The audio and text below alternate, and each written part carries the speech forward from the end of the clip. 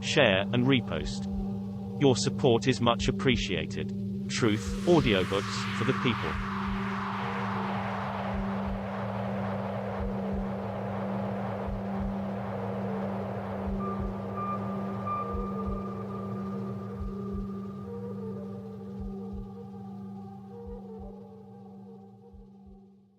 Satan, Prince of This World, by William Guy Carr. Read to you by Bill Bawalda. All rights reserved. Preface. When the author of this book, Commander W.J.G. Carr, died on October 2, 1959, he left this book in manuscript form, along with many scribbled notes, reference books, half-formulated thoughts, etc. His last wish was that the book be finished and published in order that all men might know of the plot, which exists to wipe out every trace of decency in the world and all civilizations as we know them now. Such a task is manifestly beyond ordinary means. I, his oldest son, have been asked to try and edit, revise, and correct the manuscript as best possible before publication. This I have done to the best of my limited ability. I have not added anything to the original draft or changed anything, except where requested to do so in marginal notes in my father's own handwriting. I found the work frustrating because it was far beyond the scope of my ability. At the same time, I found it extremely interesting and rewarding as I tried to sort out the thoughts and ideas of a man who died almost 7 years ago. At some points in the manuscript, I found notes such as, check the accuracy of such and such a point, or dig out more information on such and such a person. On each occasion, I deleted the point queried completely, for it was always my father's strong belief that nothing should ever be written until completely proved out in the light of existing knowledge. Since I do not have the necessary sense of values to decide what information should or should not be used in such cases, I felt safest by leaving the information out completely. The fact that there are only 13 chapters in this book will annoy some people and frustrate others. I think all who will read it will be left in a state of restlessness. The unfinished symphony has never been completed, and this book will not be completed either, except as each reader finishes it for himself in the future by personal experience as the story unfolds. Many of you will scoff at the statements made in this book. Many will toss it aside as the ravings of a madman. Some will be unable to finish the book because it will arouse anxieties and fears that cannot be faced.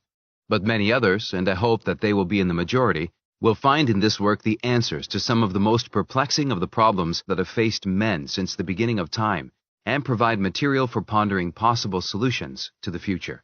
It is up to this latter group principally, but to all men of goodwill generally, regardless of color, race, or creed, that this work is respectfully dedicated in my Father's name. With the dedication goes my earnest hope and prayer that each one of you will strive, each in his own way, to avert the catastrophe that is surely to come upon us if the devil's plots are not thwarted soon. For those of you who do read further, please try to remember that this is an uncompleted work, and that if there appears to be a gap or lack of continuity at some points, it is only because this book was published from little better than a rough draft of what undoubtedly would have been a polished literary effort had Commander Carr lived a few more months to finish it himself. Please accept my apologies for my obvious lack in preparing this work completely, and I hope that in spite of its shortcomings, it will be a rich source of material for your future thought. Even more, that it will be the inspiration for future good work to continue the author's efforts to tell the truth and shame the devil. If we all work together, perhaps with the help of our Creator, we shall be able to make the world just a little more like God intended that it should be. Sincerely and fraternally yours, W.J. Carr, Jr., Lima, Peru, June 2, 1966. Forward. Being fully aware of my limitations, I am frank to admit that since I published Pawns in the Game, 1955, and Red Fog Over America, 1957, and because I did publish these books, I have learned a great deal more about the World Revolutionary Movement, WRM, and its relationship to the existence of the continuing Luciferian conspiracy, directed against God and man by those who comprise the Synagogue of Satan, SOS, on this earth than I knew before I published them. A wealth of additional information has come in from a great variety of people of all classes, colors, and creeds. They have supplied the additional evidence I include in this volume. I admit I was ignorant of most of the facts I now present to my readers when I published the other two books. I am not in the least ashamed of the fact that my knowledge regarding the struggle being directed by Lucifer to cause human beings to defect from God, so he can enslave them for all eternity, physically, mentally, and spiritually, was as limited as it was in 1955. It should teach others a great lesson. I had honestly and sincerely worked and studied since 1911, trying to find the answer to the question, why can't the human race live together in peace, and thus enjoy the bounties and blessings that God, the Creator, has provided in such abundance for our use and pleasure? The last 2 books of my 9 already published proved that after 44 years, I still had a great deal to learn. I feel I would be remiss in my duty to God and my fellow man if I did not make this additional information public. I know the enemies of God will ridicule me and point out statements published in the other 2. I publish what I believe to be the truth. I never claimed inviolability. To err is human, to forgive divine. In fairness to myself, I wish to state that the only real mistake I made was that I had been unable to tie in the supernatural relationship of the Luciferian revolt in heaven with the world revolutionary movement as it is being conducted today. I blamed the international bankers, selfish international capitalism, Nazism, and communism as the root causes of our evils. I knew deep down in my heart that wars and revolutions were planned years and years ahead, and designed to ultimately bring about the destruction of all existing forms of government and religion in order that a totalitarian dictatorship might be imposed on what is left of the world's population after the last social cataclysm has ended. But I didn't know for certain, as I feel sure I know now, that the WRM is an exact replica of the struggle Lucifer and his followers put up for control of the universe in that part of the celestial world we know as heaven. I called my last book Red Fog Over America because I was fully aware of the fog of propaganda put out by the forces of evil for the purpose of preventing the vast majority of people from finding the truth. I thought I had penetrated that fog. I was mistaken. The additional evidence and information I submit to my readers in Satan, Prince of this World, proves that I had groped my way only to the outer fringe of the fog of lies and deceits, which are the stock in trade of those who comprise the Synagogue of Satan and put the devil's Luciferian conspiracy into effect upon this earth. I wish to make it clearly and emphatically known that I do not believe the Synagogue of Satan, SOS, is Jewish, but as Christ told us, for a definite purpose, it is comprised of them who say they are Jews and are not, and do lie. Revelations 2 verse 9 and 3 verse 9.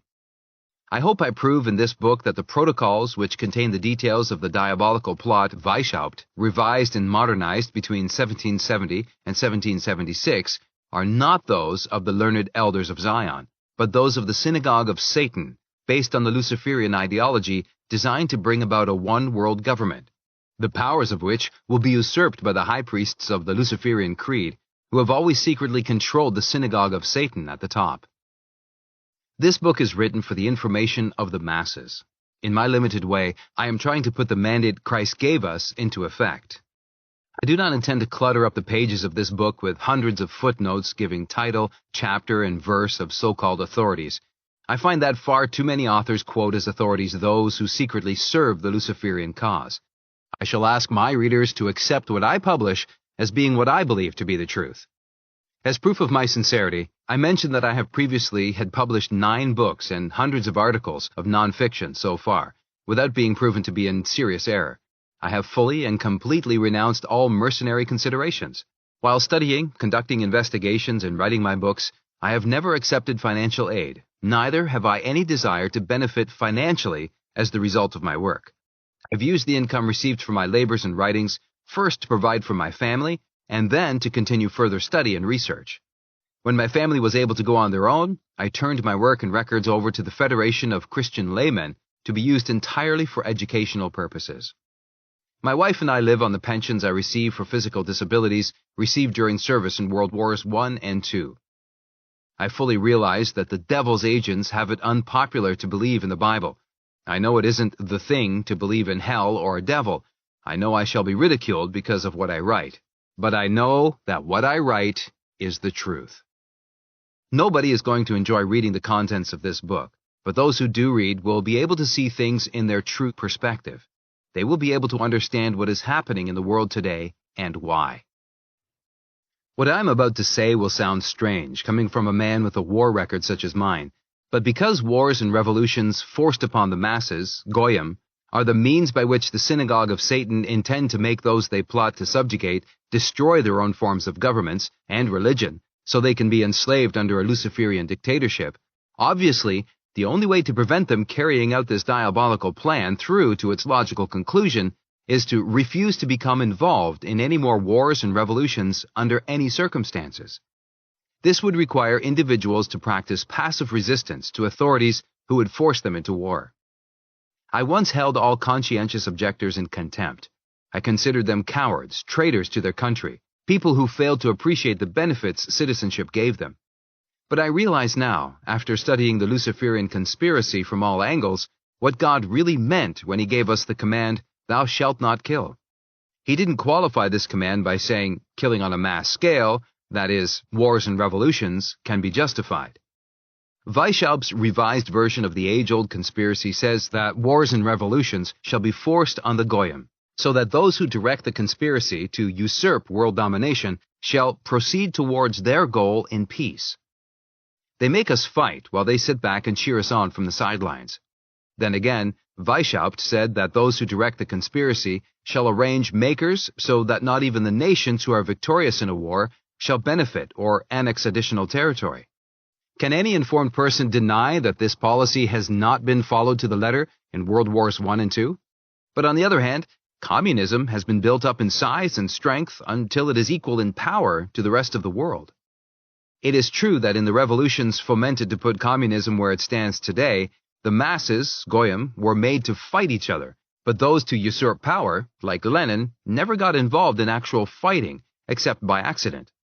It is another strange fact that if top-level agenteurs of the Synagogue of Satan got caught while engaged in subversion and or fomenting revolutions, they were never shot, but invariably imprisoned, only to be subsequently released so they could continue their subversive activities, as I have proved in my previous books.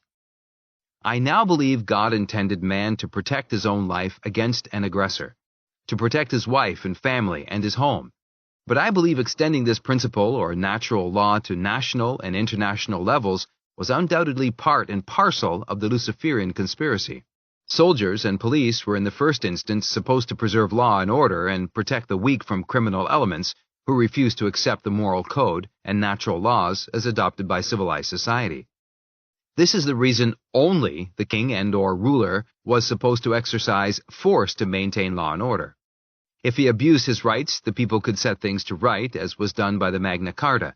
But under God's law, it was never intended they should destroy dynastic rule. The protocols boast that by leading the Goyim into making this mistake, they caused them to abandon their only protection against those who claim to deliver them from their old oppressions, in order to lead them into the new subjection of a totalitarian dictatorship. I realize that the Illuminati will work to shoot those statements full of holes, but the fact remains that I can no longer find authority in the scriptures or by reasoning to justifying allowing ourselves to be divided into opposing camps, then armed and made to fight and kill each other in order to solve political, social, economic, or other problems which are no nearer a solution now than they ever were. It just doesn't make sense that Christians can be divided into opposing camps and made to kill each other off by the tens of millions without having the slightest personal animosity for one another. To return the passive resistance, Gandhi was doing a great job using this principle, so he was assassinated. What do we have in his place? A man who says he is neutral, but in reality helps the Synagogue of Satan maintain a balance of power so that when the Goyim are thrown at each other's throats again in World War III, the sides will be more or less equal and therefore able to fight a more prolonged and destructive war. It would seem to me that we could become heroes defending a principle, such as passive resistance, even if doing so caused us to suffer death at the hands of those who serve the Synagogue of Satan. It seems to me that it would be better to die expressing our faith in God than in physical combat with others who are our spiritual brothers, and people who should be our friends. In support of the above statements of opinion, I quote 2 Kings 7 verse 4, Psalms 44 verse 22, Matthew 10 verse 28, Luke 12 verse 4, Romans 8 verse 36, James 5 verse 6. Chapter 1. The Devil, the World, and the Flesh. Because lies and deceits are the stock in trade of those who direct the World Revolutionary Movement, WRM, at the top, never, since history began to be recorded, has a grant been made by governments, educational institutions, so-called charitable foundations or other sources of wealth and power, to enable historians to compile an accurate, documented history of the World Revolutionary Movement, WRM. Unable to finance the help necessary to do a thoroughly satisfactory job, which would require at least 10 more years of study and research, necessary to prove to the hilt the knowledge I have acquired trying to find the answer to the question, why is it that the human race cannot live in peace and thus enjoy the blessings and bounties God has provided for our use and pleasure in such abundance? I offer what evidence I have been able to obtain to prove that what we term WRM is nothing more or less than the continuing Luciferian revolt against the right of God to exercise supreme authority over the entire universe. Many historians, including such outstanding students as Mrs. Nesta Webster, Count de Poncin, Copen Albancelli, Dom Paul Benoit, Ed M. Eckert, Arthur Preus, Domenico Margoita, Vitchell, His Eminence, the Most Reverend Cardinal Caro Rodriguez, Don Bell of Palm Beach, Florida, and many others, seem to have been unable to connect the wars, revolutions, and general chaos prevailing in this world today with the fact that the Holy Scriptures, the inspired Word of God, tell us clearly and plainly that when God decided to inhabit this earth of ours with human beings, Satan arrived in the Garden of Eden to cause our first parents to defect from God. He accomplished his purpose, despite the fact that God had walked with them and talked with them in the early paradise we call Eden, explaining to them his plan for the rule of the entire universe, and telling them how he wished them to live for a period of time on this earth to prove they honestly loved him and earnestly desired to serve him voluntarily for all eternity out of respect for his infinite perfections. Study of the history of comparative religions proves that even the most primitive nomads and Sephardic tribes not only believed that other worlds existed before the Supreme Being created this world, but proves positively that what some of us call the uncivilized tribes, who existed by hunting, fishing, and gathering wild fruits of the earth before human beings began to cultivate the soil and breed animals so they could be used for productive purposes, believed that at some time, in some place, before God decided to create this earth, there had been a revolution originated because one of the creatures God created challenged his right to exercise supreme authority over the entire universe. Because this aspect of the origin of the WRM would fill many bulky volumes, it is sufficient for our purpose to state that this basic principle of religious belief was shared by the Aborigines. W. Schmidt, author of Der Ursprung des Gottseins, has had 7 volumes published, Münster I.W., 1912 to 1940. Volume 8 was in the press at the time this book was being written, that is 1958, and volumes 9 to 13 are still in manuscript form. He is considered to be the greatest authority on this subject, and Father Schmidt distinguishes the primitive people of this world as the Urkulturen, for example, those who lived by gathering food and hunting fowl, fish, and game, from the Primerkulturen, who developed from the former into producers by becoming tillers of the soil and breeders of animals.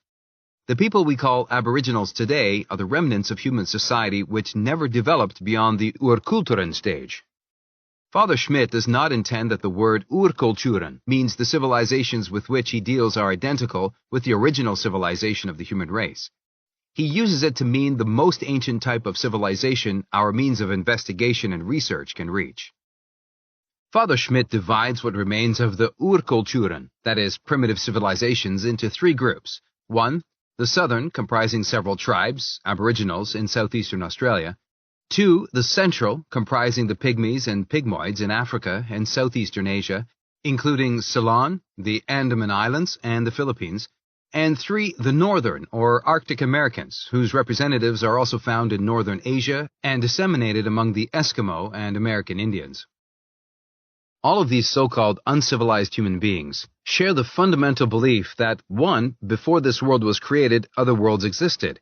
2. At some time before the Supreme Being created this world, a revolution had occurred in the celestial world, universe, caused by the fact that some of the Creator's creatures had challenged his right to exercise supreme authority over the entire universe.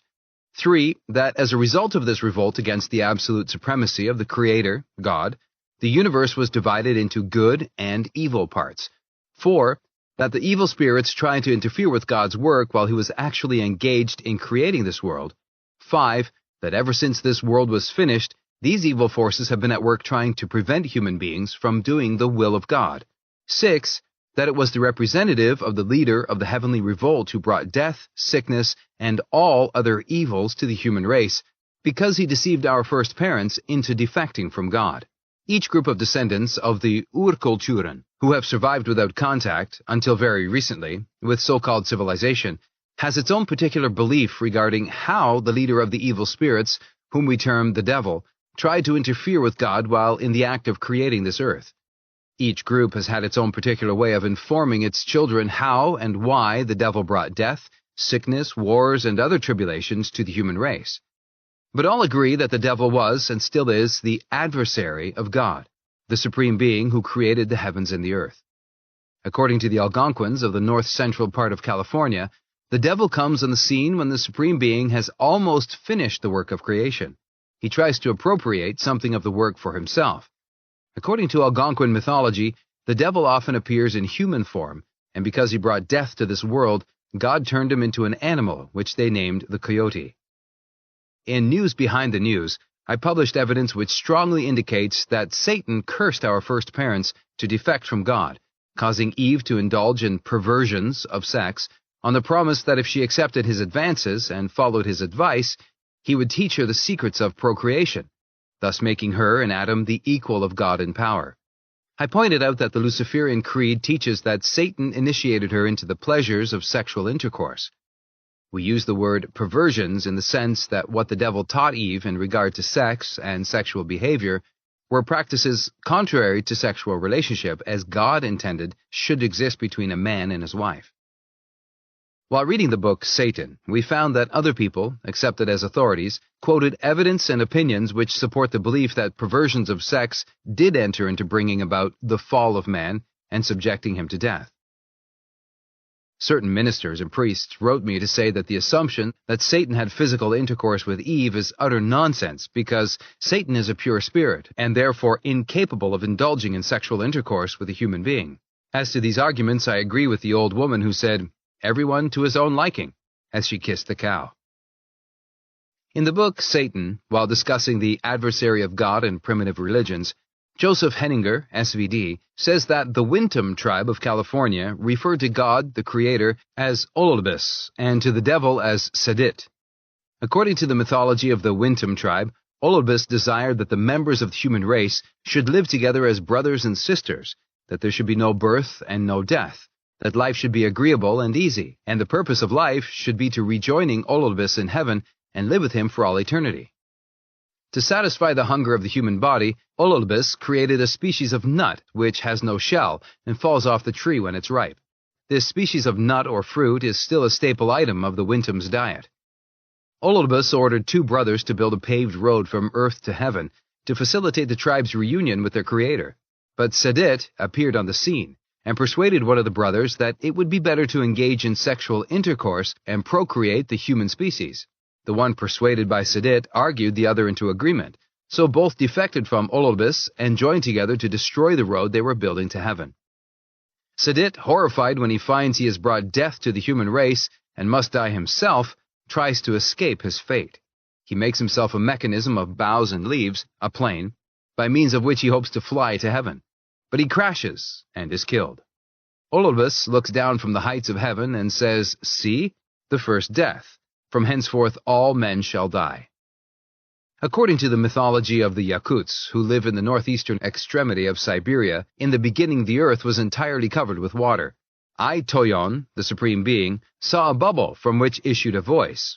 Toyon asked the voice, "Who are you? Where do you come from?" The voice replied, "I am the devil. I live on the earth that is under the waters." Toyon says, "If that is true, bring me a bit of it." The devil dived and brought up some earth. Toyon took it, blessed it, and then laid down on it and rested on the waters. The devil tried to drown him, but the more he pulled and tugged to overturn the raft God had made of earth, the larger it grew, until to his amazement and discomfort, it covered most of the waters and became this world on which the human race lives today. The mythology of the Tartars of the Altai is very similar to that of the Yakuts, except that their legend says that after Erlik, the Wicked One, had brought up the first earth from the depths and the Creator fashions it into dry land, the Creator orders him to dive a second time and bring up more earth. Erlik, determined to do what the Creator did, and brought up 2 lots of earth, one of which he concealed in his mouth. But it swelled in size until he had to spit it out in order to prevent his choking. The earth he spat out, God formed into the mountains and marshes and the wastelands. Then the Creator told Erlich, "You are now in a state of sin. You wanted to do me an ill turn. All men who also harbor evil thoughts shall be your people, but the good men shall be my people."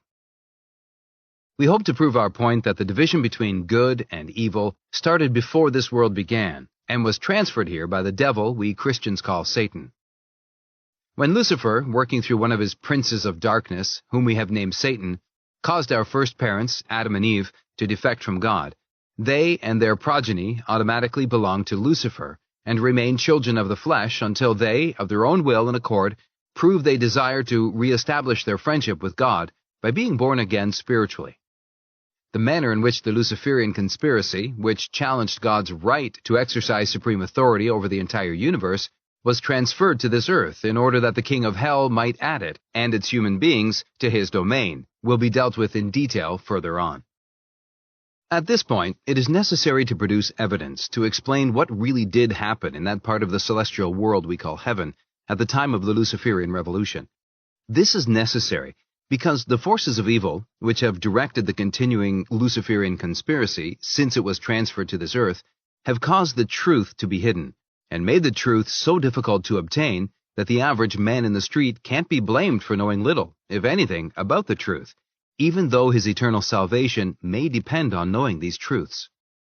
The greatest stumbling block the average person has to overcome before he or she can understand and believe in the continuing existence of the Luciferian conspiracy is to erase from his mind the false conception of devils, because he has been taught to believe that devils are hideous creatures with ugly faces, horned heads, cloven hooves, and forked tails, etc. St. John of the Cross says, "The devil is the strongest and the wiliest of our enemies, and the most difficult to unmask." St. John says, "The devil is skillful enough to turn the world and the flesh to his own account, the possession of the souls of men, as his top most faithful acolytes." This saint says that the devil caused the ruin of a great multitude of religions which set out on the life of perfection. The reason most human beings mentally picture the devil as a hideous, deformed, abominable creature is because artists have caricatured him as such in order to bring us their conception of all that is evil and horrible. In doing this, they did the human race, probably at the instigation of the devil himself, a great disservice. Theologians of the early Christian church and those of the Catholic and Protestant churches in more modern times agreed that the devil is a very different type of creature from what most people believe. This misconception of what the devil really is must have resulted from the devil's own cunning and guile, and from his ability to make human beings do his will.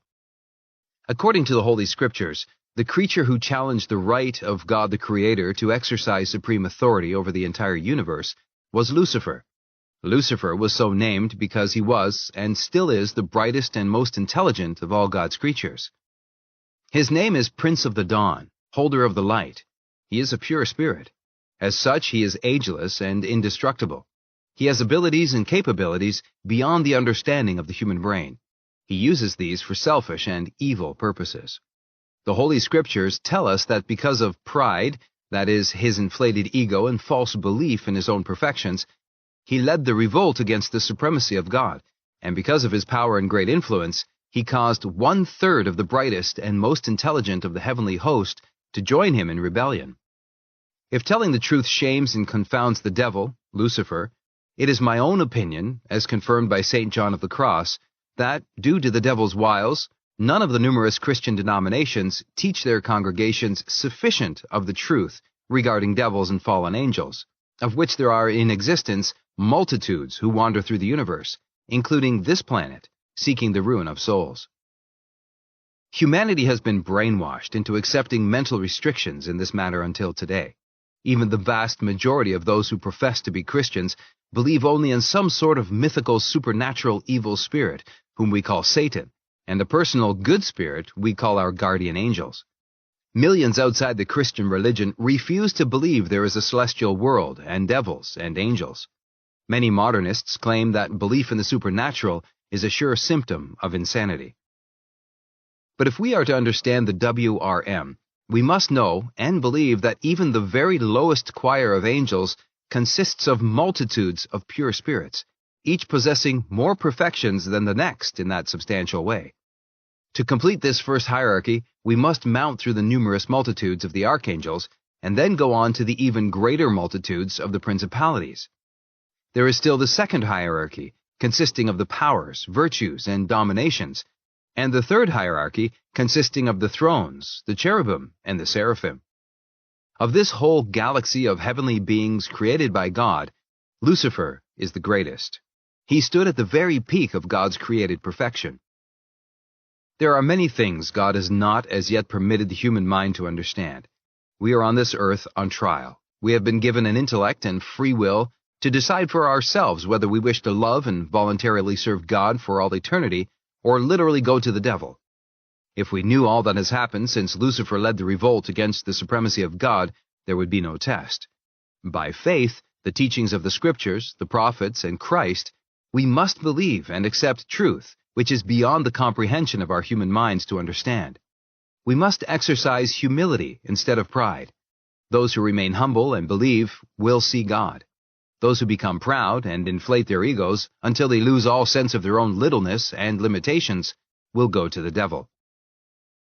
It would be impossible for the average human being to even begin to surmise why Lucifer fell from grace, and why he defected from God and influenced so many of the heavenly host to join him in rebellion, if it were not for the fact that the Scriptures teach us that God, when he created both angels and human beings, gave them the sovereign will to do as they pleased. It would seem logical to suppose that if God had not given his creatures an absolutely free will, he wouldn't have obtained much satisfaction from his creation. God's pleasure, it would seem, is derived from the love of his creatures who remain loyal, faithful, and true, voluntarily, out of respect for his infinite perfections. Thus we see the truth in the old saying, "The greater the pride, the greater the fall." Lucifer's pride caused him to fall from his pinnacle of greatness. He was second only to the actual Godhead. His defection caused him to become ruler of that part of the universe we term hell. The fall of Lucifer proves that all angels and all human beings can become evil if they so choose.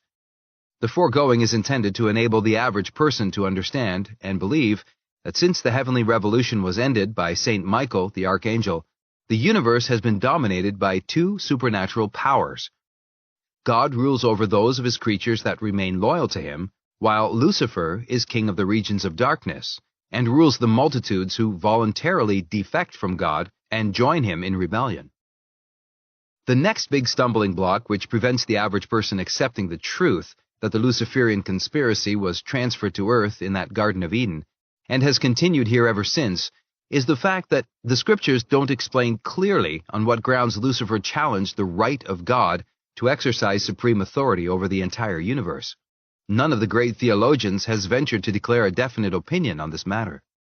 Knowing only too well the truth of the old adage, "A fool will rush in where angels fear to tread," I still feel it my duty to express my own opinion on this all-important matter, arrived at after many years of concentrated thought and study. If God bases his plan for the rule of the universe on the premise that lesser beings can be taught to know him, love him, and to wish to serve him voluntarily for all eternity out of love and respect for his own infinite perfections, then it seems reasonable to suppose that Lucifer challenged God's right to exercise supreme authority over all the universe on the grounds that his plan was weak and impractical. If this is so, then obviously Lucifer's ideology must be based on the premise that might is right, and rule must be totalitarian. Considering that 1/3 of the highest and brightest of the heavenly host joined him voluntarily in rebellion against God, it seems also reasonable to suppose that Lucifer founded the further totalitarian principle that beings of vastly superior intelligence have the right to rule those less gifted. In other words, God's plan is to derive pleasure and glory from the love and service voluntarily given him by his creatures who remain loyal despite the lies, deceits, and temptations to which they are subjected by Lucifer's satanic agencies, while they are undergoing their period of trial. The Luciferian ideology is that all lesser beings must be forced to obey supreme authority by application of absolute despotism. Therefore, we would seem entitled to believe that we now are faced with the same alternatives on earth. Those who favor totalitarianism are determined to enslave those who favor freedom and voluntary service. When I investigated the hidden as well as the public life of Albert Pike, I learned the following facts which throw a great deal of light on my belief that we are experiencing on this earth similar conditions which accompanied the Luciferian revolution in heaven. I find plenty of passages in the Holy Scriptures to support my contention that the Luciferian conspiracy will end here on this earth, exactly as St. Michael ended it in heaven. If this comes true, those souls who remain loyal and faithful to God will join him in heaven, and those who defect from God will join Lucifer in hell.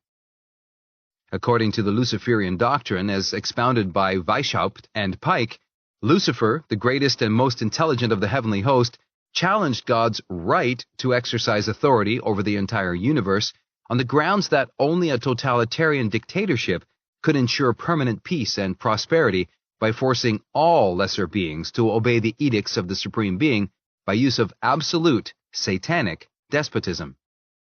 Further, the Luciferian doctrine teaches adepts in the highest degrees of Grand Orient Lodges and the councils of Pike's new and reformed Palladian rite that God had two sons. They refer to God the Creator as Adonai or Adonai. They identify his sons as Satan and Saint Michael, the Archangel. They claim that Satan accepted the Luciferian ideology because he considered it more practical than his father's plan for the rule of the universe. The Luciferian theologians claim that Satan is the elder brother of Saint Michael. They admit that Saint Michael, whom they term the upstart and le parvenu, did cause Lucifer to be cast out of heaven. But the Luciferian doctrine also claims that by this very act, Lucifer was elevated to become God of that part of the universe we commonly designate as hell, and that he is therefore the equal of Adonai. Students must never forget that words are only a means used to explain certain sets of circumstances or to designate some person or place or thing. Thus, it is that hundreds of tribes, races, and nationalities use hundreds of different names to designate exactly the same God, the same devil, person, place, or thing. For this reason, we will discuss what some words in general use really mean when considered in their relationship to WRM. Universe means the totality of existing things, including the earth, the heavenly bodies, and all else throughout space. Thus we see that the universe includes heaven and hell, as well as this earth. Heaven, the abode of God, the supernatural beings we call angels, and the spirits of the righteous who enter heaven after death, terminates their period of trial here on earth and or on other planets. In studying the WRM, we must never forget that this earth is in itself an infinitesimal part of the galaxy of planets and stars we call the solar system. It is still more important that we remember that the solar system is an infinitesimal part of the universe. On a clear night, we can see with our naked eye thousands of galaxies of solar systems far larger and greater than our own. Each has its sun, each its planets and stars. Each sun exercises perfect control over its subordinate bodies.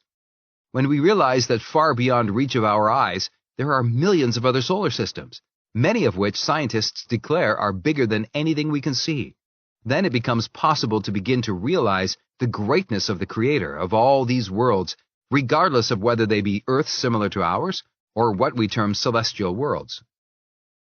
The point we must understand and remember is that the word heaven means that part of the universe in which supernatural beings we call angels and the spirits of these who have proved they wish to love, honor, obey, and serve God voluntarily reside for all eternity.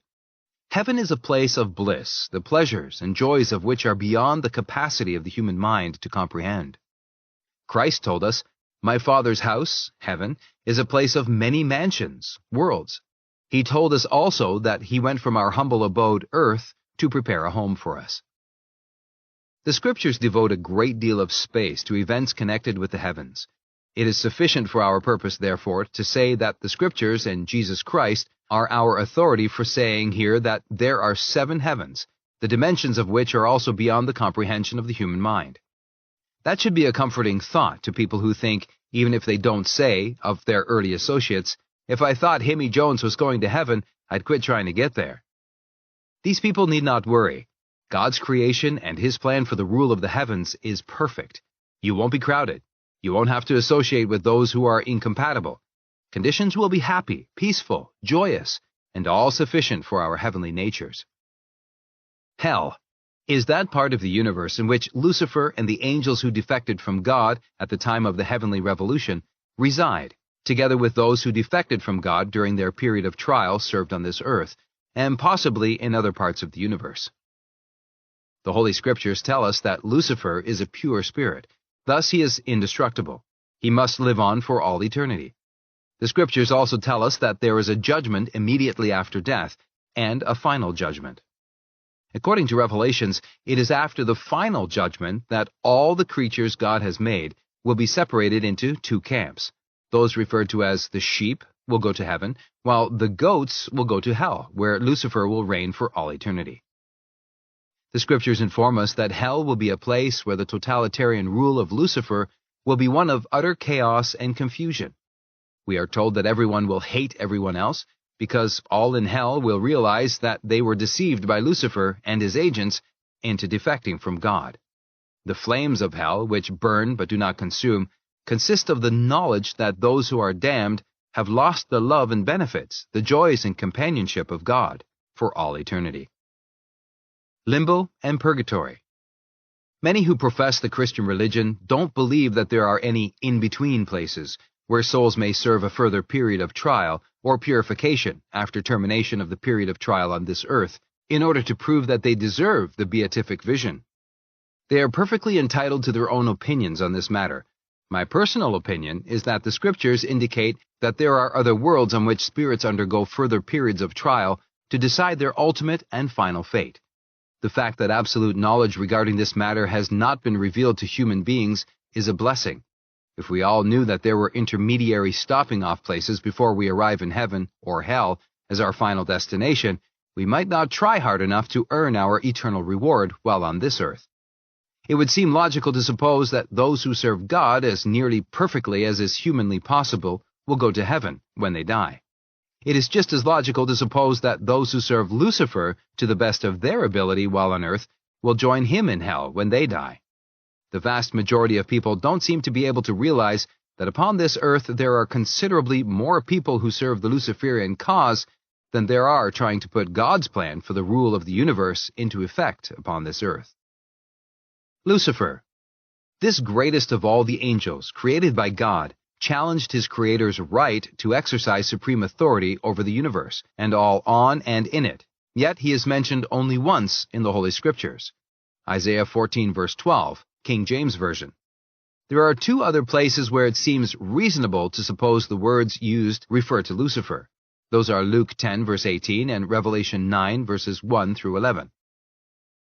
The Holy Scriptures' lack of revelation regarding why Lucifer challenged the supremacy of God, and the fact that in the Holy Scriptures Lucifer is identified with Satan, makes most people believe that Lucifer and Satan are one and the same supernatural being. Study of the secret writings of men who have, at various periods of history, directed the WRM definitely prove that those who direct the WRM at the top are Luciferians. Letters of instruction dealing with Luciferian doctrine and dogma have from time to time fallen into the hands other than intended while being circulated for instructional purposes, between those who direct at the top and their immediate subordinates. In my humble opinion, the revelations concerning the Luciferian doctrine and conspiracy are just as much acts of God as are the revelations and inspirations which make the Holy Scriptures the inspired and revealed Word of God.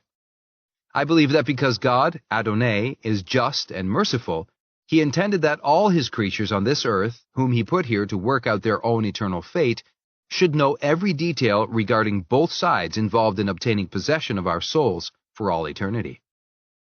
Study of the WRM indicates that it is very important to decide whether or not Lucifer and Satan are one and the same supernatural being.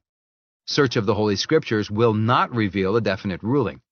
The most famous theologians who have lived since Christ have shied clear of making a definite pronouncement on this particular question. But men who have directed the WRM at the top are very definite in their belief that Lucifer is God, the equal of our God, whom the Luciferians refer to as Adonai. They claim that Lucifer is the holder of the light, the god of goodness, who struggles for humanity against Adonai, the god of darkness and evil and all wickedness. Albert Pike, who worked out a military blueprint of wars and revolutions which he calculated would bring the Luciferian conspiracy into its final stage upon this earth, stated definitely in his letters to fellow conspirators that Satan, although prince of this world, is definitely inferior and subordinate to Lucifer. Satan. The scriptures use the word Satan quite often and tell us about his evil purpose and works. He is, as the word implies, the adversary of God. Satan is invariably associated with Lucifer. Most Christians accept the fact that Lucifer and Satan are one and the same supernatural being, commonly referred to as the devil. Those who have directed the Luciferian conspiracy upon this earth have been very definite in pronouncing the doctrine that Lucifer is God and Satan his prince of the world. There is scriptural support for the belief that there are 5 or more other worlds over which Lucifer placed princes, and several others, in addition to claiming that Satan is the eldest son of God, Adonai, and the older brother of Jesus Christ, also claim that Jesus Christ is one and the same person as Saint Michael, the archangel. They claim that when God decided to inhabit this earth, Lucifer made Satan prince of this world. This claim is confirmed partially by the scriptures, which referred to Satan as prince of this world, John 14 verse 30, 16 verse 11, and Ephesians 2 verse 2.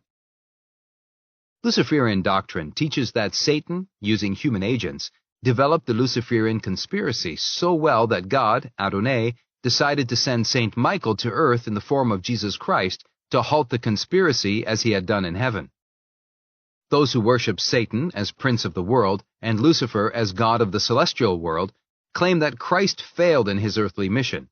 They claim that when Christ refused to accept the overtures of Satan, his betrayal and death were arranged in such a manner that the Romans acted as judge and executioners for the SOS, while the high priests used mob psychology to make the Jews reject Christ as the Messiah and then to assume the guilt for his crucifixion. Study of history indicates very strongly that those who have directed the Luciferian conspiracy upon this earth have made it their special business to make as many Jews as possible defect from God, reject Jesus Christ, and have used them to serve the purposes of the high priests of the Synagogue of Satan, which Christ himself informed us is composed of them who say they are Jews, but are not, and do lie. The Synagogue of Satan has hated the Jews from their beginning because God wished them to carry his banner here on earth. The SOS warped the Jews' knowledge of God's wishes while they were in captivity in Babylon.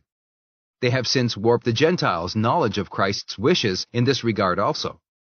It is because the Synagogue of Satan hated the Jews and had treated them so badly in trying to obtain control of their minds while they enslaved their bodies in captivity that Christ told us his mission here on this earth was to release both Gentiles and Jews from the bondage of Satan and his satanic agencies.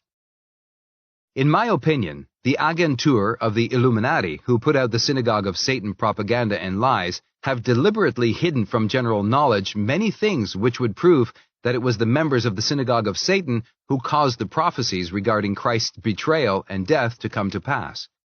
Judas and the Jews were only instruments they used to accomplish their diabolical purpose, and then cover their own guilt by placing it on the shoulders of the Jews, who, unfortunately, because of lies and deceits, have been made to wear that cloak of guilt ever since. It must be admitted that the betrayal of Jesus by Judas was real and disastrous, particularly as it affected Christ's efforts to convert the Jews and release them from the bonds with which they had been bound by the Synagogue of Satan. But why is it that so many ordained ministers of Christ's religion preach that God intended that the Jews should bring about the death of his Son, our Lord and Savior? Why did they make the members of their congregation believe that Christ surrendered himself meekly to his fate in order that the prophecies of Scripture might be fulfilled? My study of this phase of history gives me an entirely different view of what really happened. The Holy Scriptures tell me that Christ knew what was to happen.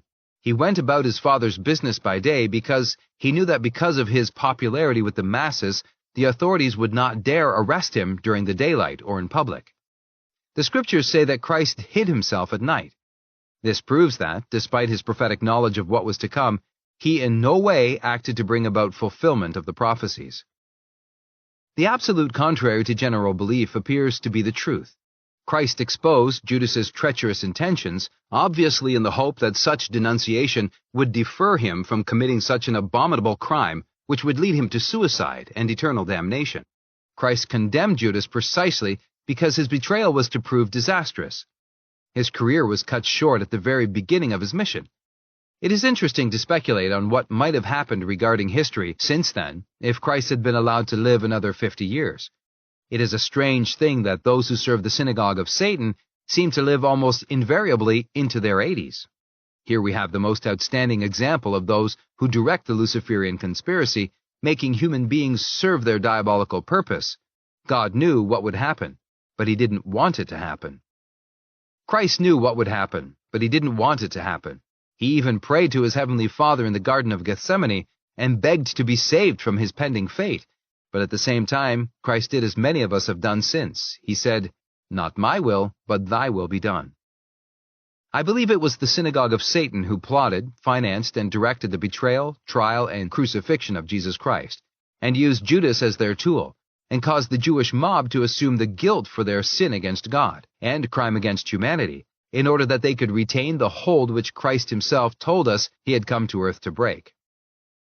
What the Synagogue of Satan, those who, as Christ told us, are them who say they are Jews but are not and do lie, did was to make it possible for them to use the Jews as tools, agents, and whipping boys from then to the present day. Tell this truth to the Jews as well as to the Gentiles, and perhaps the course of history may be changed sooner instead of later. What happened to Christ nearly 2,000 years ago has been celebrated as a Luciferian and Satanic victory in every Black and/or Adonai side Mass ever since. The horrible, revolting ritual claims that the Synagogue of Satan defeated Christ's mission to earth by bringing it to an early and sudden end, when they were able to engineer his betrayal, conviction on false charges, and death. I can find no mention of this as a Jewish victory in the documents I have studied, which deal with this aspect of the Luciferian conspiracy. Those who direct the Luciferian conspiracy at the top have also encouraged and even financed anti-Semitism, and used it to serve their secret plans and diabolical ambitions. But they have also deceived Gentiles into serving their diabolical purposes in exactly the same way. It is utterly ludicrous to say the WRM is a Jewish plot designed to give the Jews ultimate control of the world, because study of the Luciferian plot proves clearly that all forms of government and religion are to be destroyed in the final stage of the Luciferian conspiracy, so that when no power or cunning can prevent us, we, the high priests of the Luciferian religion, shall crown our leader, king, despot of the entire world. According to the writings of those who have directed the Luciferian conspiracy, their purpose is to enslave all lesser human beings absolutely, physically, mentally, and spiritually, and force them to accept the Luciferian ideology by application of satanic despotism. This being a fact, those who claim that the WRM is a Jewish, Roman Catholic, Communist, Nazi, Masonic, or any other kind of conspiracy talk utter nonsense, because evidence in this book will prove how the conspirators intend to destroy all forms of government and religion. As far as our investigations have gone, the evidence indicates that those who have directed the Luciferian conspiracy secretly have always masqueraded as champions of another established religion. We have the Luciferian who headed the Jewish Sanhedrin during Christ's mission on earth. We have Weishaupt, who taught canon law by which the Christian missionary efforts were governed in his day. We have Albert Pike, who was head of the Masonic religion, for Masonry is a religion, in his day, etc., etc. God, the Supreme Being, Creator of the heavens and the earth, universe. God is known as Jehovah, but this form of address dates only since 1518. The name given to God by the human race in pre-Mosaic times was Yahweh, sometimes spelled Yahweh, meaning Creator. God the Creator is also known as Elohim. But it is interesting to note that after Moses had been given the commandments by God, the fact that they forbade any person to take the name of God in vain caused the religious leaders of the Jews to substitute the word Adonai or Adonai. This is the word used by the high priests of the Luciferian creed when making any pronouncement or defining any dogma. Protocols. The word means original written draft of a plan designed to achieve a definite objective. The protocols of the Luciferian conspiracy were written as soon as human beings had mastered the art of putting their thought and intentions regarding the future on parchment or other suitable material, so they could be preserved for the information of those who came after them. The Luciferian conspiracy, to prevent the human race from putting God's plan for the rule of the universe into effect upon this earth, so that a totalitarian Luciferian dictatorship may be imposed on all lesser beings in the final stages, has constantly been revised and modernized, but never changed. It has been revised and modernized so that those directing the conspiracy can take full advantage of rapidly changing social, economic, political, and religious conditions, and also to take full advantage of the advances being made in applied science. Men who refuse to give God credit for their superior intelligence invariably become Satanists, and as such serve the secret plans and further the diabolical ambitions of those who direct the Luciferian conspiracy. This truth is made abundantly clear in the writings of both Adam Weishaupt and Albert Pike.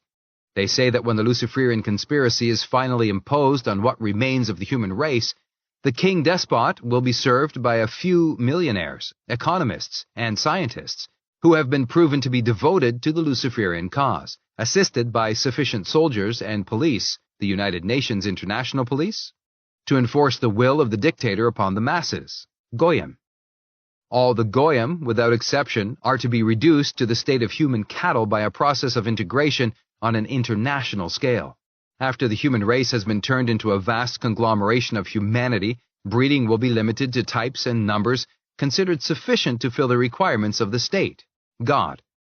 Artificial insemination will be used to accomplish this purpose. Less than 5% of the males and 30% of the females will be selected and used for breeding purposes. The purpose of this book is to expose the conspiracy designed to accomplish these diabolical purposes. We explain how the conspiracy has been developed. Until today, it is in its semi-final stage. We then tell what will happen if the truth regarding the existence of the continuing conspiracy against God and the human race isn't made known far and wide, as quickly as possible. The Scriptures promise that if we make the truth known to all the people of all the remaining nations, the knowledge of truth will set us free from the bonds of Satan, with which we are being more and more securely bound as the years roll by. Satan is still prince of this world. Our task is to shorten the time when the prophecies related in Revelations are brought to pass. It is our duty to bind Satan by making his evil plans known, so that he may be cast back into hell for 1,000 years, as foretold in the 20th chapter of Revelations. And so hasten the day when Satan again breaks his bonds and brings chaos, tribulations, and further abominations to the people of this earth. It is then that God will intervene for the sake of the elect. These things will not come to pass until people who consider themselves the elect prove they are sincere. In order to prove our sincerity, we must, in my humble opinion, become doers of His holy will, and not hearers only of His word. I feel that mass action can shorten the days of our tribulation. If we parents have any true paternal affections, we must think of the welfare of the future generations also. Revelation tells us that when Satan escapes from hell, he will introduce abominations the like of which the world has never known, and will never know again. Of this period, Mark 13 verse 20 says that if it were not for the intervention of God on behalf of His elect, there should no flesh be saved. St. Matthew confirms what Mark says in chapter 24 verses 3 to 32. Like many others who have tried to find out who causes wars and revolutions and why, I groped around in the red fog of Luciferian propaganda for many years. I gathered together thousands of pieces of evidence. I traced down hundreds of clues all over the world. At one time and another I blamed selfish capitalism, communism, Nazism, and political Zionism. Others I consulted were equally convinced that one or another of these evil forces were the secret power that worked behind the scenes of governments and made them adopt policies which ultimately forced them into wars and revolutions. Some blamed the Roman Catholic Church, others Freemasonry, still others Judaism, the World Federalists, Bilderbergers. But when I used the Holy Bible, the inspired Word of God, to test the truth or fallacy of each piece of evidence, I began to realize the truth.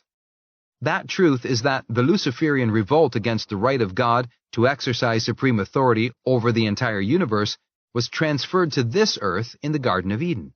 It has continued to develop here ever since, until it is now in its semi-final stage. Those who have directed the conspiracy have used every guile and form of cunning to set sections of the human race against each other, by dividing them into opposing camps, then arming them and making them fight over one issue or another. When I considered how those who were enemies in one war were allied in the next, how capitalists financed alleged workers' revolutions, how those who call themselves Jews but are not and do lie sacrificed just as many of the lesser Jewish brethren as was necessary to serve their own diabolical purposes, how devilish propaganda divided millions of Christians into opposing armies, and made them fight and kill each other off by the tens of millions, without anyone engaged having the slightest personal animosity towards the other. Then I became convinced that the Holy Scriptures are the inspired Word of God, and that Jesus Christ came on earth to warn us of the existence of the Luciferian conspiracy. He lived, suffered, and died in order to make known the truths which will release us from the bonds of Satan, so we can enjoy eternal happiness with His and our Heavenly Father. It is up to us now. We can accept or reject the truth. John 8, verse 32. Chapter 2. How the WRM was transferred to Earth. We have seen that primitive people believed in a supreme being whom we refer to as God. They believed in an evil adversary whom we call Satan because he tried to interfere with God's creation and with His creatures which inhabit the earth. The Bible tells us that at a much later date in the world's history, the Hebrews thought of the heavens as concave, above a flat earth, supported on pillars, erected on foundations. 2 Samuel 22 verse 8, Proverbs 8 verses 27 through 29. They believe that there are 7 heavens inhabited by varying grades of superhumans, the highest, Aravoth, being reserved for God. St. Paul tells us he was caught up into the 3rd heaven, 2 Corinthians 12 verse 2. The Scriptures don't tell us much regarding what happened in heaven after Lucifer and his fellow rebels had been cast out, nor are we told definitely why God decided to create this earth on which human beings decide their eternal fate. But God did give us intelligence so we can reason things out for ourselves. If He hadn't done things in this way, we wouldn't have been subjected to much of a test, which is obviously designed to make each individual prove whether or not he honestly and sincerely desires to love God and serve Him voluntarily for all eternity. Interesting light is thrown on this subject by several theologians who make reference to the fact that the cause of Lucifer's revolt against God could have been jealousy aroused when God announced it to be His intention to create human beings and give them the chance and opportunity to develop into the highest ranks of the celestial beings. But it would appear more logical to assume that God came to His decision to create this world and populate it with human beings after St. Michael had suppressed the Luciferian revolt. This reasoning opens a line of thought which could lead us to believe that God is infinitely merciful as well as just, and therefore created the world, worlds, and populated it, or them, with human beings, because He did not hold all who had joined Lucifer in revolt equally guilty. It doesn't seem unreasonable to suppose that God decided to give those angels He judged to have been deceived into joining Lucifer another opportunity to decide for themselves whether they wish to accept Him as their God and supreme authority, or Lucifer. This theory could explain why there is a definite affinity of a spiritual entity with each individual body. We commonly refer to this entity as the soul, and associate it with our personal guardian angel. Carrying this theory to its logical conclusion, it would seem reasonable to suppose that God intended to place human beings on earth by a method of birth that prevented their having knowledge of other worlds beyond what He decided to reveal to our first parents personally and to future generations through His prophets and the Scriptures. We are told that He did walk with Adam and Eve in the Garden of Eden, talking with them and explaining to them His holy will and His plan for the rule of the universe, which He wanted to be established on this earth as related in Genesis. This being true, our first parents had first-hand knowledge of God, His wishes, His plans and intentions for them in the future. He promised that if they respected His wishes and obeyed His commandments, they would, after a period of trial, rejoin Him in heaven and live forever in perfect happiness. The Scriptures confirm that part of primitive man's mythology which says God made living easy for them by providing for their needs. Then again, it is possible, as some theologians claim, that the correct explanation is that God created this world and inhabited it with human beings into whose bodies he breathed a soul, in order to give them the opportunity to fill the vacancies left in heaven after Lucifer and those members of the heavenly host who joined in his revolt were cast into hell. They teach that God creates an individual soul for each individual body. If this is the case, then it is also probable that there are as many worlds as there are many choirs of angels, and that each world is inhabited with human beings which compare in intelligence with the fallen angels they are designed to replace in heaven. If this is so, it does not seem unreasonable to suppose that our spiritual advancement, or deterioration, could be progressive as well as immediate after the death of our mortal bodies. Millions of human beings believe in reincarnation. It could be that this belief originates with the knowledge that God's heaven consists of 7 levels, that God's angels were made up of many choirs of varying degree, and that angels of lesser degree advance from one heaven to another. If this is so, it would appear that God intended human beings to exist in various degrees, and also intended that those on the lower plane could, by application, diligence, and attention to spiritual matters, advance themselves to higher levels on earth and higher degrees in heaven. This is what rugged individualism really means, and rugged individualism is what the enemies of God are determined to destroy. Obviously, human beings can and do deteriorate spiritually until they reach the stage when they are engulfed in hell. This line of thought would offer some explanation to references made to limbo, purgatory, and the fact that Christ, after his resurrection, descended into some part of hell where he released souls who were waiting their redemption. If God created human beings to fill the gaps made by the apostasies of the fallen spirits, then it is logical to assume he wants us to prove definitely that we wish to know, love, and serve him voluntarily for all eternity. If we develop this line of thought to its logical conclusion, then it is our spiritual condition, when we emerge from the struggle going on in this world for the souls of men, which will determine whether or not we are considered of the elect or of the damned. Reference in the scriptures to the immediate judgment at the moment of death and the final judgment when a definite division of the universe is made into heaven and hell would indicate that there are intermediary places where souls could be tested further until they have definitely decided their eternal fate. There are a number of theologians who maintain that the elect of the human race are absorbed into the very hierarchy of the angels, into the ranks of the cherubim and seraphim, and all other orders. The theologians to whom I refer believe that the elect of the human race will not be only the outside fringe of the spirit world, but will, on the contrary, be the shining stars in every one of the spirit planes. This line of thought seems to be supported by St. Luke in chapter 20, verse 36. Neither can they die any more, for they are equal unto the angels, and are the children of God, being the children of the resurrection.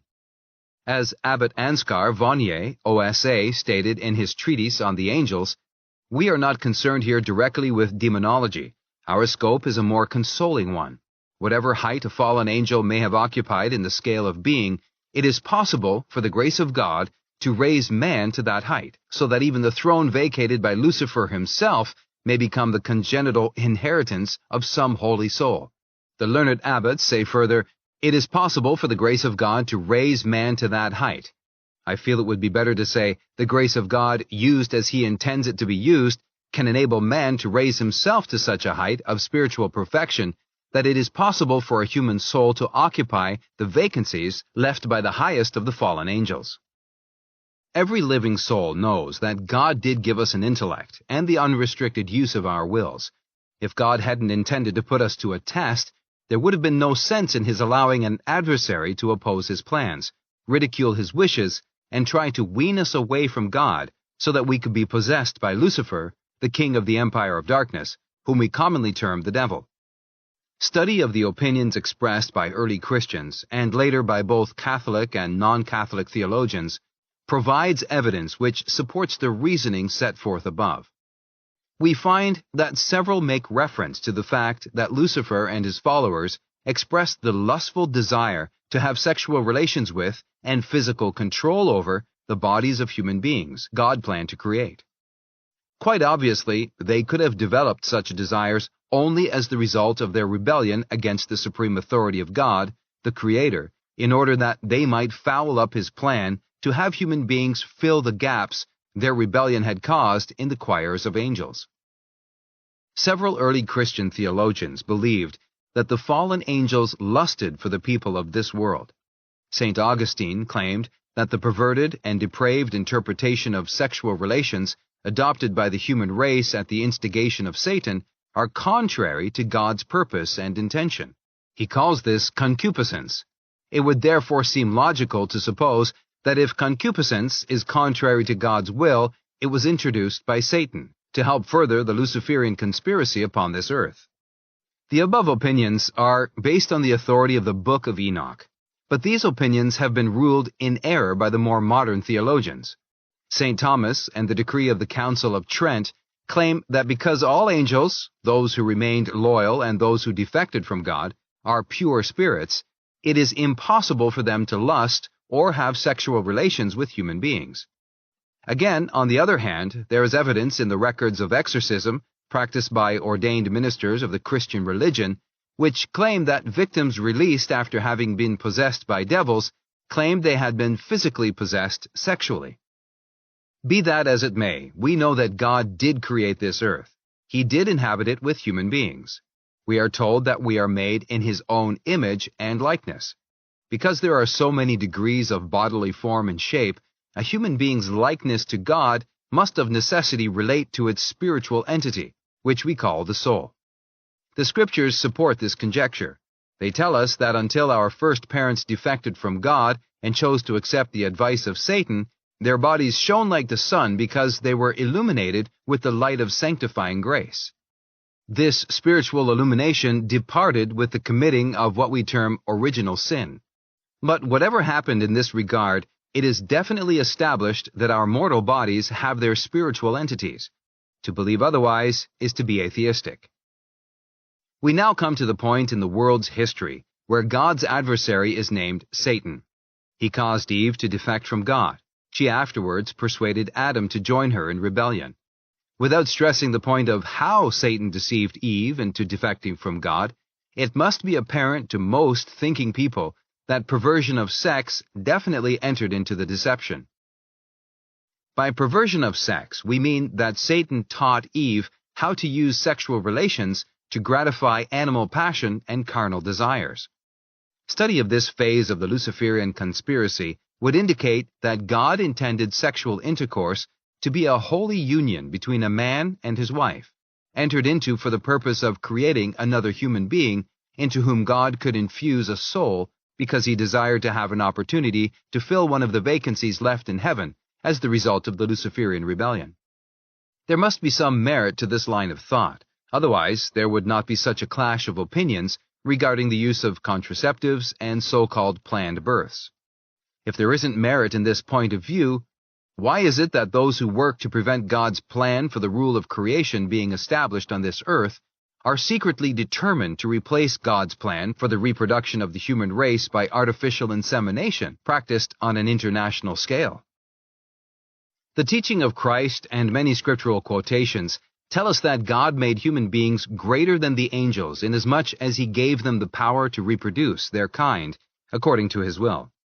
The waste of human seed is condemned over and over again. Every sensible human being knows that because God is God, that is, the Supreme Being, creator of heaven and earth, the universe, He could, if He wished, have prevented Lucifer interfering with His plan to create terrestrial worlds and human beings, but if He had done so, we would have been subjected to no real test. Without wishing to be presumptuous, it seems reasonable to suppose that God obtains His pleasure from His marvelous creation out of love and fidelity given Him by those, both angelic and human, who remain staunch, loyal, faithful, and true despite all the evil machination of the devil and his angels who wander through this world, and probably others, seeking the ruin of immortal souls. In order to understand these things, we must understand the facts concerning spirit tutelage. The word tutelage is used to mean guardianship and/or instruction. Spirit tutelage is a divine ordinance. It permits man to be influenced by good and evil spirits who have the power to put thoughts into our minds. Temptations are what we term evil thoughts. Temptation by evil spirits is not a divine ordinance. It results from what theologians call the permissive providence of God. If the human race were not subject to evil influences as well as good, there would be no purpose in God having given us an intellect and free will. The intellect enables us to analyze the thoughts which enter our minds. We make a decision. Then, by use of our free will, we will make our bodies put the decision of the mind into action. The most frequent question asked by people in all walks of life concerning this very important matter is, if God is good, then why does He permit evil? If God loves the human race, why does He permit even innocent people to suffer the tribulations of wars, revolutions, sickness, etc.? Experiences in 2 wars and 3 revolutions taught me the answer to these questions. First, I believe that it is God's intention to fill the gaps in heaven resulting from the fall of angels of many degrees from grace with beings, including human beings, who positively and definitely prove by the nature of their prayers and works the manner in which they deal with temptation, and the way in which they stand up under conditions of physical, mental, and spiritual stress, that, regardless of what happens to them on this earth, they still wish, with a burning and constant desire, to voluntarily love and serve God for eternity. This belief is justified in Matthew 10 verse 28, Luke 12 verse 4, 2 Kings 7 verse 4, Psalms 44 verse 22, etc., etc. I base this explanation on the further belief that God, being the creator of the totality of the universe, can derive happiness only from the love, loyalty, devotion, and service given Him voluntarily by His creatures. He intends that we prove to Him that we have definitely and irrevocably made this decision before He allows us to enter the kingdom of heaven. In other words, we decide our own eternal fate. St. Paul's text in 1 Corinthians 6 verse 3 says, "Know you not that we shall judge angels? How much more things of this world?" I take this to indicate that those human beings who come out of this earthly test, with God's colors flying, will be chosen to pass judgment on the fallen angels who used their powers to inspire us with evil thoughts and deceive us into doing evil things. The fact that the elect put aside temptation and refuse to be deceived, even though the agents of the devil work great wonders, prove that they have won spiritual domination over the forces of evil. They will be permitted to exercise this domination on the day of final judgment. In 1918, when I was helping remove rubble resulting from a German air raid on West Hartlepool, England, to rescue an infant whose cries came from the dark interior of the collapsed building, I learned the answer to the second half of the question. As we worked, I heard the anguished mother cry, "If God is all good, how can He permit such evil? How can He allow innocent little children to suffer? Why does He punish me so? I have tried to love Him and serve Him." As I worked, the answer came to me. Half an hour later, we reached the baby. It was alive and uninjured. It was laying alongside the grandmother on a mattress on the floor inside a cupboard made by enclosing the space under the stairs which led from the ground floor to the upstairs rooms. The grandmother was dead. When the baby was placed in its mother's arms, I asked her if I might accompany her. Friends standing by had offered her shelter. She gave me permission. Over the cup of tea, the provision of which is an absolute necessity in time of joy or sorrow with the English people, the mother hugged her infant to her breast and murmured, "O God, forgive me. How could I have doubted your infinite goodness?" I placed my hand on her arm and said, "God doesn't will that we, His creatures, suffer the abomination of war. Wars are a punishment humanity afflicts upon itself, because the majority have obstinately and persistently refused to do His will, obey His commandments, and put His plan for the rule of the universe into effect upon this earth.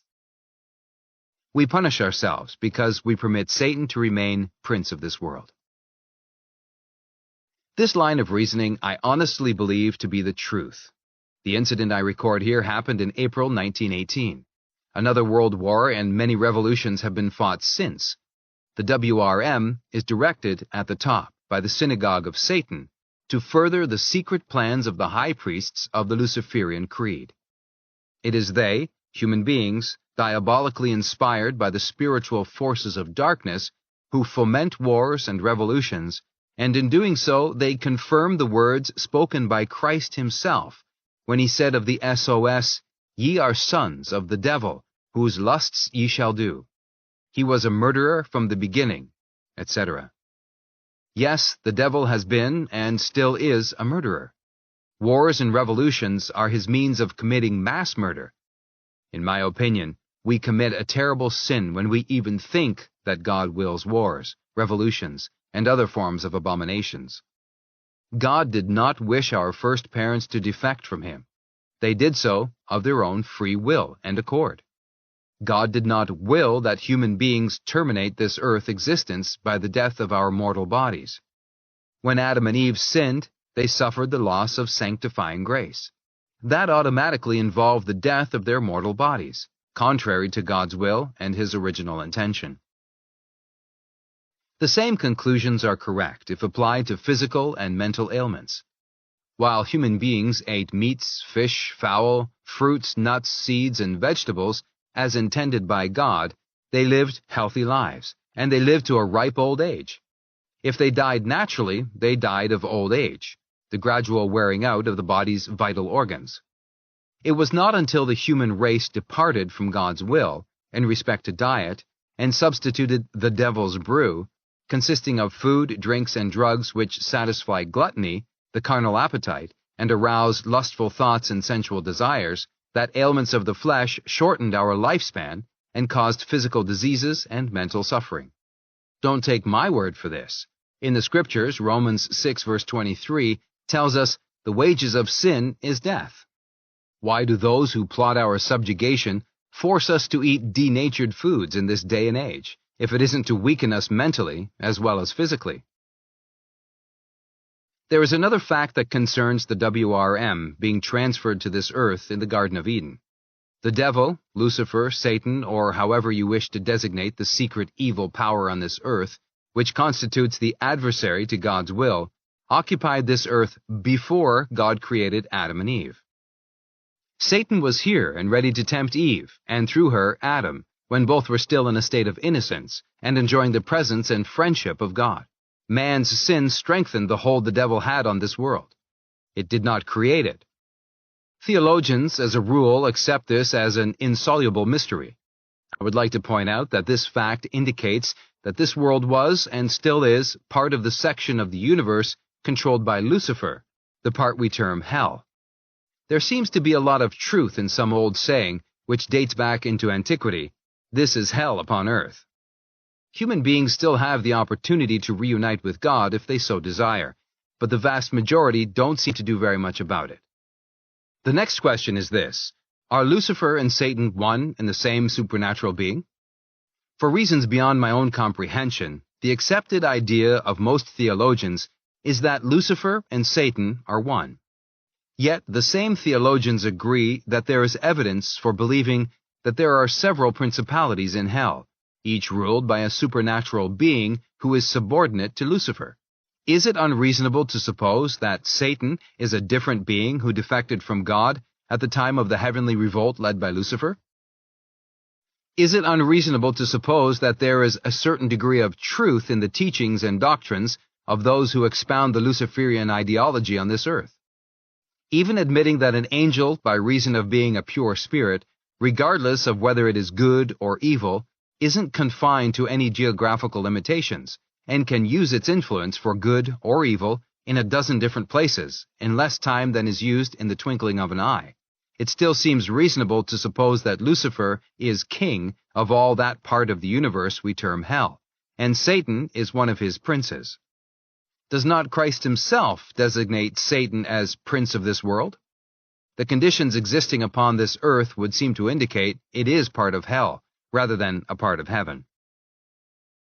If this world is part of hell, then it is reasonable to suppose that the decision we make here is final.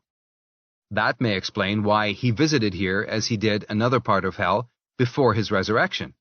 He redeemed us, but whether we accept his redemption or reject it, it is our own business. Be that as it may, the fact remains that the Luciferian doctrines expound what the Holy Scriptures neglect to say on this important subject. Christ made it very clear that Lucifer is the father of lies, and that Satan uses lies and deceits to achieve their diabolical purpose. Is it unreasonable to suppose that Lucifer has inspired those who have directed his conspiracy here on earth to tell only a little of the truth? If this line of thought isn't logical, then where did the old saying originate that half a truth is more dangerous than a whole lie? If Lucifer was at the very top of the highest heavens, and next in beauty, power, and glory to God himself, and if the Luciferian mythology, the eldest son of God and older brother of Saint Michael, is based on truth, then the many and varied pieces of evidence concerning the transfer of the Luciferian conspiracy onto this earth, given previously, fall into place and provide an exceptionally clear picture of this phase of the conspiracy. There are volumes upon volumes of writings which indicate and/or prove that Freemasons are taught that the origin of their secret society dates back to the time of the building of the pyramids. There are just as many volumes that prove that adepts of the Grand Orient Lodges and councils of the New and Reformed Palladian Rite are taught that their form of Masonry has continued since the fall of Eve. They claim that her seduction by Satan produced Cain, and that Cain founded the Synagogue of Satan. This is the teaching which requires members of the lower degrees of the Grand Orient and Palladian Rite to become Satanists. It is a strange coincidence that most men who stoutly protest they are 100% for God and refuse to accept the idea that Satan is different and subordinate to Lucifer are supported in this opinion by those who openly acknowledge their allegiance to Satan. Evidence will be produced to prove that it is only when a confirmed Satanist in the Grand Orient or Palladian Rite is initiated into the high priesthood of the Luciferian creed that he is told the full secret, and required to accept its creed, which says, Lucifer is God, the equal of Adonai, and the worship of Satan is therefore a heresy. General Albert Pike is accepted as the greatest modern authority as far as Luciferianism is concerned. As head of the Palladian Rite, he wrote a letter of instruction dated July 14, 1885, and sent it to the heads of the 26 councils located throughout the world. In this letter, he not only confirmed the belief that Satan is subordinate to Lucifer, but stated that Lucifer is God, the equal of Adonai, and added that Lucifer is the God of light, the God of good, who struggles for humanity against Adonai, the God of darkness and all evil. Pike has been built up by the press of the United States to the point that most Freemasons consider him one of their most illustrious brethren and one of America's greatest patriots. But research reveals that Pike lived a double life. Secretly, he was a worshipper of Lucifer. Between 1859 and 1889, he rose to be head of the high priests of the Luciferian creed. Lower-degree Masons are taught to believe different statements regarding the source of their secret society. The fact is that, when they are initiated into a higher degree, they are told something entirely different by those conducting the initiation, telling them that as they advance to the higher degrees, they are admitted deeper and deeper into the mysteries of the craft. Not one Mason in 1,000 even suspects that far away above the Scottish Rite of Blue Masonry, and beyond the reach of any except those carefully selected for admittance into Grand Orient Lodges and the councils of Pike's New and Reformed Palladian Rite, Satanism is practiced. In these secret societies, Satan is worshipped as God and Prince of this world. But above these satanic societies, specially selected members of the synagogue are initiated into the full secret, which is the final truth as exemplified in the Luciferian creed, as we have just explained. The reader may ask, why all this secrecy? The answer is that those human beings who have literally sold themselves to the devil know that the final success of their diabolical conspiracy against God and his human race depends upon their ability to keep their identity and true purpose secret.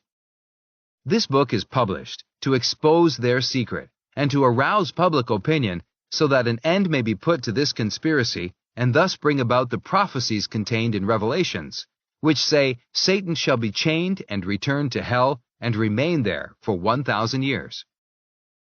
In the international lodges of the Grand Orient and Pike's New Palladian Rite, adepts are required to accept as truth that Masonry really originated with Cain.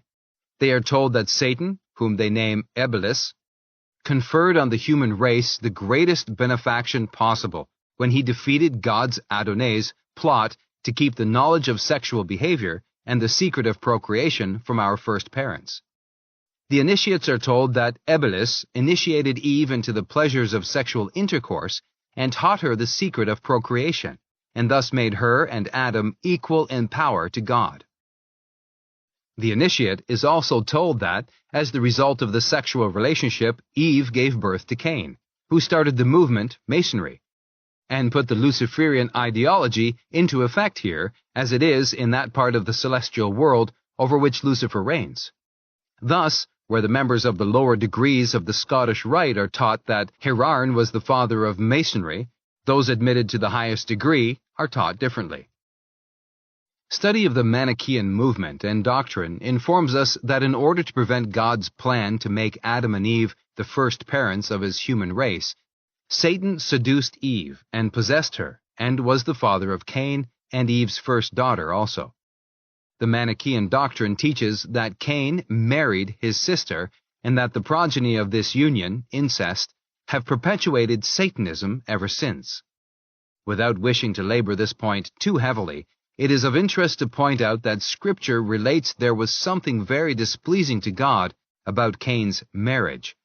Cain also murdered his brother Abel, and Christ in his day castigated those of the Synagogue of Satan as, "Ye are sons of your father, the devil. His lusts shall ye do. He, as a murderer from the beginning, and abode not in the truth, because there is no truth in him." John 8, verse 44. The serpent is the name by which Satan is known in the Holy Scriptures. Revelation 20, verse 2, Numbers 21, verse 9. The serpent is the symbol of Satanism in secret societies which worship him as prince of the world. Scriptures refer to Eve and the seed of the serpent, Genesis 3, verses 1 through 16. Therefore, we may ask, where did the seed of the serpent come from? Paul said in 2 Corinthians that Eve had been unchaste with the serpent, Lucifer, devil, Satan. Lucifer means the bright and shining one. Right here is the origin of the seed of the serpent. In Genesis 3, verse 15, God said, "I will put enmity between thee and the woman, and between thy seed and her seed." In saying this to the serpent, Lucifer, devil, Satan, God stated that Lucifer would have a seed, just as physical as Eve's seed would be physical. In Genesis 3, verse 16, God said to Eve, "And thy desire shall be to thy husband," which indicated plainly that her desire had previously been to another. In Corinthians 11, verses 2 and 3, Paul here was talking about chastity, to present the Corinthians as a chaste virgin to Christ. In the very next verse, Paul said, "But I fear, lest by any means, as the serpent beguiled Eve through his subtlety." Paul here affirmed that Eve did not present herself a chaste virgin to Adam. Remember, there is only one way for a virgin to lose her chastity. In Genesis 4, verse 1, Eve thought that Cain was her promised seed, but later acknowledged that she was mistaken, and that Seth, not Cain, was her promised seed, when she said, Genesis 4, verse 25, "For God hath appointed me another seed instead of Abel, whom Cain slew." Cain and Abel were twins, Genesis 4, verses 3 and 4, for they became of age at the same time and presented their offerings on the same day.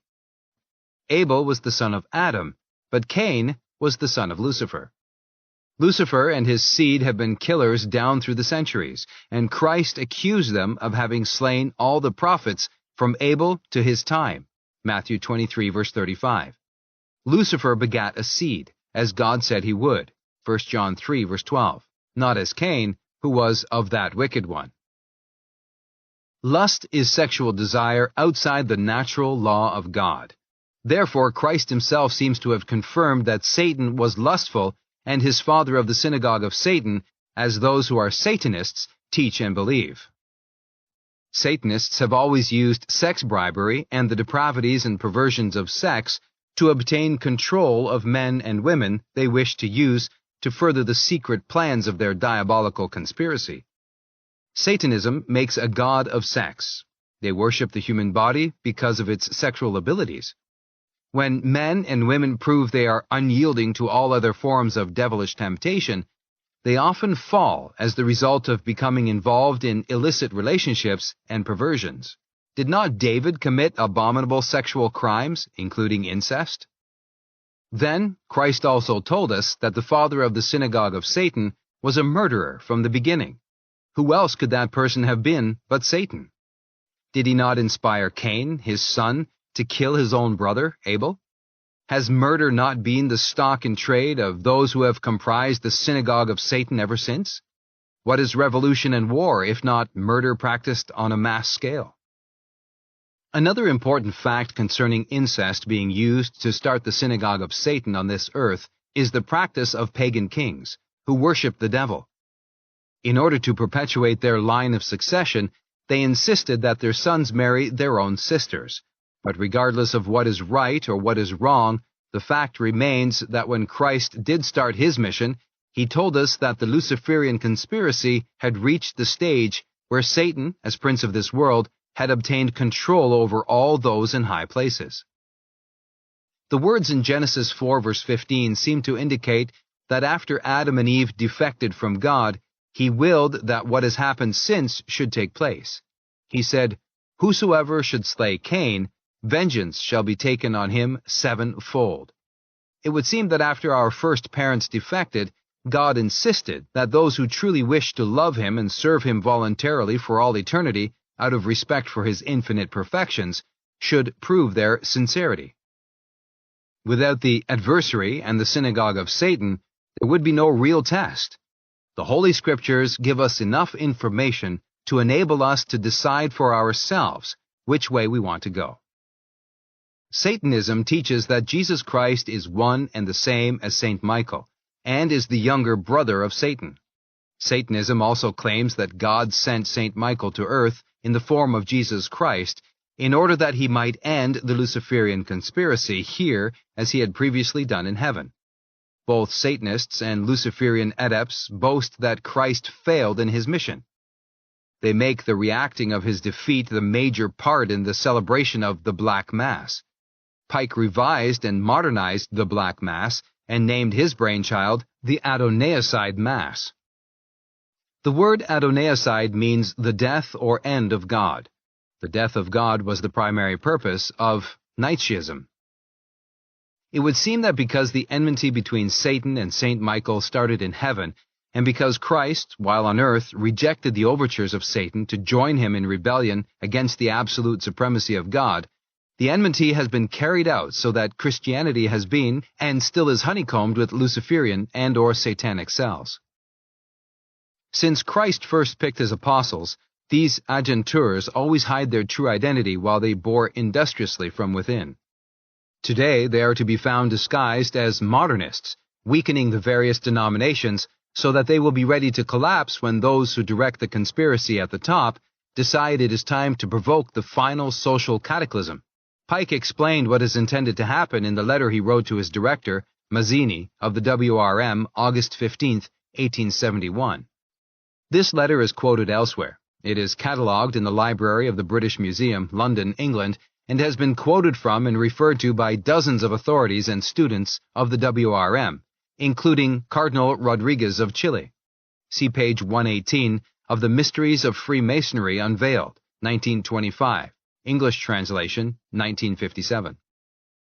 That the Luciferian conspiracy does exist and has had unbroken continuity since its very beginning, regardless of whether we take its beginning in the celestial world or from the Garden of Eden, proves it to be of supernatural origin and direction.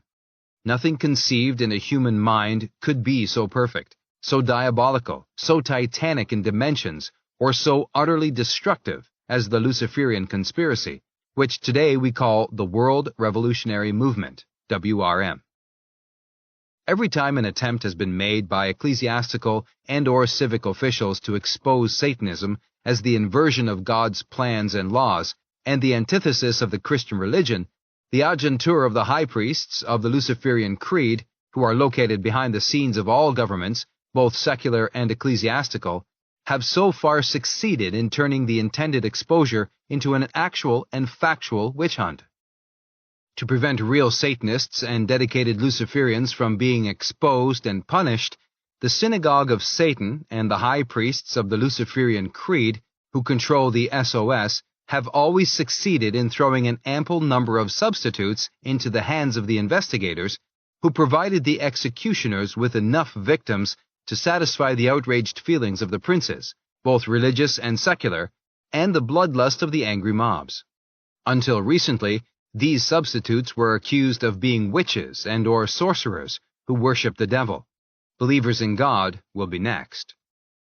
Between 1486 and 1675, 32 ecclesiastical measures were taken against Satanism, and between 1532 and 1682, 149 witches and or sorcerers were burned, 79 banished from their countries, and 124 punished in other various ways.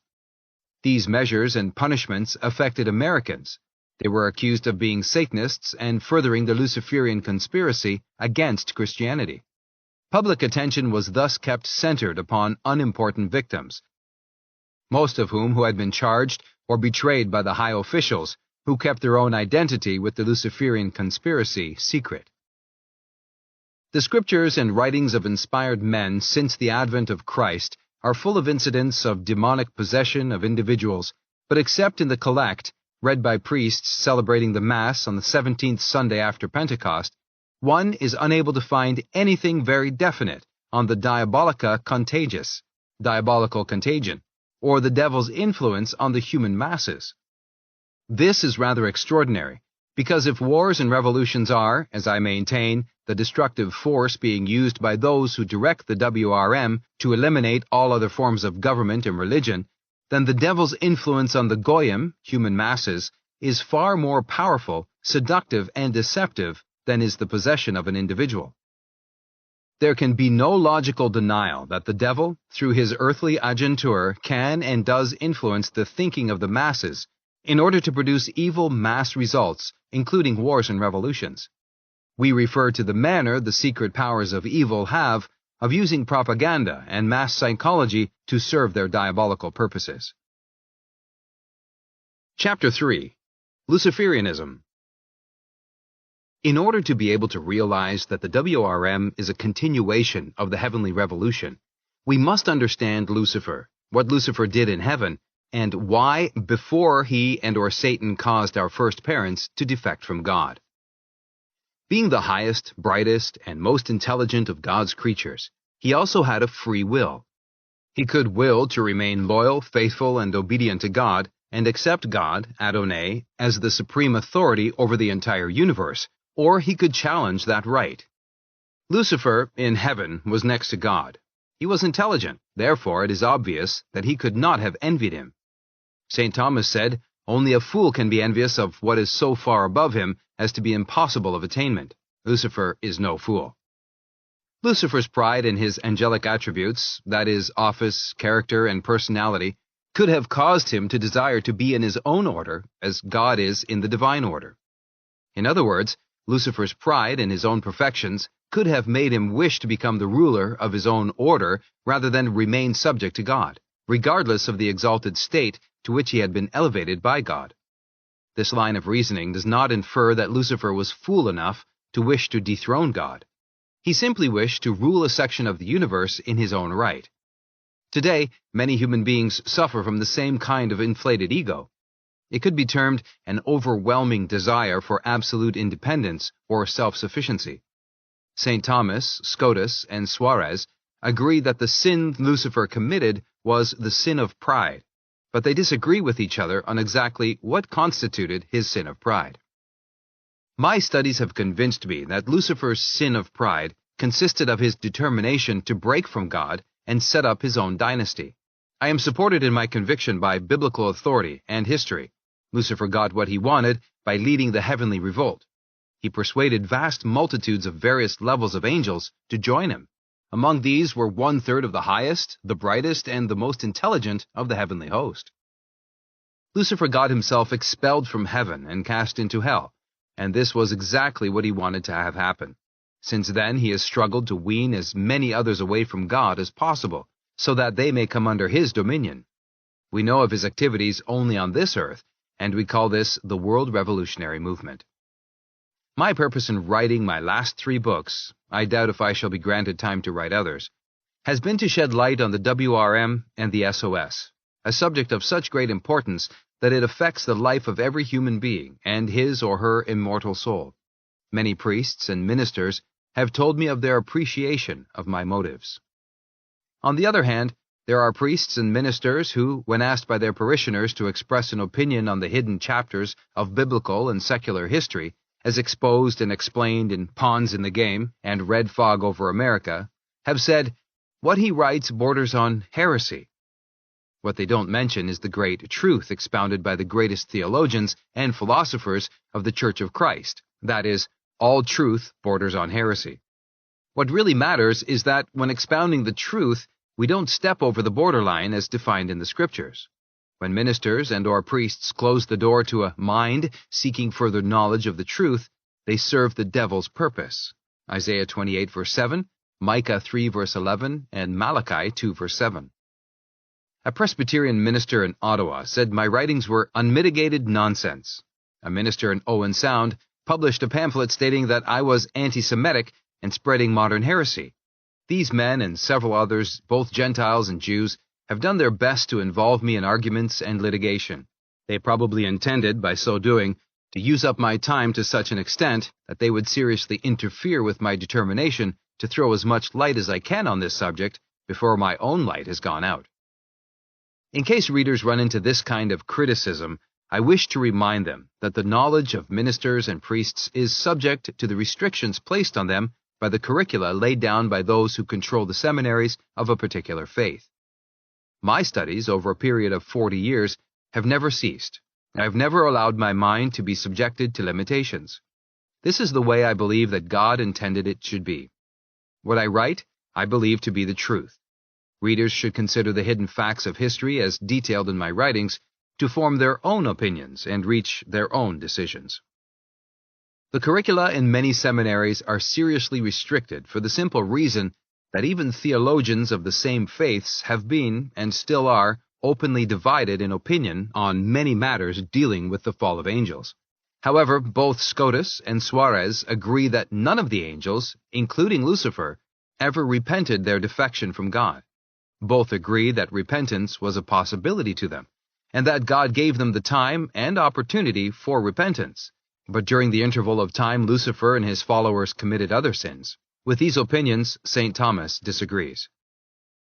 It is nothing to be amazed at when theologians and philosophers disagree.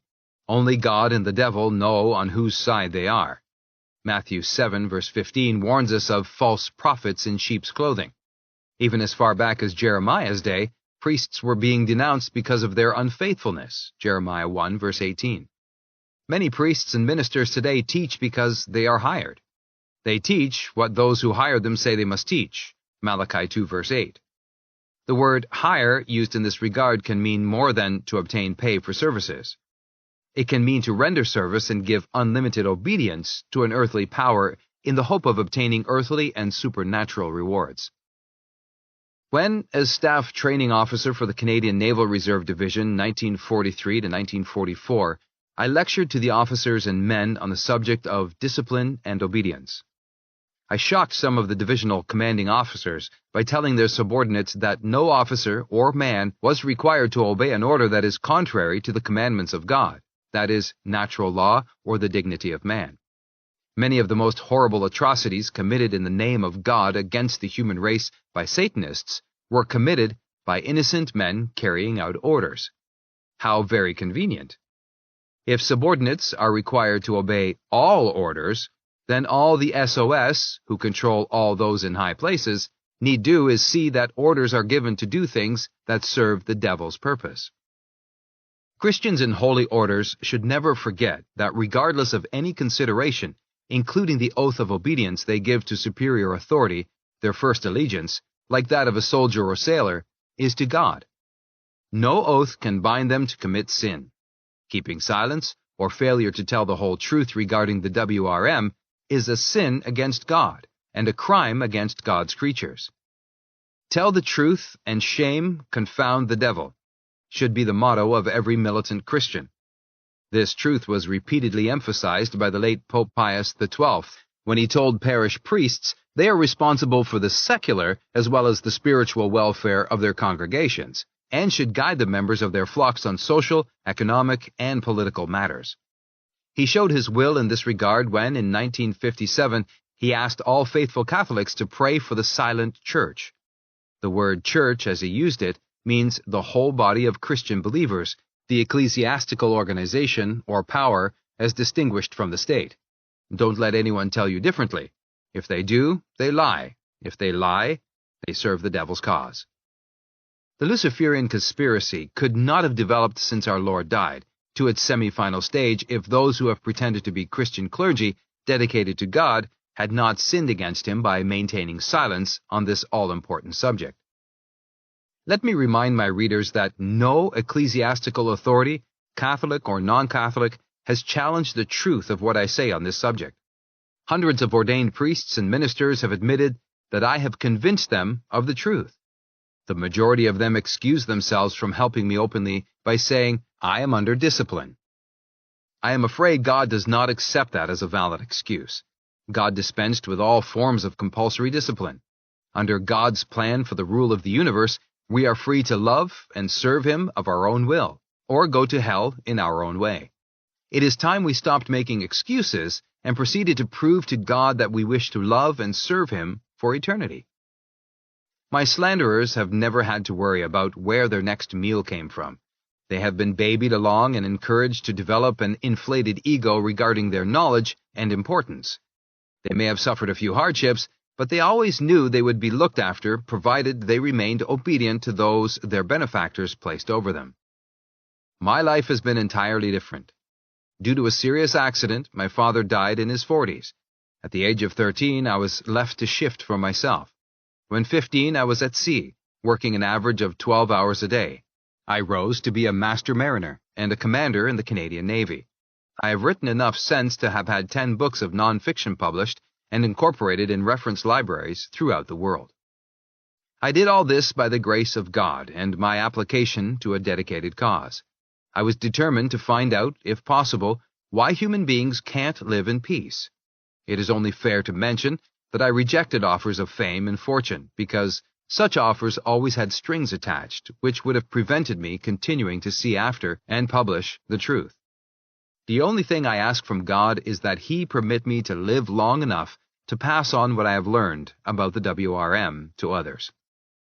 While my traducers slept in warm beds and lived in comfort and security, carefully guarded from danger, I battled my way on the stormy seas and lived a life which brought me in intimate contact with all that is evil. I became intimately associated with Bolsheviks, nihilists, and Nazi proselytes. But notwithstanding that, I wanted to help the underdog, and had the urge to be a do-gooder. By the grace of God, I never was convinced that by joining any so-called reform organization, I would be doing the will of God. It is beyond my comprehension how the hierarchy of many religions embrace men who have worked openly in the WRM for years, simply because they profess to have had a change of heart and mind. They lionize these men and make them professors in universities. But to my knowledge, not one of them has shed any light on the secret power they must know is behind the various subversive movements which make up the WRM. If Mazzini felt that secret control, surely they must have felt it also. But if they do, they never say. I do not name my traducers because I don't think it charitable to do so. However, I feel confident that this book will be brought to their attention by some of my readers. Then, if they have any sense, they will accept the truth and square themselves with God. Because of its very nature, the Luciferian revolt must of necessity be designed to bring about the destruction of all other forms of government and religion, so that in the final stage of the conspiracy, the Luciferian ideology may be imposed on what is left of the human race by satanic despotism. Today, we term this totalitarian dictatorship. Obviously, it is much easier for a small but powerful group to subjugate one person, one group, one organization, one government, or one religion, than it is to subjugate dozens and even hundreds of individuals. Therefore, the Synagogue of Satan introduced internationalism. The late William Lyon Mackenzie King, Prime Minister of Canada for nearly a quarter of the 20th century, sold the Rockefeller family on this idea early in the 1900s, when he was Labour Minister in the Canadian government. Just as Albert Pike worked secretly to bring about a one-world government and a one-world religion, Luciferianism, so did Mackenzie King. He specialized in bringing organized labor under control of the international authority because if those placed in control at the top are agentur of the Synagogue of Satan, organized labor could be used to foment wars and revolutions, leading to the destruction of governments and religions. Then, after organized labor had been used to stir up strife between capital and labor and cause economic chaos and turmoil, it could in turn be subjugated in the final stage of the conspiracy. Obviously, an international organization controlled at the top by the secret agents of the Synagogue of Satan can be more easily controlled than can hundreds of independent unions and guilds. Does any thinking person believe that the thugs, ex-convicts, and university graduates in economics who control organized labor at the top are not agentur of the Illuminati, otherwise known as the Synagogue of Satan? If this were true, why are those in control trying to make it compulsory for all workers to join unions? The same principle as Mackenzie King used in organized labor is used by those who direct the WRM at the top to obtain control of all other fields of human endeavor, including the sciences, professions, politics, business, industry, governments, and religions. Thus we see that, previous to the organization of the League of Nations, after World War I ended, the policy of those who directed the WRM at the top had been to split up and destroy all powerful governments, religions, industrial, financial, capitalistic, and labor organizations, etc., in order that out of the resulting chaos, those affected would gradually accept the idea of internationalism. World War II was fomented and fought to further soften up nationalism and rugged individualism. The United Nations organization was set up on land provided by the Rockefellers, by whom Mackenzie King was employed in 1914 to 1919. The UN is intended to give an air of respectability to internationalism, which communism and Nazism had brought into disrepute. The Synagogue of Satan controls the United Nations as they controlled the League of Nations. Looking back, we can see how this secret power has controlled every strong and powerful group, organization, movement, and government from behind the scenes, by means of specialists, experts, and advisors, whom they trained and placed in key positions, by using the power and influence their control of gold gave them. Every development of the Luciferian conspiracy led to the stage in which the world finds itself today. Its progress can be traced back to the days when Christ told us bluntly and plainly that the Synagogue of Satan controlled all those in high places. Christ spoke the truth, but he did not say, nor did he imply, that all those in high places realized they were controlled by the Synagogue of Satan. It is for this reason that Christ showed us by the nature, manner, and place of his birth, by his early life of subjection to the lawful and parental authority, by the way he chose his apostles, humble working men, and by his teachings during the last 3 years of his life, that if we wish to break free from the bonds with which we are bound more and more strongly every day by the Synagogue of Satan, we must start at the very bottom, at the grassroots, to make known the truth concerning the continued existence of the Luciferian conspiracy to all nations as quickly as is possible. It is the perfect wisdom of Christ which justifies Christians' belief in him as the Son of God. The fact that Christians don't accept the truth he taught and follow his advice illustrates exactly how clever, cunning, and unscrupulous are those devils incarnate who, inspired by Lucifer, comprise the Synagogue of Satan, SOS. Only the SOS, supernaturally inspired, could have prevented the human race from putting God's plan for the rule of creation into effect upon this earth. Instead, we have allowed those who direct the WRM at the top to further the secret plans and diabolical ambitions of the high priests of the Luciferian creed. Christ gave us the Lord's Prayer so that, by repeating it daily, we would have the above truths impressed upon our minds. It must be obvious that if we did establish God's kingdom here on earth, His will would be done here as it is in heaven. When Christ told those who persecuted Him, "My kingdom is not of this world," He did not say, nor did He imply, that it wasn't our duty to introduce God's plans for the rule of the universe into our own forms of government. God's plan requires that religious leaders, truly God's men, should advise our temporal rulers and prevent them straying from the true and narrow path. That is the relationship God intended should exist between church and state.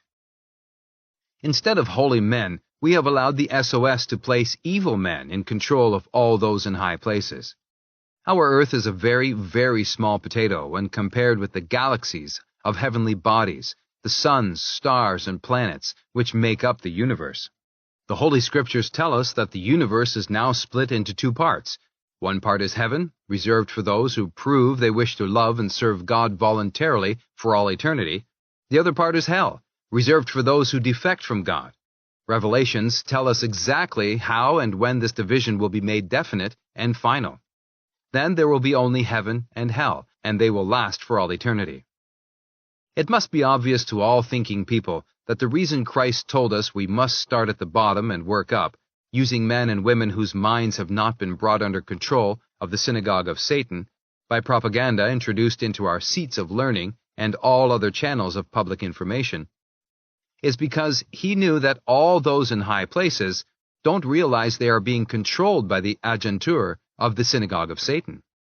However, the devil's agents keep the human race so busily engaged, scratching for a living, or seeking riches and carnal pleasures, that the vast majority never have time for prayer and meditation.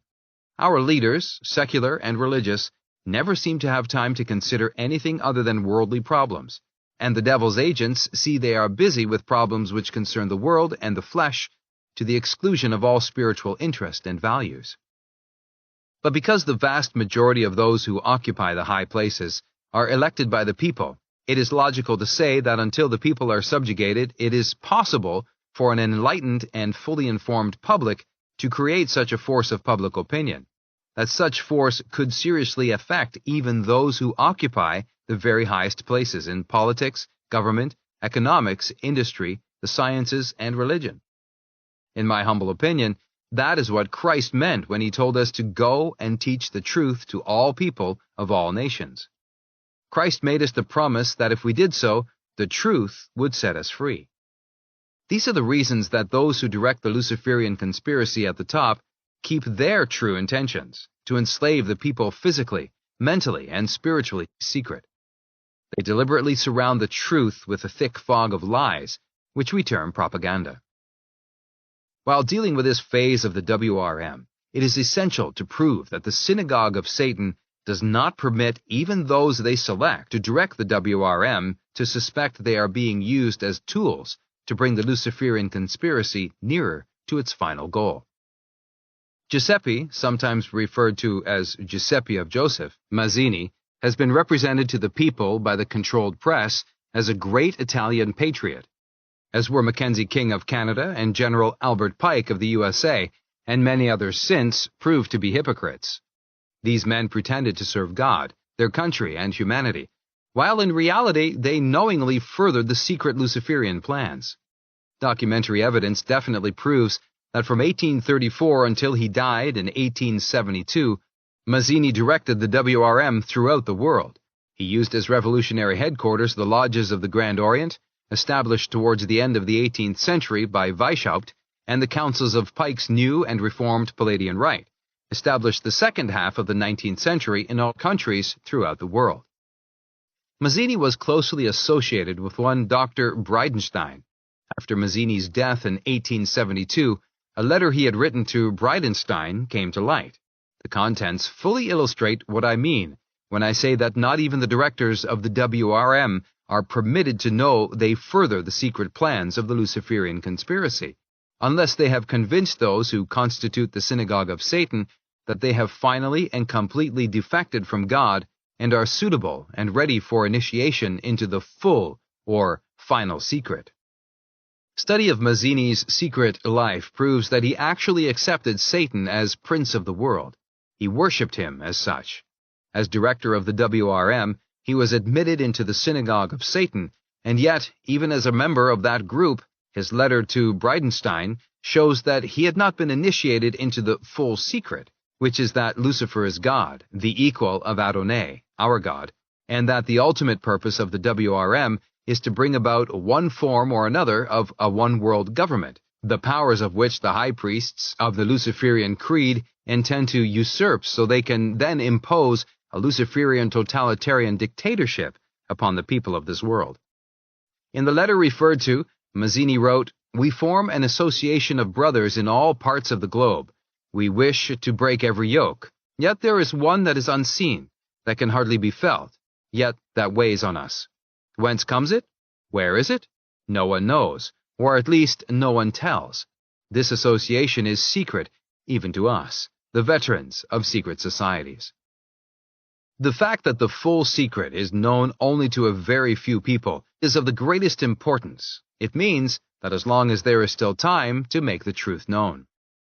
I proved this statement to be true by making known to communist leaders in Canada in 1956 the fact that, according to Pike's plan for the final stage of the Luciferian conspiracy, communism is to be made to destroy itself, together with Christianity in the greatest social cataclysm the world has ever known, to be provoked for that specific purpose by those who direct the Luciferian conspiracy at the top. This information caused the biggest split in the Communist International that has happened since Lenin usurped power on behalf of the Illuminati in 1917. During 1956 to 1957, the split in the Communist Party made headlines in the newspapers of the world and explained why Molotov, Malenkov, and others were ousted. The same information has been made known to religious leaders of most Christian denominations, but so far as we know, they still refuse to accept the warnings as the truth. When Mazzini died in 1872, Pike selected Adriano Lemmi, another alleged Italian patriot, to succeed him as director of the WRM. He also was a confirmed Satanist. Pike had established the supervising or directing council of the political action section of the WRM in Rome before Mazzini died.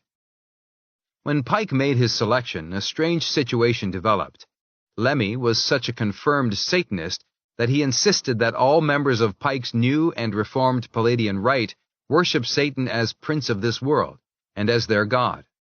He went so far as to have his friend, Brother Carducci, compose a hymn to his satanic majesty entitled The God Deal Mirror, which, to the great annoyance of Pike, Lemmi ordered to be sung at all Palladian Rite banquets. The situation developed to the stage when Pike, to end the matter once and for all time, issued a letter of instruction. Pike, speaking as sovereign pontiff of the Luciferian creed, made this very profound, and from the Christian viewpoint, profane pronouncement.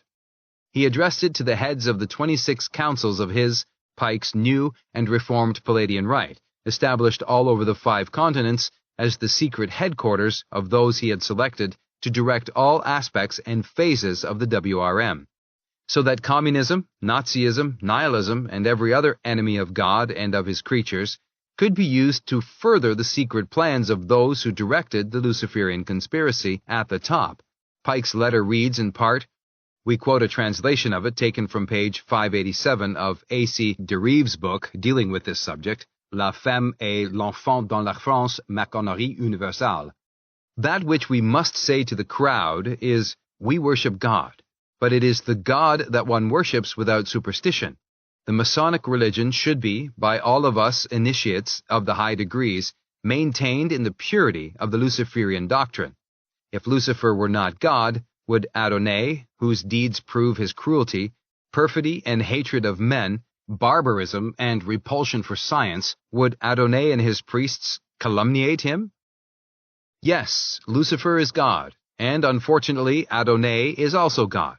For the eternal law is that there is no light without shade, no beauty without ugliness, no white without black, for the Absolute can only exist as 2 gods.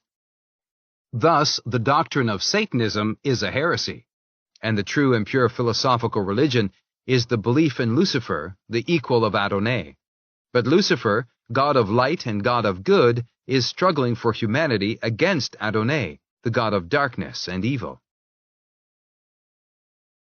We wish to point out that Pike's letter, from which the above quotation has been taken, was translated into French by Derive, and then translated back into English. Because I have studied this matter from many angles, I believe the word crowd should have been translated as goyim, or masses. I also believe the translator used the words Masonic religion when he should have said the religion as practiced in the lodges of the Grand Orient and the councils of the New and Reformed Palladian Rite. By using the word Masonic, one may be misled because study of contemporary literature of that time proves that the head of British Masonry had warned the Grand Masters of English Masonic lodges that they and their members were not, under any pretext or circumstance, to affiliate with or associate with Grand Orient Masons, much less Pike's New and Reformed Palladian Rite.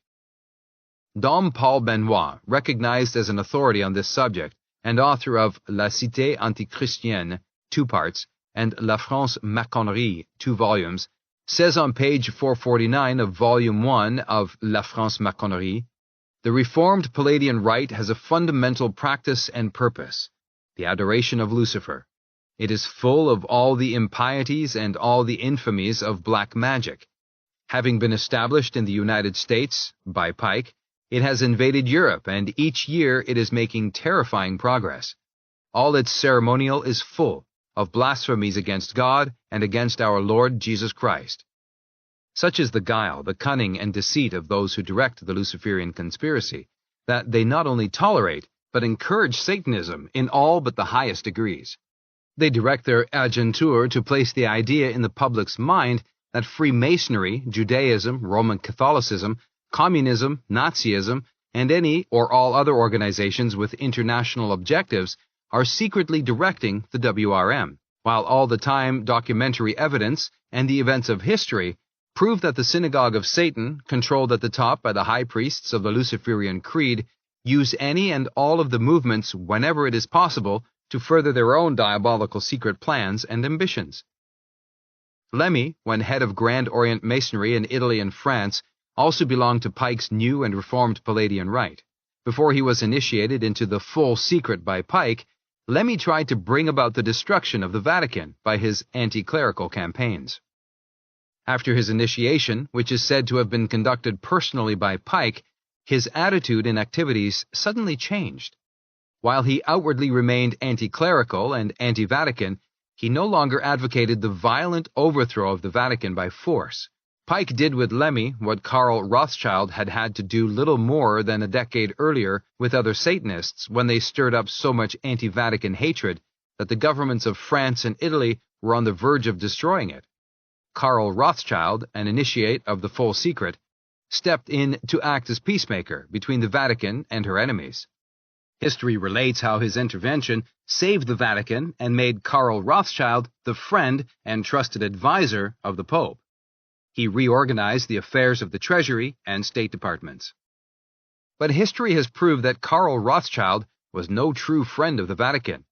2 world wars instigated by his family of moneylenders and their international affiliates who direct the WRM have seen Christians of all denominations divided into opposing camps been made to fight and kill each other off by the tens of millions.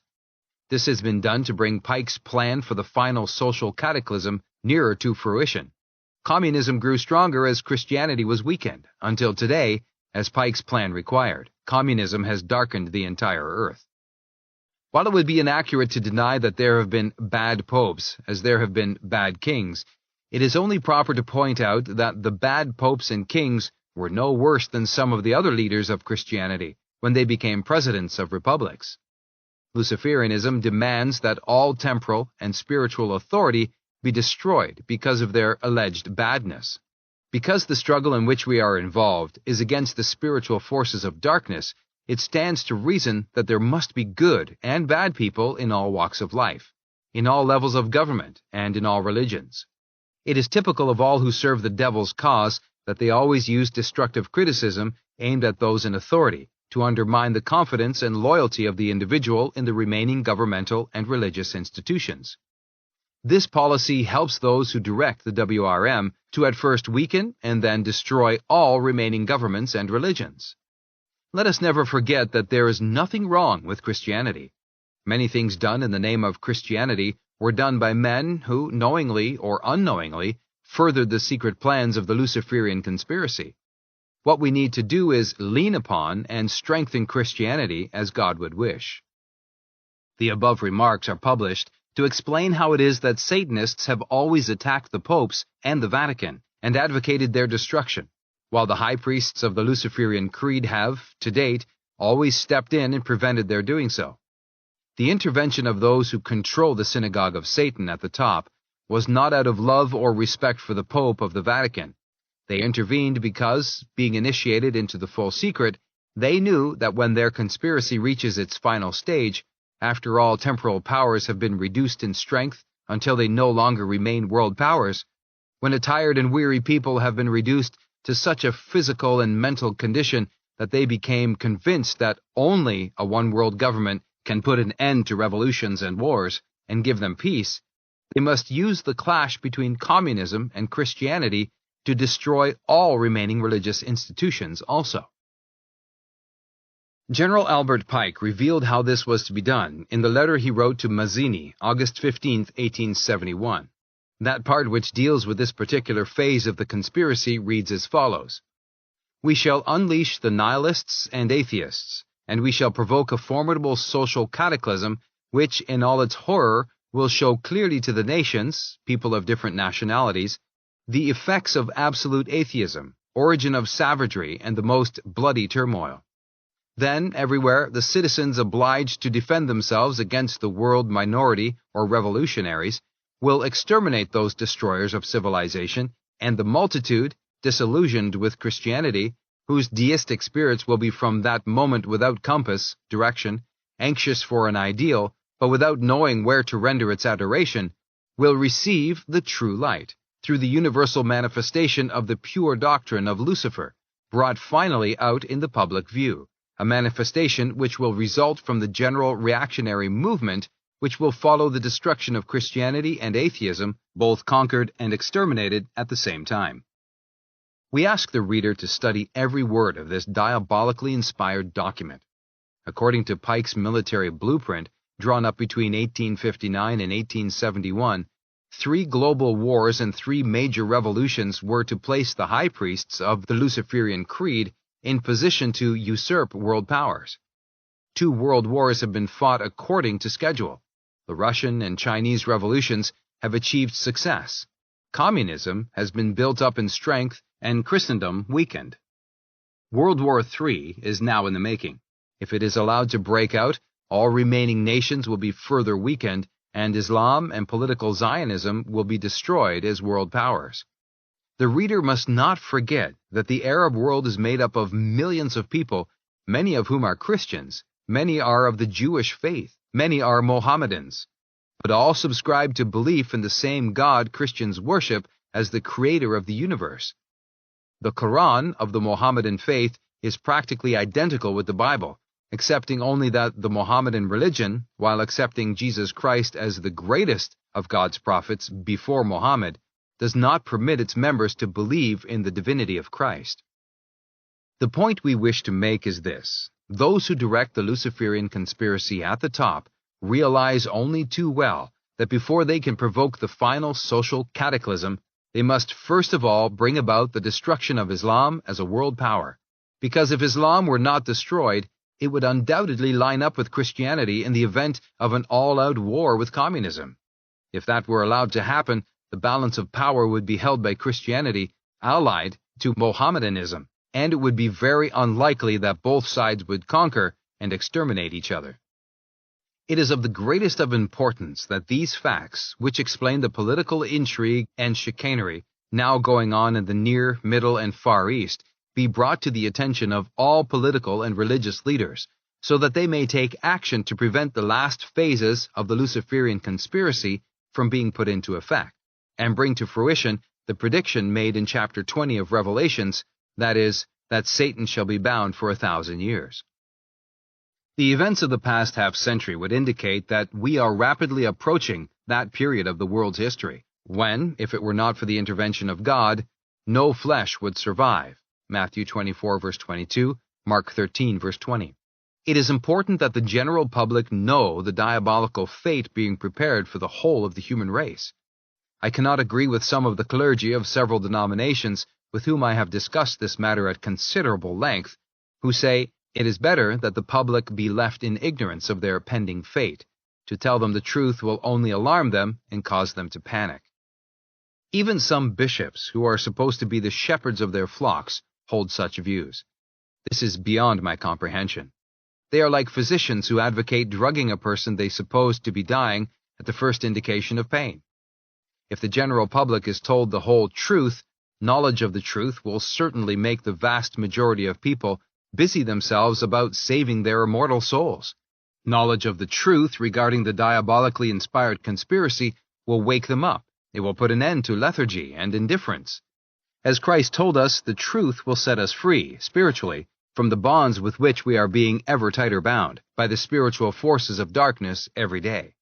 What does it matter if devils incarnate kill our bodies provided we prevent them deceiving us into losing our immortal souls? Matthew 10, verse 28, Luke 12, verse 4. The truth is that if World War III is fought, the United States will be the only remaining world power after it is ended. Either all people will have to acknowledge that power, or they will clamor for and demand a world government. And they will get it if the Luciferian conspiracy is allowed to be developed to its intended conclusion. Then, through the auspices of the United Nations or some similar organization, a puppet king will be made world sovereign, and he will secretly be under the influence and direction of the agentur of the Synagogue of Satan, who will have been appointed, not elected, to be his specialists, experts, and advisors.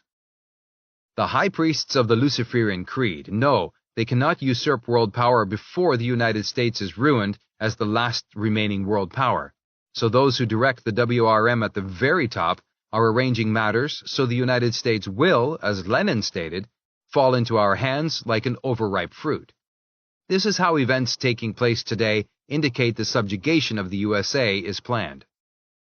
Pike's plan requires that the final social cataclysm between the masses controlled by atheistic communism and those who profess Christianity be fought on a national as well as an international scale. That is the reason, and the only reason, that communism is being tolerated, while being kept under restraint in the remaining so-called free nations of the world.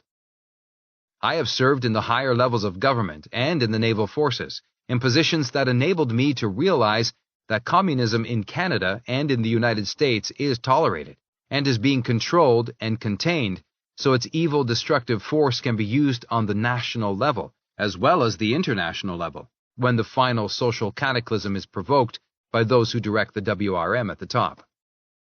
I have tried to bring this great truth to the attention of cabinet ministers since 1944, when I served on the staff of Naval Headquarters in Ottawa. The late Right Honourable Angus MacDonald was then Naval Secretary. Admiral J.C. Jones was Chief of Naval Staff. I convinced both these chief executives regarding the truth of what was going on behind the scenes of government in Canada and the United States. I was ordered to submit these facts in the form of briefs so they could be presented to the Canadian Cabinet.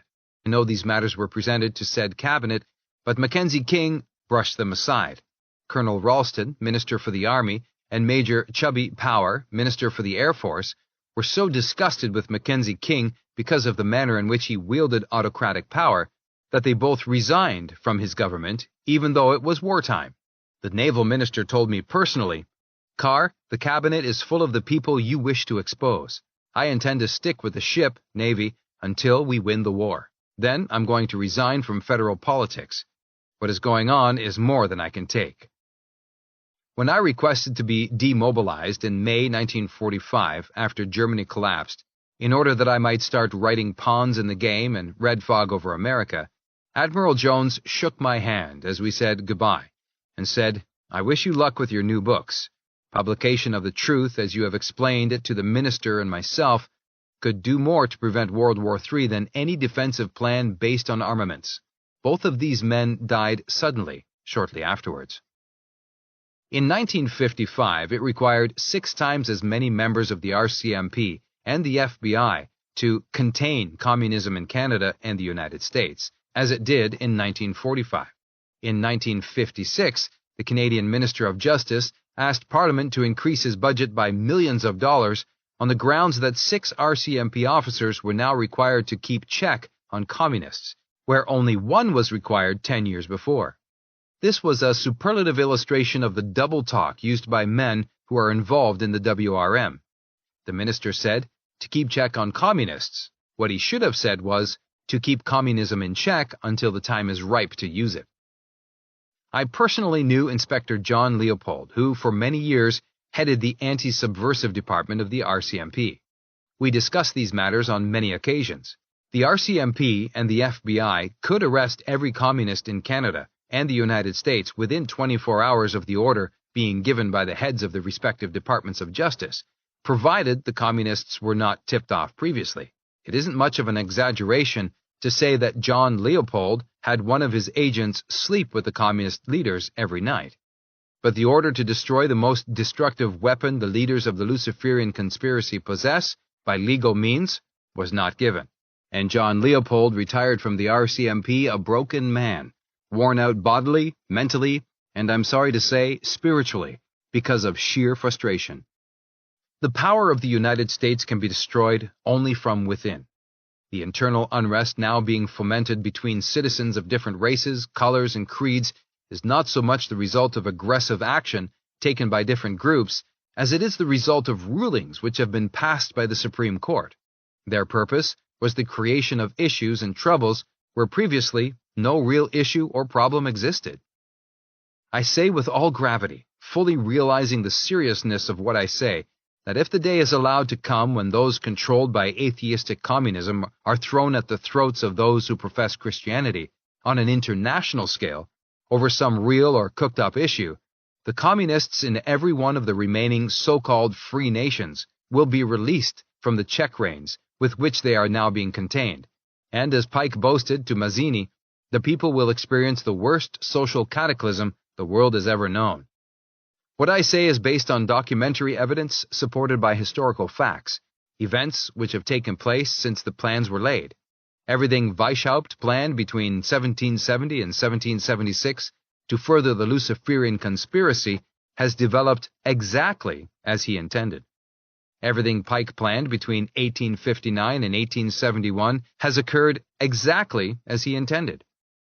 We are now on the verge of World War III and about to enter the first stage of the conspiracy. But what is of even greater importance, the Holy Scriptures confirm what I say. All a person needs to do to convince himself of this truth is to read Matthew 24, verses 1 to 35, and Mark 13, verses 1 through 30, and Luke 21, verses 25 through 33. What abominations could the human mind conceive worse than those we know from experience happen when human beings fight civil wars? What could be worse than to use the atomic weapons and nerve gas? It seems that human beings are turned into devils incarnate when engaged in war, particularly civil war, because they practice every abomination upon each other that Dante and his Inferno describes as being practiced in hell. Chapter 4. The Luciferian Doctrine. The Luciferian dogma and doctrines, as expounded by Pike and others who at one time or another have been high priests of the Luciferian creed, can be summed up in very few words. It teaches inversion of the commandments of God. It teaches the exact opposite to what the Holy Scriptures tell was God's plan for the rule of the universe before Lucifer led the heavenly revolt. How do we know this statement to be the truth? The answer is simple. At various times, documents of a most serious nature have fallen into hands other than those intended while being circulated by the high priests of the Luciferian creed, to those they had selected to be heads of the lodges of the Grand Orient and councils of the new and reformed Palladian Rite, which have been the secret headquarters of the WRM throughout the world. I call these incidents acts of God. Raids on lodges of the Grand Orient and councils of the new and reformed Palladian Rite between 1784 and 1924 produced documents and other evidence which prove conclusively the continued existence of the Luciferian conspiracy to obtain ultimate world domination. The raids conducted by the Bavarian government in 1784 to 1785 produced documents which were published under the title The Original Writings of the Order and Sect of the Illuminati. The raids conducted by the police under orders of the Hungarian government in 1919, after Béla Kun had usurped power and been deposed, are typical of what we mean. Further evidence of the Luciferian plot to destroy all remaining governments and existing religions is to be found in the book Proofs of a Conspiracy to Destroy All Governments and Religions in Europe by Professor John Robison of Edinburgh University in 1797. Professor Robison had been approached by Weishaupt and his leading Illuminists and asked to assist them infiltrating Luciferian ideas, disguised as Illuminism and progress, into educational institutions and the lodges of Freemasonry in England and Scotland. He was asked to tour Europe, and as a 32nd Mason of the Scottish Rite, he was introduced to leading Illuminists who had set up Grand Orient lodges throughout Europe. John Robison suspected there was something behind Illuminism as it had been explained to him, but kept his suspicions to himself. He was entrusted with a copy of Weishaupt's revised and modernized edition of the age-old Conspiracy as compiled by Zwak for his study and comments. When the French Revolution broke out in 1789, as part of the conspirators' revolutionary program, Professor Robison decided to publish the information he possessed in support of what the Bavarian government had exposed in 1786. The investigations of dozens of historians have turned up further evidence, which they found in national archives and those of universities. There is no lack of documentary and other kinds of evidence to prove what we are going to say. The truly amazing thing about the Luciferian conspiracy is the way those who directed it down through the centuries have been able to cause officials of both church and state to brush aside the evidence of proof, even when it has been put before them by men whose lives had proved their honesty and integrity and desire to serve God voluntarily. The fact that those who direct the Luciferian conspiracy are able to hold this control over people in high places, in politics and religion, simply confirms the words of our Lord and Savior Jesus Christ. It illustrates in the clearest possible manner the supernatural characteristics of the conspiracy. It proves that supernatural beings, angels, both good and evil, exert a great influence on human beings while we are here on earth, undergoing our period of trial. It proves that the wiles, the cunning, the lies, and deceits of fallen angels often affect adversely the counsel, inspirations, of the good angels. It proves that our human nature, because of the fall of our first parents, inclines more to evil than it does to good, until we are born again spiritually. We don't want to labor this angle of the WRM, but we do want to make it easy for the man in the street to understand what is going on. Those who direct the conspiracy have succeeded in keeping their existence so very secret that lack of knowledge on the part of the public enables them to develop their plot to its intended goal and wean millions of souls away from God. This is the Luciferian Creed. 1. Where God requires a human being to prove it wishes to love and serve him voluntarily for eternity, out of respect for his infinite perfections, Lucifer says, I will enslave the human race under a totalitarian dictatorship and deprive them of their physical and mental liberties, and so negate their ability to use their intellect and free will as God intended. This is the purpose behind the United Nations World Health and World Mental Health Organizations, both of which international movements were started by Dr. Brock Chisholm of Canada. 2. Where the commandments of God make perfectly clear what he considers sin, Luciferians and their agents teach the inversion of the commandments of God. Pike and other high priests of the Luciferian Creed state, everything God has made known to be displeasing to him is pleasing to Lucifer. 3. God's plan for creation required everything to be made different. There are no two leaves exactly alike, no two snowflakes. The Luciferian ideology requires regimentation, so that everything can be centralized and made as much alike as possible. Integration is the most typical example of this theory being put into practice. Integration does not mean simply that the public shall accept the principle that people of different races, colors, and creeds shall enjoy the same privileges and considerations as white people. Integration means to bring together parts so they form one whole, that is, to make up and complete as a whole. The Luciferian ideology requires that the human race be integrated absolutely, so that reds, blacks, yellows, and whites be mixed into one vast conglomeration of humanity without any distinctive features, cultures, racial traits, or other peculiarities. The UNESCO man. 4. God's plan requires that there shall be numerous worlds. The scriptures speak of the seventh heaven. 2 Samuel 22 verse 8, Proverbs 8 verses 27 through 29, 2 Corinthians 12 verse 2. They name the different choirs of angels, their nature, office, and characteristics. They tell us that even in each choir, every angel is higher or lower in scale than another. We are told it is possible for those in the lowest choirs to work their way up so they achieve higher status by merit, or descend down the scale because of lack of merit. The Luciferian ideology requires that there shall be only two classes. First, those who govern, that is, the holders of the light, the superintelligent beings, and second, those they enslave. Where God permits, encourages, and rewards individual initiative, Luciferianism does not tolerate it in any shape or form. 5.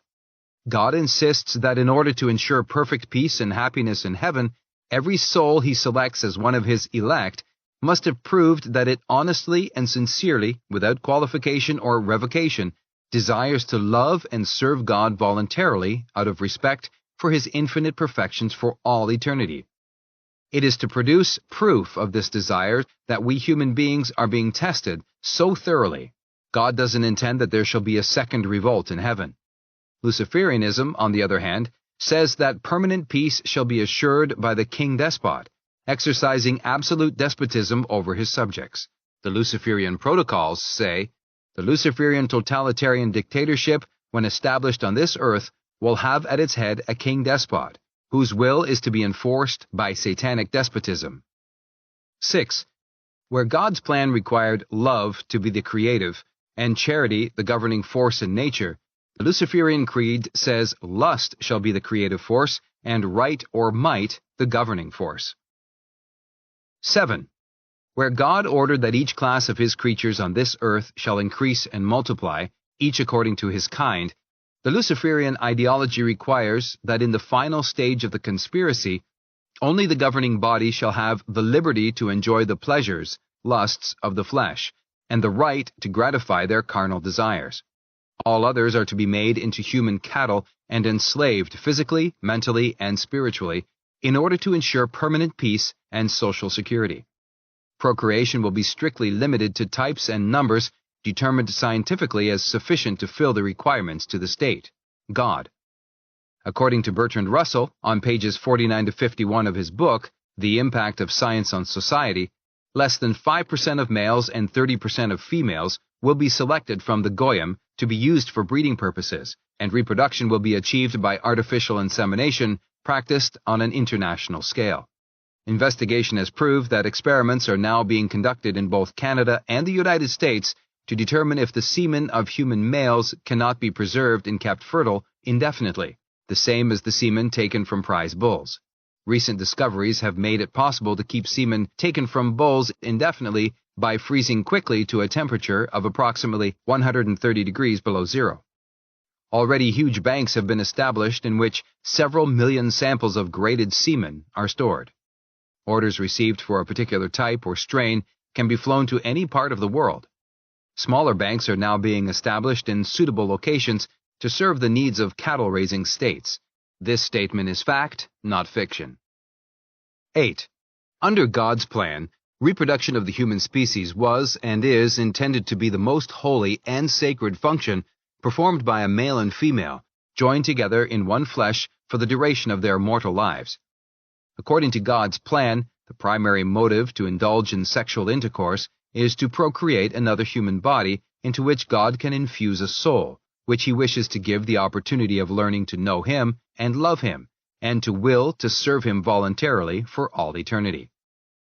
Theologians admit that in giving the ability of reproduction in accordance to his will, God gave us powers not even enjoyed by the angels. They are all both good and bad created beings.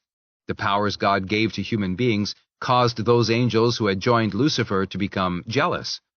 That is why Lucifer and/or Satan decided to foul up God's plan as far as procreation of the human species is concerned. This is the reason women have had to present themselves for purification after the birth of a baby, since as far back as we have been able to inquire.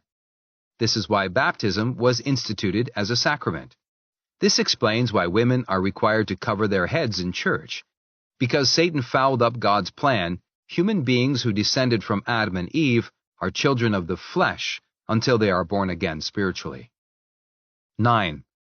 God's plan says that all human beings should love and be charitable towards their neighbors. The word neighbor, as used by Christ, means a person who won't do another harm, but rather will go out of his way to do a good turn, even though the recipient be a stranger. The Luciferian doctrine says that in order to impose absolute power by satanic despotism, those who are selected to rule must first prove they are utterly devoid of human sentiment. According to the pronouncement of Albert Pike, this ridding themselves of human emotions must be carried out by men selected to rule to the extent that they don't even feel love, or sympathy, or any sentimental feeling whatsoever towards members of the opposite sex. Pike ruled that women initiated into lodges of adoption should be made common property.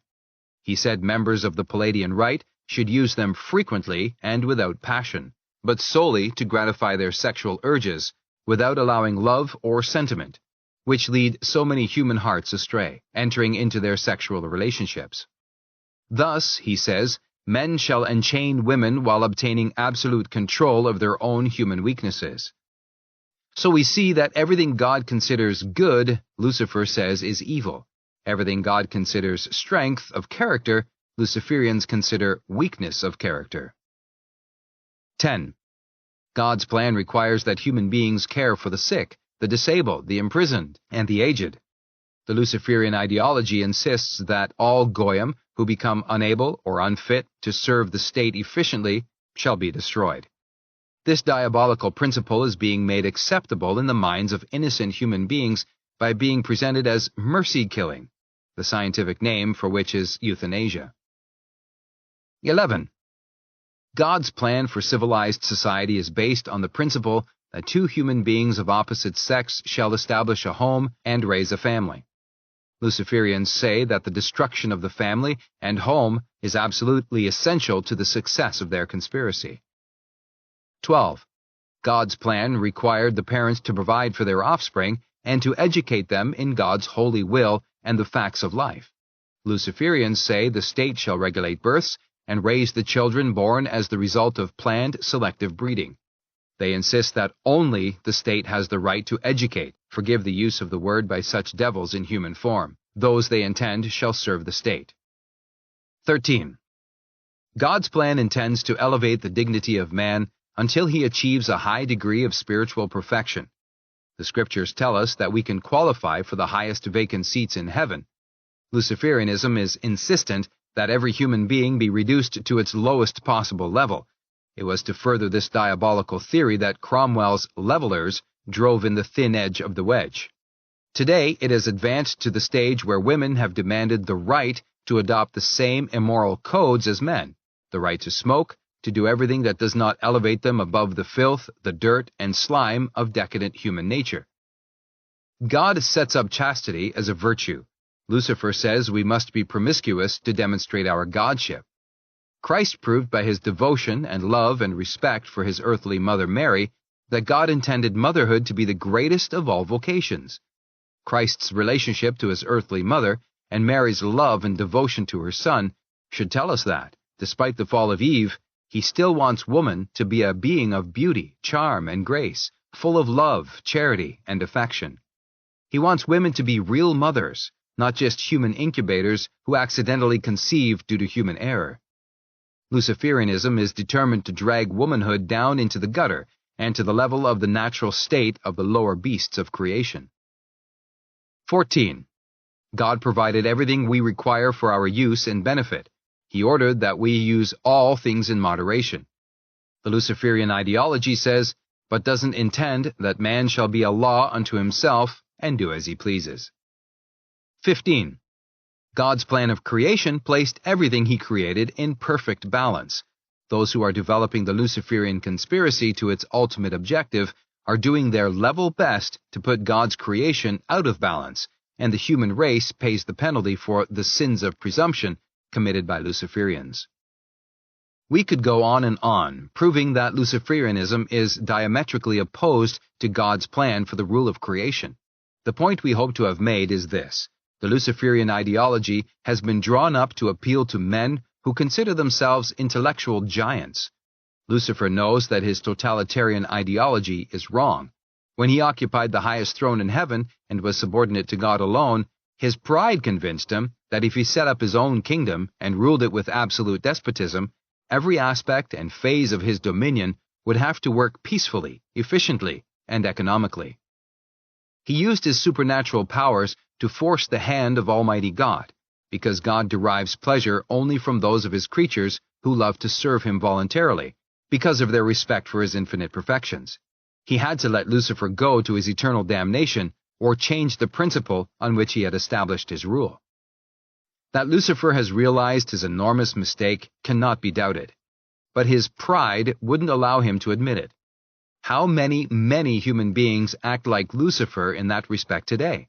The Hitlers, the Mussolinis, the Roosevelts, the Rockefellers, the Rothschilds, the Churchills, all of those who spread Luciferianism from their seats at the top levels of our civilization. How many of our lower orders ape them and follow them? They lead us, as Lucifer led so many of the heavenly host, to our destruction.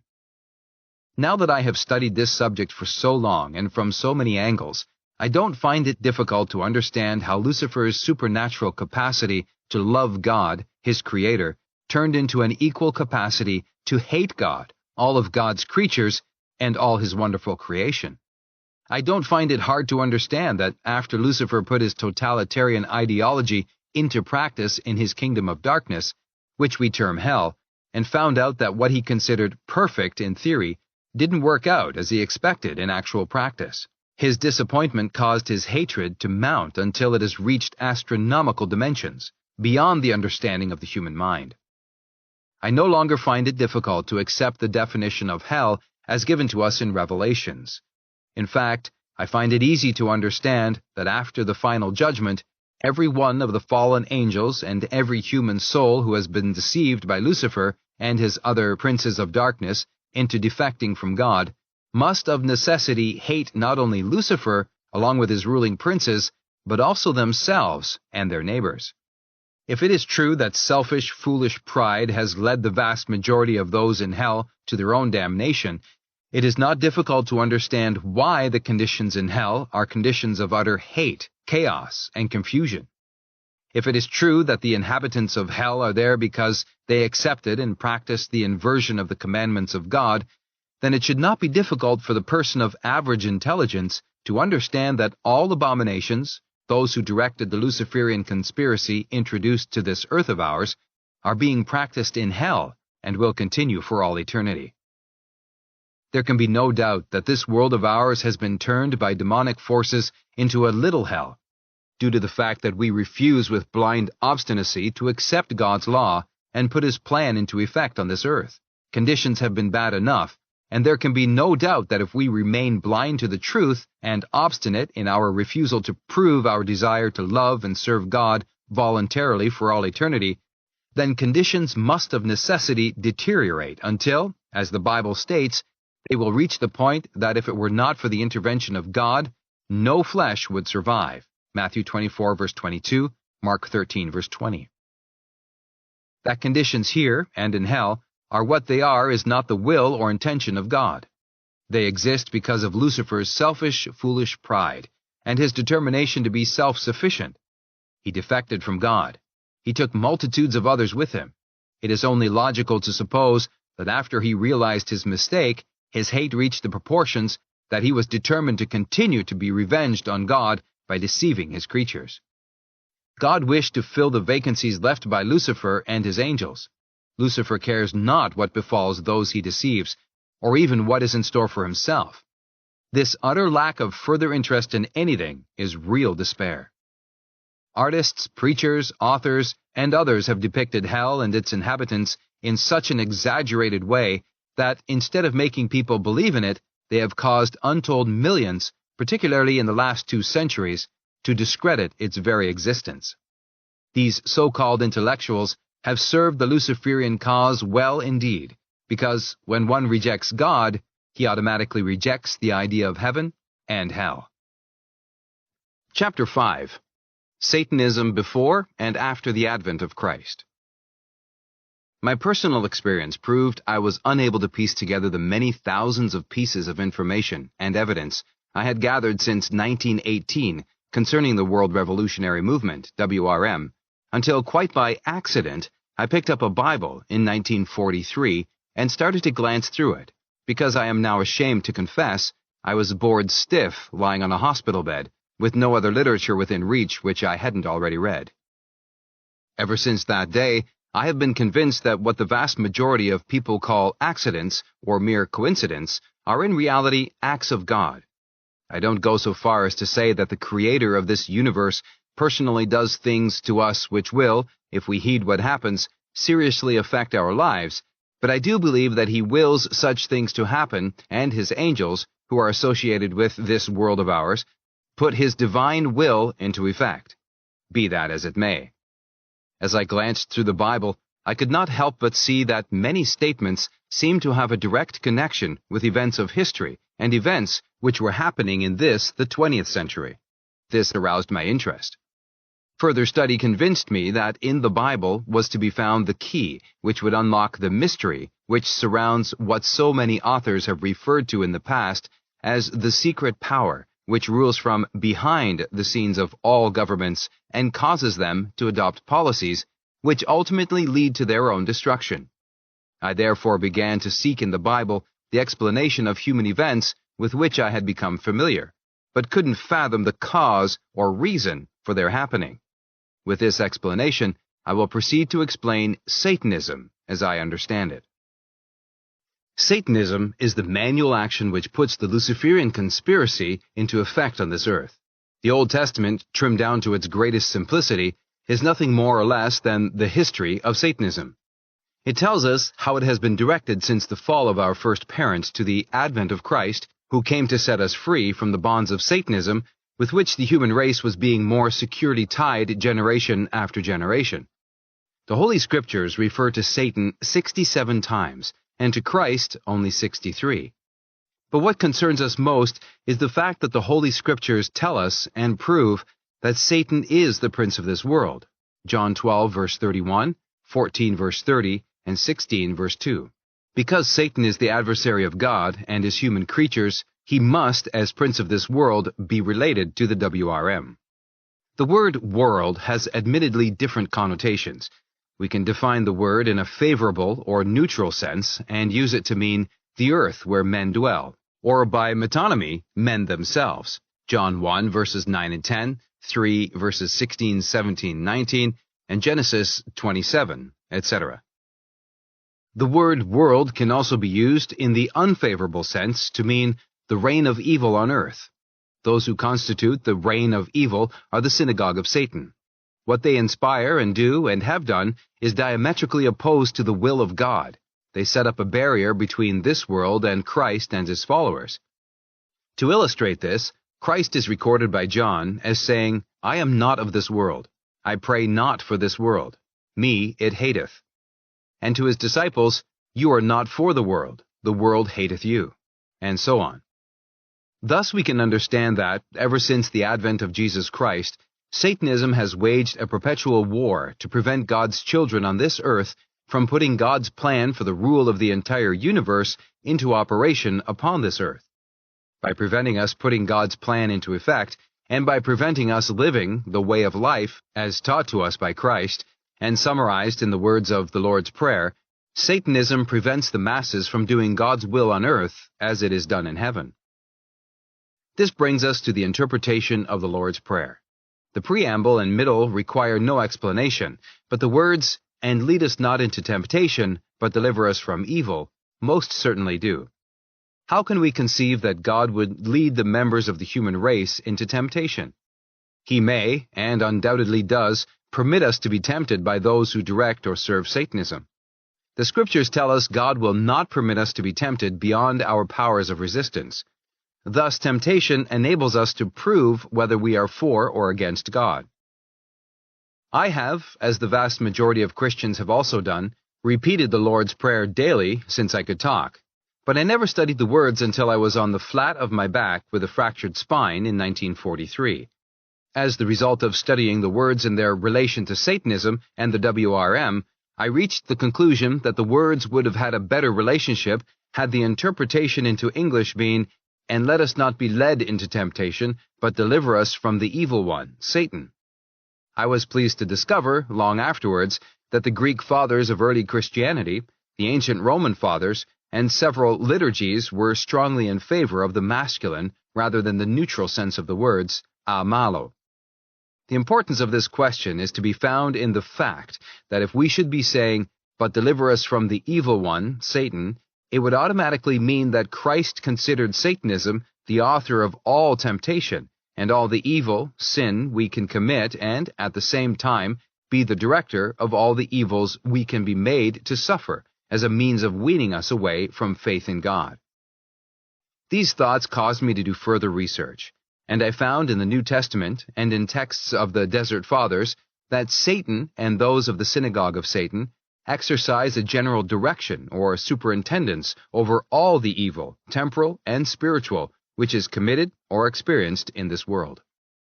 In support of this very interesting revelation as far as the WRM is concerned, we find that he that committeth sin is of the devil, 1 John 3 verse 8.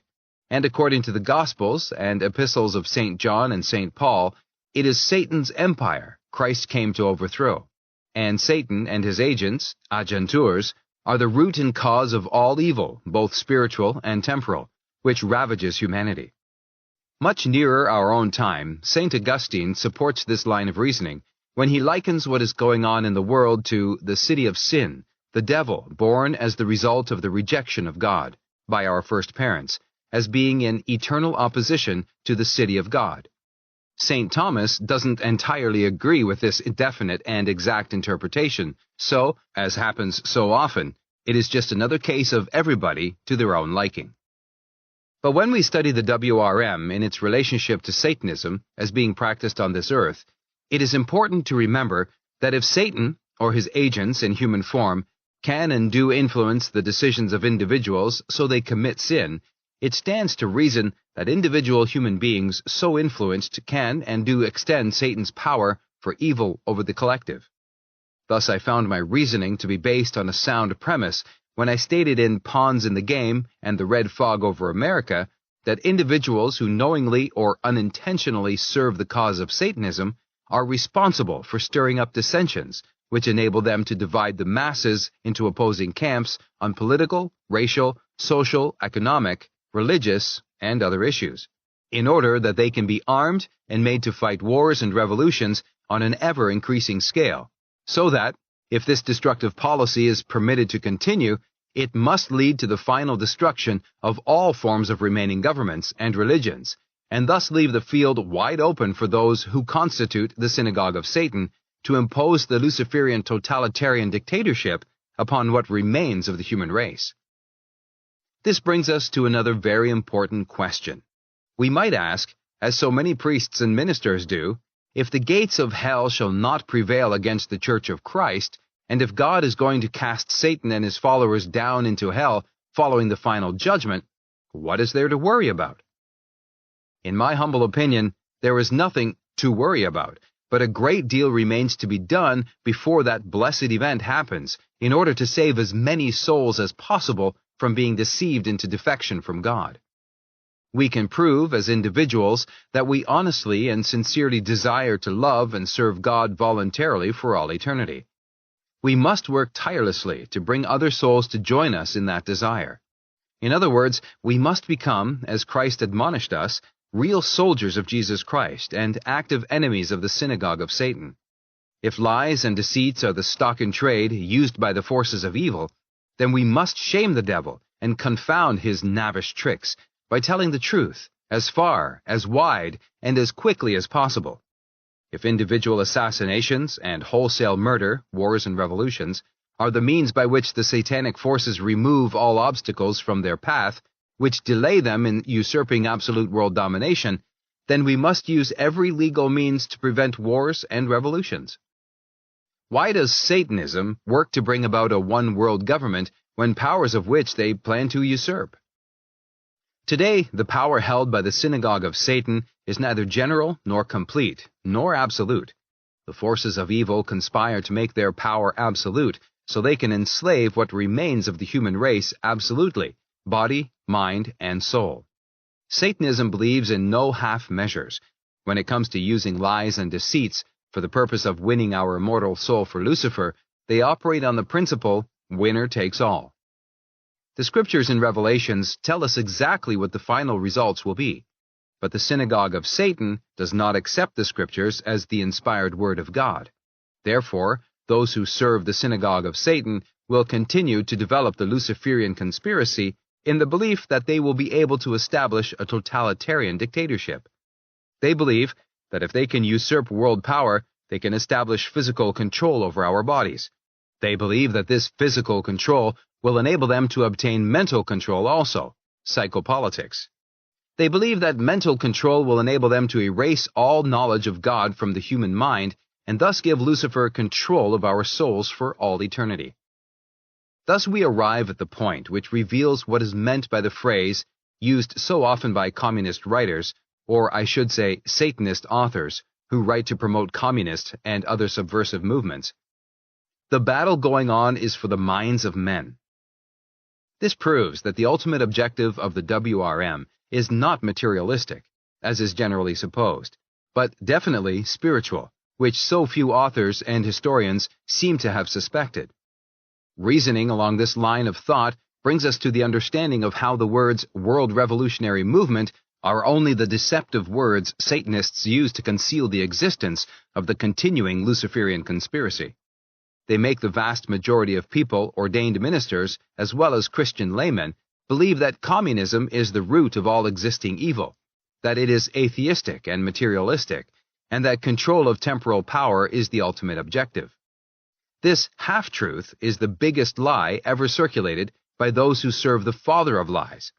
The truth is revealed in Ephesians 6, verses 10 through 17, which tells us, among other things, our struggle is not against flesh and blood, but against principalities and the powers, against the world rulers of this darkness, and against the spiritual forces of wickedness on high. The other half of the truth, concealed from the general public, is the fact that the Synagogue of Satan control and use the destructive force of communism to further their secret plans to achieve world domination. The principalities and the powers are sections of the heavenly host from which Lucifer undoubtedly recruited many followers. The world ruler of darkness is the Synagogue of Satan, who is inspired by the spiritual forces of wickedness on high to put the continuing Luciferian conspiracy into effect. Thus we are able to understand exactly what we are up against. As we live our period of trial on this earth, we have to contend with 1. The high priests of the Luciferian creed. We will prove that human beings who have been head of the priesthood admit they had the powers to contact and consult members of the celestial world who had joined Lucifer in his revolt against the absolute supremacy of God. 2. The Synagogue of Satan, who put the Luciferian conspiracy into effect. 3. The secret societies who believe in and practice Satanism and whose members are the agentur, who serve the Synagogue of Satan. 4. All those who, because of the lies of those who constitute the world rulers of this darkness, have defected from God and follow a destructive way of life, as opposed to the constructive way of life Christ taught us is God's holy will. We will now study Satanism as it is practiced in this world. The vast majority of people, due to the manner in which they have been taught, cannot seem to make themselves believe that Satanism is actually practiced on this earth. Let us ask these good people a very simple question. How could Satan be prince of this world if he didn't have a government and the means of deceiving millions upon millions of human beings into serving him and furthering his intentions? They don't seem able to realize that Christ came on earth to expose the existence of the continuing Luciferian conspiracy, such as it is directed on this earth by Satan, and by those who serve him, who are, in reality, devils in human form. Christ made this very clear when he said to his apostles, "Have I not chosen all 12 of you? And one of you is a devil." John 6, verse 70.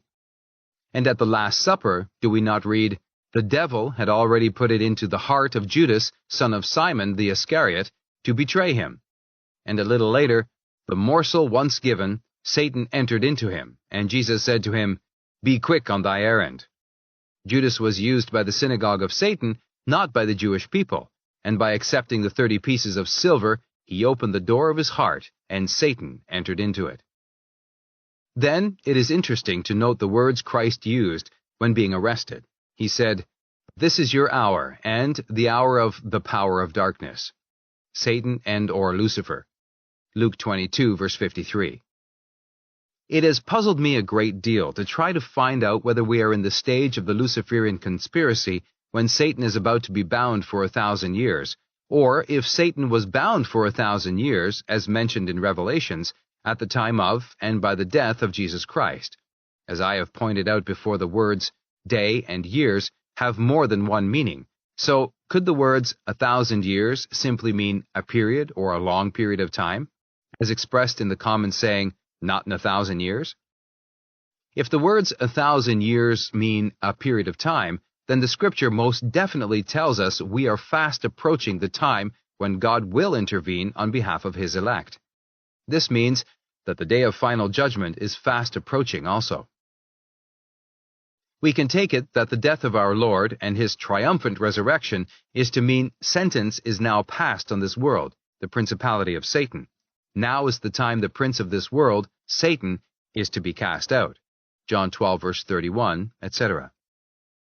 And while those who accept the Luciferian doctrine don't agree, the Scriptures assure us that Christ did succeed in his mission. And then we come to an extraordinary thing concerning the Bible. The part that should have declared and explained Christ's victory over Satan as prince of this world seems to have been badly fouled up. I refer to Colossians 2, verse 14.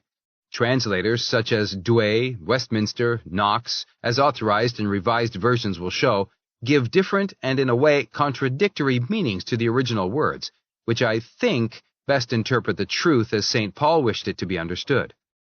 Speaking of Christ's triumph over the forces of evil who governed this world until his advent, he corrected the false teachings of those who taught education and religion. He exposed laws and decrees which were opposed to God's law and or the laws of nature.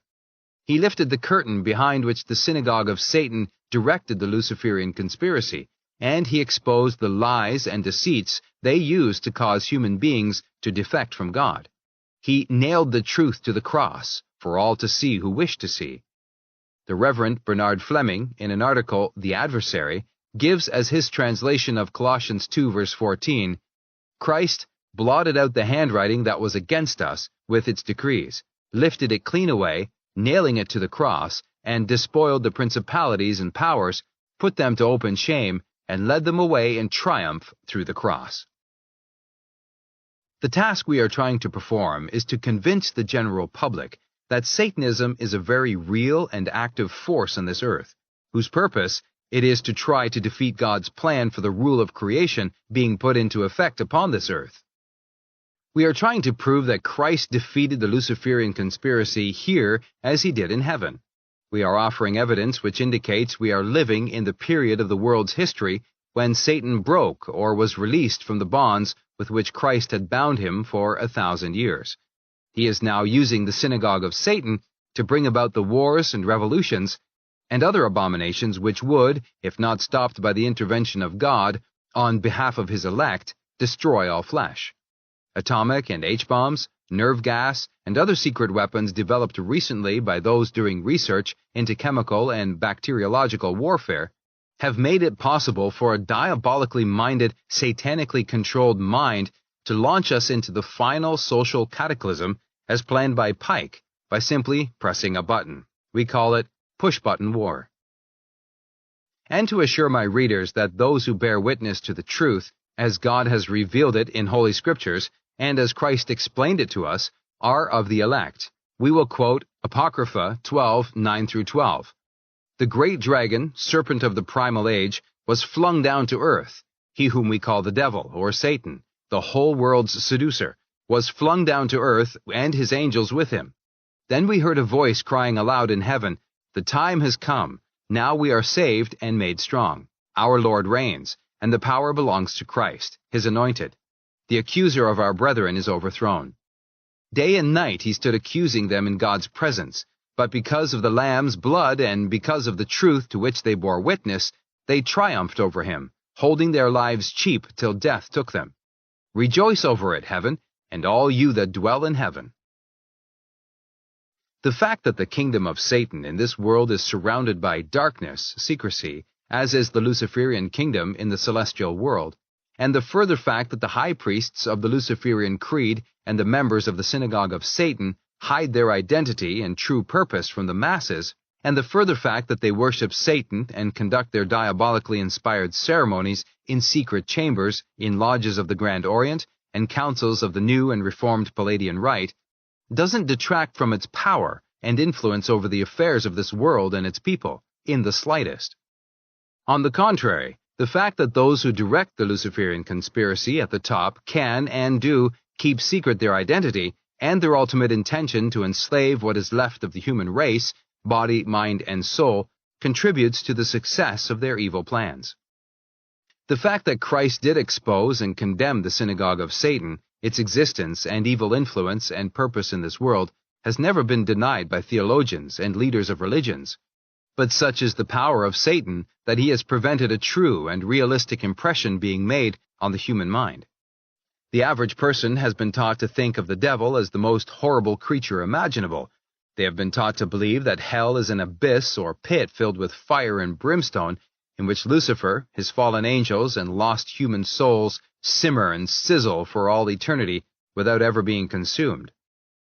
This misleading teaching of what constitutes hell, Lucifer and his fallen angels, has caused multitudes of people to defect from God and land in the very hell they were deceived into believing a myth. Notwithstanding the fact that the fathers of the early Christian church fully realized the enmity existing between Christ and Satan, and knew that Satanism would continue to work in the dark and use lies and deceits to wean human beings away from God, in order that their souls would be damned, they did not seem able to get the truth regarding this all-important matter across to the masses of the people. They taught the greatness and perfections of God and the goodness and meekness of Jesus Christ. They told of the wickedness of Satan and the devil, but they didn't trouble to explain how the forces of evil upon this earth have operated since the fall of our first parents. Thus it was that Satanism, disguised in 1,000 ways and operating under 100 different names, grew stronger and stronger without the general public knowing what was really behind the scenes, causing all the evil things they had to suffer. While we don't wish to labor this matter, there is evidence which indicates that with the death and resurrection of Jesus Christ, Satan was cast back into hell and there bound, as far as being prince of this world is concerned, for 1,000 years. We believe, according to the Apostles' Creed, that Christ descended into hell immediately after the death of his mortal body. Couldn't it have been to see that Satan was secured, as well as to release the souls of the just who had been detained in that part of hell called limbo until Christ had redeemed them? Then again, the Luciferian conspiracy seems to have had very poor direction on this earth from the time Christ left us until about AD 1000, Christianity had flourished. It was progressing. Church and state were trying to get along together. The church was advising rulers in regard to God's plan for the rule of the universe, and the rulers were seemingly trying to put that plan into effect. Paganism was dying a natural death under the glare of the light of Holy Scriptures. But as the 1,000 years ended, Satanism broke out again in all its diabolical force and fury, and Satan again became prince of this world. He and his agentur made good men pave their paths to hell with good intentions never put into practice. They split the Christian religion into 1,000 fragments. They caused the church and state to fight each other. They caused the human race to start dividing and fighting each other, till the heads of both church and state seemed agreed on one point. Satanism was the root of all evil being inflicted upon the world and its inhabitants. Satanism was so apparently the cause of all evil that in the 13th century the Pope introduced the Inquisition, in the hope the inquisitors would be able to root out the evil. How the high priest of the Luciferian creed must have doubled up with demoniacal laughter. They sat back and watched the princes of the Christian church and kings of Christian countries tormenting human beings with the very tortures of the damned, and doing this diabolical task in the sweet and holy name of Jesus Christ.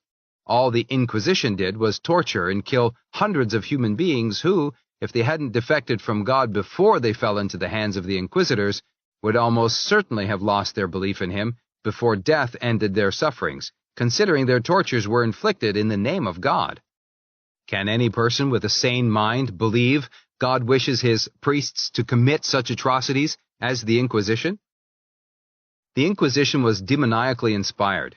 It served the Luciferian cause inasmuch as it enabled Satanists to turn thousands of people away from the Church of Christ. The Inquisition enabled the enemies of Christ to split the Church of Christ wide asunder. It enabled Satanism to divide the united power of church and state. It was the origin of those things which led to the Reformation, and from the Reformation on enabled Satanism to split the Christian religion into more than 400 different denominations. The Inquisition enabled those who directed the WRM at the top to put their principle of first divide and then conquer into full operation. What a difference there would have been if, instead of persecuting a few thousand people who were accused of heresy and/or sorcery, the heads of church and state had joined forces and taught the masses the truth regarding Satanism, its diabolical direction and purpose. If the masses had been told by their priests and rulers that the purpose of the Luciferian conspiracy was to ultimately enslave the whole of the human race, body and mind, in order that they could ruin their immortal souls, Satanism would have ended right there and then. A fully informed public could not be led from one evil to another. A fully informed people could not have been led into wars and revolutions. But such is the power and cunning of the devil that those who served him caused the heads of both church and state to torture and kill those judged guilty of Satanism instead of making publicly known the details of the Luciferian conspiracy, and thus depriving the agents of the devil of their opportunity to deceive a gullible and ignorant people.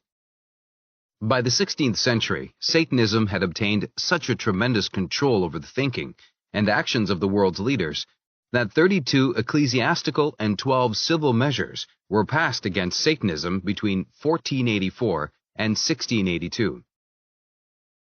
The power of those who direct the Luciferian conspiracy at the top can be fully appreciated when it is pointed out that despite the knowledge and awareness of the leaders of Christianity, both ecclesiastical and secular, the Synagogue of Satan were able to restrict inquisition to individuals who were accused of witchcraft or sorcery. Thus, between 1532 and 1682, 400 individuals were accused of practicing Satanism all over the Christian world, including Nemesis, Carolina, USA. Many of those accused were betrayed by enemies. They knew no more about Satanism, as it is practiced and directed at the top, than did their judges and executioners. In 1776, the Synagogue of Satan was comprised of men of great intellect, mental giants, who because of their acquisition of wealth or achievements in the fields of finance, science, literature, the arts, and industry, became literally as proud as Lucifer, whom they secretly worshipped as their god. These evil tycoons controlled Satanism at the top. They plotted how they could best use the masses to place ultimate world domination in their hands, or the hands of their Luciferian successors.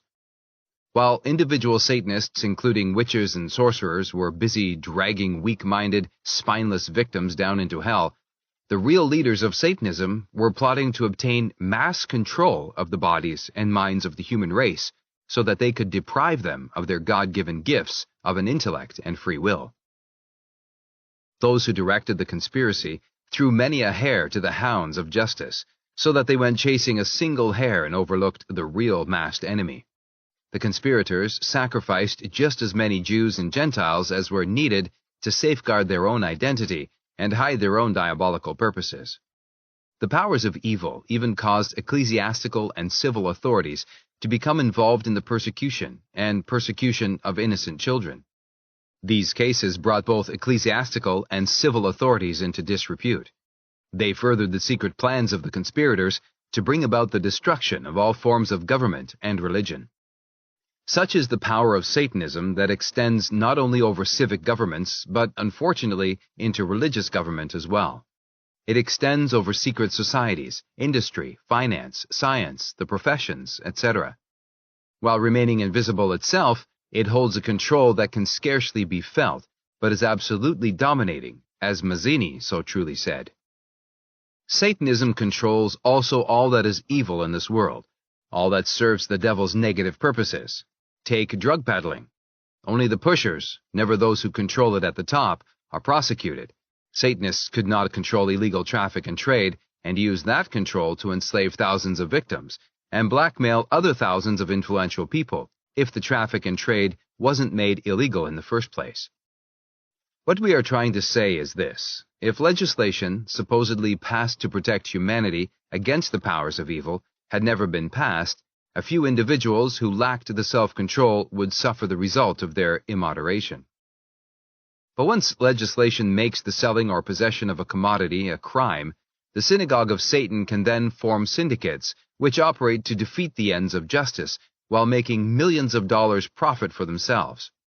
Thus, they extend their powers from individuals to organizations, societies, and governments. I realize some readers will think this a terrible thing to say, but prohibitory legislation is against God's plan. Everything He created can be used for our benefit. If we abuse what He gave us, we pay the penalty. It is a fact that nobody ever has or ever will be legislated into heaven. Legislation never kept a Satanist out of hell. Prohibition enabled the Synagogue of Satan to establish a government within a government. The Synagogue of Satan established a kingdom in the underworld. It enabled those who direct the WRM at the top to make billions of dollars while advancing their control on society as well as over the underworlds of all big cities. Today, exactly as the protocols say would happen, the princes of the underworld are lords of society. Ex-gang leaders now own fabulous resorts and legalized gambling palaces in the sanctuaries in which the SOS intend to hide in case of war and/or revolution. They set the pace and fashions in so-called society. The proper procedure should be for the proper authority to arrest and restrain and try to cure individuals who sin against God, to the extent that their actions prove dangerous or harmful to society. If God hadn't forbidden Adam and Eve to eat the fruit on the tree of life, they couldn't have sinned. But God made it possible for Adam and Eve to sin in order that they could prove they sincerely wished to love and serve Him voluntarily for all eternity. Death as punishment fitted their crime. Satan caused Eve to sin because she believed him when he promised to initiate her into the secret of procreation and make her equal in power to her and his Creator. Eve learned to procreate, but God proved only He could create creatures which live forever. That is why we, the children of Adam and Eve, must die. That is why we must be born again of the Spirit before we can be reunited with God. Chapter 6. Secret Societies and Subversive Movements. Nesta Webster published a book named Secret Societies and Subversive Movements to expose how they were used to further the WRM. She did not, however, come right out and say the secret power, which controls all secret societies and subversive movements at the top, is the Synagogue of Satan. She does not carry her subject beyond its materialistic and temporal characteristics. She threw a great deal of light on Adam Weishaupt's secret life. She credits him with being the author of the original writings of the order and sect of the Illuminati and the founder of the Illuminati. With these statements, I cannot agree. My studies and research satisfied me that Weishaupt only revised and modernized the protocols of the Luciferian conspiracy in order to enable the Synagogue of Satan to take full advantage of the progress being made in applied science and the rapidly changing social, political, economic, and religious conditions. He didn't originate Illuminism. The Illuminati simply means holders of the light, just as the word protocols means original written draft of a plan designed to achieve a definite stated purpose. The Illuminati has existed since Cain defected from God. The protocols were written just as soon as man mastered the art of expressing his thoughts and recording his future plans by writing on material which could be preserved. The protocols were written long before Zion was ever heard of. Adam Weishaupt was at the age of 28, a professor of canon law at Ingolstadt University. He was a mental giant, commanding great respect in educational circles. Because he was Jesuit-trained, many non-Catholics claim the Jesuits are the secret power, which puts the Pope of Rome's plan to win ultimate world domination into effect. Following this line of reasoning, the enemies of the Roman Catholic Church claim that it is this religious institution which is the mystery, Babylon the Great, the mother of harlots and abominations of the earth. Revelation 17, verse 5. My studies have convinced me that Illuminism, under the name Perfectionism, was practiced within the Jesuit order long before Weishaupt defected from God and became a Luciferian. Both movements, Illuminism and Perfectionism, were started to encourage human beings to become as near perfect as possible. There is an old saying, "The road to hell is paved with the good intentions of those who failed to put them into practice." The Jesuit order was the greatest teaching order during the 17th and 18th centuries. The Synagogue of Satan, quite naturally, infiltrated its agentur into the order as they infiltrate into every level of society. Their agentur hid their true identity. They were clever enough not to be openly critical of the curriculum of the Jesuits. They simply advised those who set up the curriculum not to teach too much about the existence of the Luciferian conspiracy or tell the students how and why it was directed. Just so Catholics will not become antagonistic because of what I reveal regarding this aspect of the conspiracy, which we call the conspiracy of silence, I wish to remind them that even the popes have blamed the rapid development of Satanism upon the manner in which priests have neglected to inform their parishioners on this all-important matter. The bull Summus Desiderantis of Pope Innocent VIII, issued December 6, 1484, was for a long time considered to be the papal declaration of war against witchcraft, which is only another word for Satanism. Why the ordained ministers of the Christian religions won't call a spade when dealing with Satanism and its ultimate purpose is difficult to understand. Is it that they, too, are controlled at the top by Satanists who insist that they use the words witchcraft and sorcerers? But when we study thoroughly what this Pope said, we find he added nothing new to the subject of Satanism. He certainly made no dogmatic ruling. I am supported in this opinion by Émile Brouet in his 16th Century and Satanism and a dozen other Catholic priests and authors. This papal bull first recalls that the care of souls ought to be the ceaseless concern of pastors. The Pope expresses his sorrow that neglect on the part of pastors caused many of the faithful in the dioceses of the Rhine to defect from their religion and accept Satanism, including carnal relations with devils. The second part treats with witchcraft in detail. The third part authorizes the inquisitors, Sprenger and Institoris, to prosecute offenders with the rigors of ecclesiastical justice. This document fell far short of the decretals of Pope John XXII. Because Weishaupt played such an important part in modernizing the Luciferian conspiracy, it is advisable that the reader be given a few facts to enable him to understand how and why a brilliant young scholar can be caused to defect from God and literally sell his soul to the devil. Born in 1748, Adam Weishaupt became professor of law at the University of Ingolstadt, Bavaria, Germany in 1776. He specialized in canon law, the law that is intended to keep Christianity on the straight and narrow path of truth. He was lionized by false friends. He was inculcated by so-called intellectuals and modernists. He was taught to accept realistic liberal ideas. Then Satan, in the form of his own sister-in-law, took a hand. Either he seduced her or she seduced him. This sexual perversion proved his undoing. Letters among his correspondence prove that he became so distraught when he found his sister-in-law was pregnant that he appealed frantically to his so-called friends. He implored them to help him procure an abortion before the birth of the child would overwhelm him with disgrace. Weishaupt's letters prove he was literally as proud as Lucifer. He wasn't penitent because he had sinned against God, betrayed his brother, and broken his vow of chastity. Oh no. His letters prove his panic was caused by his fear that exposure would cast him down from the pinnacle of learning to which he had been elevated at such an early age.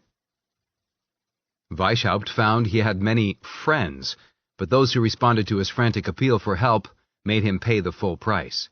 Under the guise of friendship, they introduced him to a medical specialist. They supplied him with all the money he required. Truly the devil's way. First sexual depravity, then gold. He was then brought under the influence of the newly formed House of Rothschild. He was retained to revise and modernize the age-old Luciferian protocols. His pride was given further inflation when he was asked to, or it was suggested, that he organized the Illuminati to put the revised version of the continuing Luciferian conspiracy into effect. Weishaupt wrote many books and pamphlets dealing with the Illuminati and the New Order, which was the deceptive name modernists gave to totalitarianism, which is only another name for Luciferianism. In his Code of Illuminism, he gives detailed instructions to be followed by recruiters, delegated to bring learned and wealthy and influential men into the Illuminati.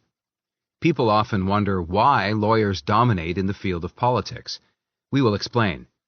Weishaupt told his recruiters that the success of the movement, conspiracy, depended on their ability to bring about the conquest of professional people, lawyers in particular, who have the ability as speakers and are astute and active. To quote his own words, Weishaupt told those he instructed, "These people, lawyers, are true demons, most difficult to handle, but their conquest is always good when it can be obtained." He recommended as next on their list of conquest teachers, university professors, and the superiors of seminaries whenever possible. Doesn't this explain the control the forces of evil now have obtained over our educational institutions, including our seminaries? When students studying for the ministry of the Christian religion can have the truth withheld from them, and ordained ministers who learn the truth can be forced by their superiors to keep silence, the devil has made tremendous strides in developing the Luciferian conspiracy towards its final goal. To prove that lies and deceits are the stock in trade to be used by agentur of the Illuminati, Weishaupt told his recruiters, "If there is any man of great reputation, of his own merit, cause it to be believed that he is one of us." This advice was followed in the case of General George Washington. He was claimed to be a Mason of the highest degree by the Illuminists after Illuminism was introduced to America. This claim has been proved to be a deceptive lie. Illuminists have claimed, but never proved, that even popes have been initiated into their order. It is regrettable, but it must be admitted that there is a great deal of evidence to indicate a number of priests and ministers of Christian denominations are now being initiated into the Illuminati, the lodges of Grand Orient Masonry, or Pike's New and Reformed Palladian Rite. A letter I received November 11, 1958, from a member of the Roman Catholic hierarchy frankly admits he has noticed things about his associates which indicates this statement is a fact. Weishaupt also wrote The Cause. He emphasizes the importance of conquering public officials so they can be used to monopolize public offices and bring about centralization of governments. Is this not what is happening in what is left of the so-called free nations today? Even kings and princes are considered by Weishaupt as preferred objectives. When Mazzini took over the direction of Weishaupt's program for wars and revolutions in 1834, under the guise of Director of Political Action, he reiterated what Weishaupt had said in this regard, and we quote, "The assistance of the influential is an indispensable necessity to bring about reform in a feudal country." In the jargon of the WRM leaders, this word reform means subjugation. Today we find Prince Bernhard of the Netherlands and Prince Philip of England active in the Bilderbergers and other international groups. Today, Weishaupt's revised and modernized version of the Luciferian conspiracy is being furthered by the intellectuals who comprise the controlling influence in the Bilderberger Group, the World Federalist Movement, and the Council of Foreign Relations located in the Henry Pratt Building, New York.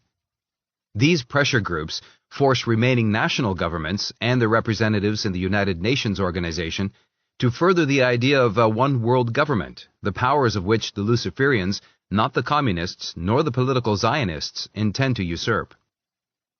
So that good Christian people may be better able to judge which of their spiritual advisers are real soldiers of Jesus Christ, and which are wolves in sheep's clothing, we will prove that Satanism's infiltration into the clergy of all religions and religious orders is nothing unusual or modern.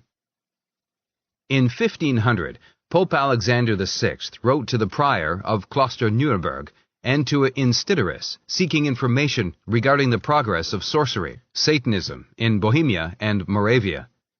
This letter is important because Germany and Bohemia have long been headquarters of Satanism and remained so until after Weishaupt died in 1830. Satanism revived under the influence of Nietzsche's teachings. The councils of Cologne 1536 and 1550 reveal that members of the clergy had defected from their belief in God and were teaching and practicing Satanism. Those who comprised the membership of these councils ordered such clergy to be excommunicated. In 1583, the Council of Reims excommunicated sorcerers, who make a pact with the devil, who pervert sexual relations, who practice deviltries, and pretend to heal through the powers of Satan. From 1580 to 1620, the disciplinary and dogmatic assemblies of the Protestant religion often discussed the question of sorcery and Satanism, both as it was being practiced individually and in general. But to get back to Weishaupt and his writings, and to prove that he had defected from Christianity and embraced Satanism when he revised the protocols, he finished this task in 1776. He announced this to the Illuminati May 1st. This is the real reason why May 1st of every year since has been celebrated by revolutionary organizations and even labor organizations without the vast majority of the membership even suspecting the truth. This is why May 1st, 1776 is printed on American $1 bills under the Great Pyramid. On top of the pyramid is the all-seeing eye of the Illuminati. Weishaupt established the lodges of the Grand Orient to be located in the principal cities of Europe and to be the headquarters of the Illuminati, which he reorganized to put the revised and modernized version of the Luciferian conspiracy into effect. The members of the Illuminati were at first restricted to about 2,000. They were men who, because they possessed exceptional mental abilities, had advanced to the top of their particular fields of human endeavor.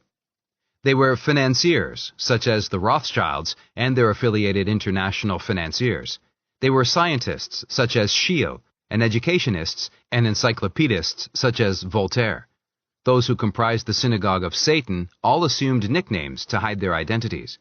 The term nickname was first used to indicate a man who took, assumed, or was given another name to conceal the fact that he had become a worshipper of the devil, who was often referred to as Old Nick. We don't want to labor this point. It is sufficient to say that the men chosen to become adepts in Satanism were members of the Illuminati, who, by their lives, words, and deeds, proved they had defected from God. Some were avowed atheists, but the majority willingly accepted totalitarianism, the Luciferian ideology, as presented to them by Weishaupt as their creed. Only a fool can be a convinced atheist. Only a fool can believe that the universe, and all it includes, just happened. Even evolutionists with brains admit that evolution could be part of God's plan of creation, under which creatures can develop into a higher plane or deteriorate to a lower plane. The Illuminati have one thing in common. They agree that those who use their brains to win success in this world have the right to rule others with less brains on the grounds that the Goyim, the masses or common people, just don't know what is good or best for them.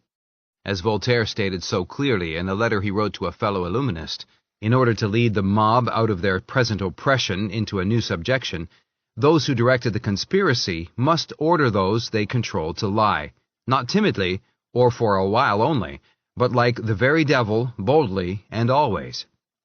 Voltaire is also on record as having advised those Illuminists with which he was associated that they should use high-sounding phrases when addressing the Goyim and make them lavish promises. He added, "The opposite of what is said and promised can be done afterwards. That is of no consequence." The Goyim were encouraged to destroy established government and religions in order to establish democracies. Democracies were defined deceptively as being government and religion of the people, by the people, for the people. Thus the vast majority understand the word democracy even today. In actual fact, the word democracy, demoniacal, or mob rule. Those who direct the Luciferian conspiracy at the top use the mob to do the fighting and destroy their governments and religions. Then they subjugate the mob. As far as the high priests of the Luciferian creed are concerned, it doesn't matter if Americans and British destroy the governments of other countries, as long as the citizens of other countries ultimately destroy the governments of Britain and the USA by wars and revolutions. According to the Luciferian principle, wars always lead to revolutions. That is why communist leaders adopted the Luciferian slogan, "Revolution to end all wars." The Luciferian policy is, wars to weaken governments, revolutions to complete their destruction. After every revolution, revolutionary leaders tell their followers it is necessary to establish a proletarian dictatorship in order to restore law and order. Then, in due time, will come the socialist republic. That is another lie. The so-called proletarian dictatorship is always turned into an absolute dictatorship. When Lenin was asked, "How long will it be before your absolute dictatorship gives way to a Soviet workers' government?" he replied, "That is a question I cannot answer.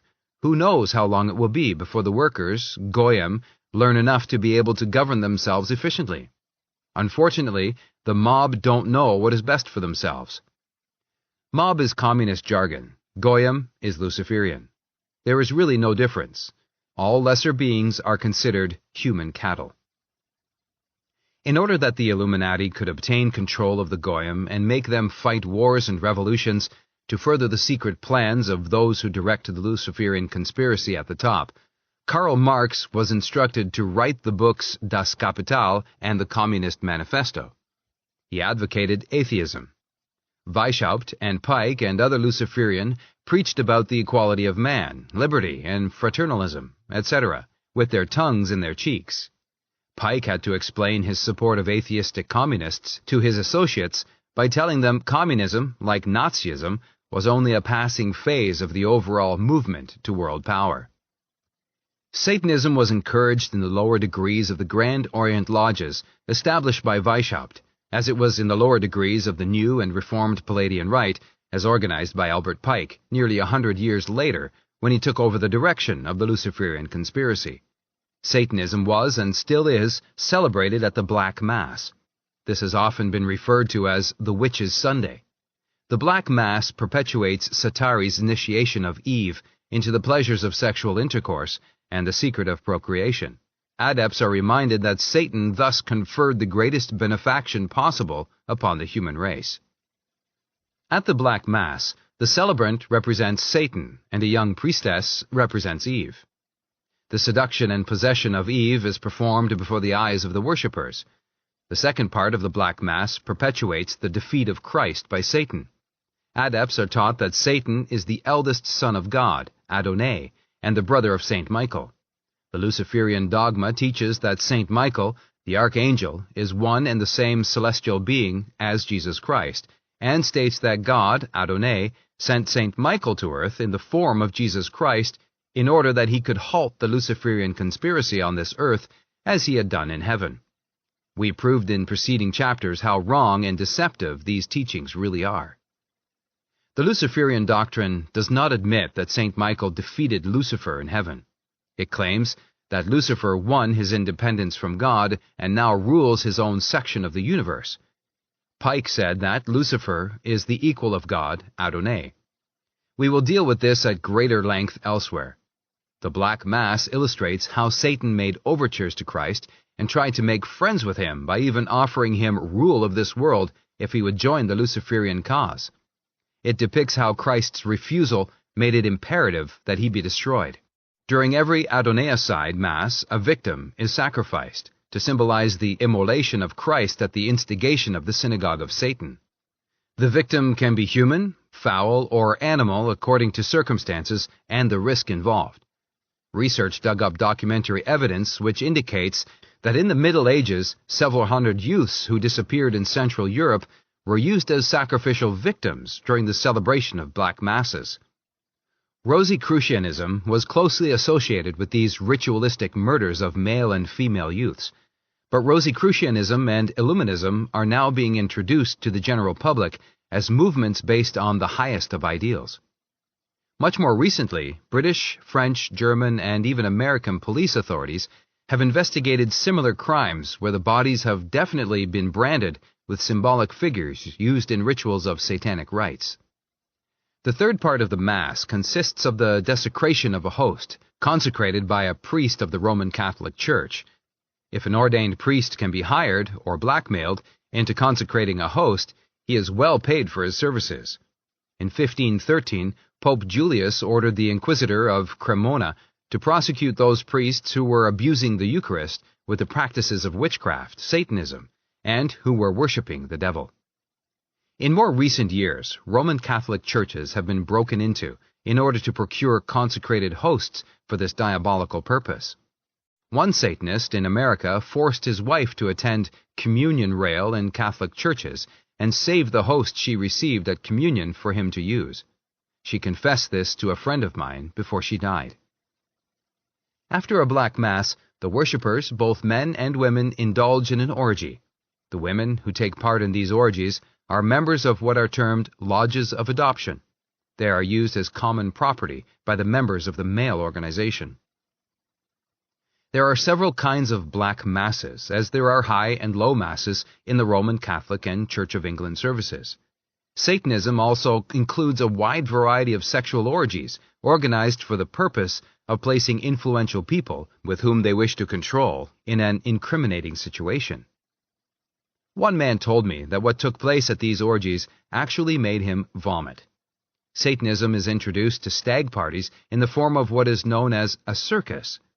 These circuses are quite common in most large cities.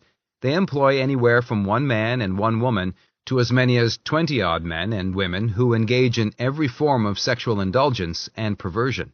Satanism is spread insidiously by the distribution of motion pictures depicting every form of sexual abomination it has been possible for devils in human form to perform.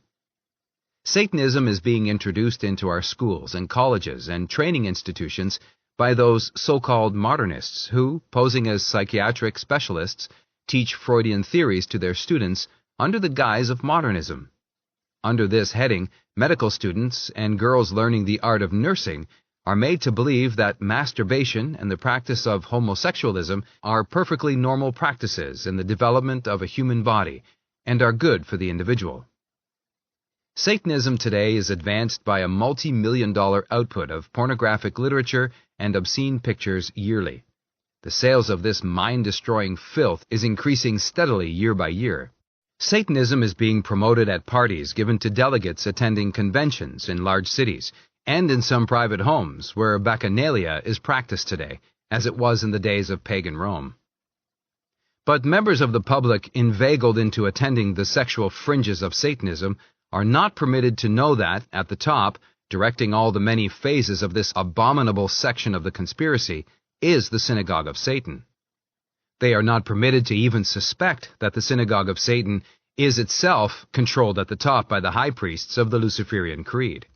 At first, those who proselytize for Satanism get their intended victims to witness sexual performances out of curiosity. Then they get them to practice Satanism by convincing them there is nothing wrong in nature. So their victims sin because they like to sin. Progress along these lines at first deadens and then kills the victim's conscience. When properly hogtied, the victim is used to serve Satanism's diabolical purposes. The effect of Satanism is to be seen and heard at so-called parties everywhere. Dirty stories are now told to and by members of both sexes at every opportunity. Language which connects the name of Jesus Christ with unprintable four-letter words is in common use. Juvenile delinquency is encouraged by Satanists and Satanism. Satan doesn't bother men and women who serve him well. Usually he rewards internationally minded totalitarians with wealth and power, enough to satisfy their selfish materialistic ambitions. The point to remember is this: every form of internationalism, every totalitarian idea, every racket, every negative organization and movement serves to further the secret plans of those who direct the Luciferian conspiracy at the very top. Many great men, including His Eminence Cardinal Carl E. Rodriguez of Chile, when exposing Satanism as practiced in the lodges of the Grand Orient and councils of the New and Reformed Palladian Rite, refer to these two secret societies as Masonry and even Freemasonry. This causes uninformed people to believe that many Masons of the Scottish Rite, also known as Blue or Continental Freemasonry, are Satanists also. This is untrue and very misleading. Not even members of the lower degrees of the Grand Orient and New Palladian Rite practice Satanism. Even those members who are selected to be initiated as adepts into Satanism are not told the full secret, that is, that Satanism is controlled at the top by the high priests of the Luciferian creed. Only those initiated into the highest degree are shown the true light of the pure doctrine of Lucifer, and required to worship him as their one and only God.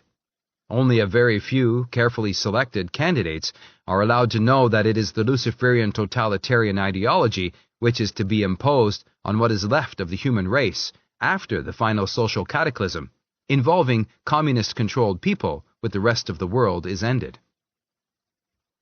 Weishaupt and Pike were both high-degree Freemasons, but not one Mason in 10,000 even suspected they were also high priests of the Luciferian creed.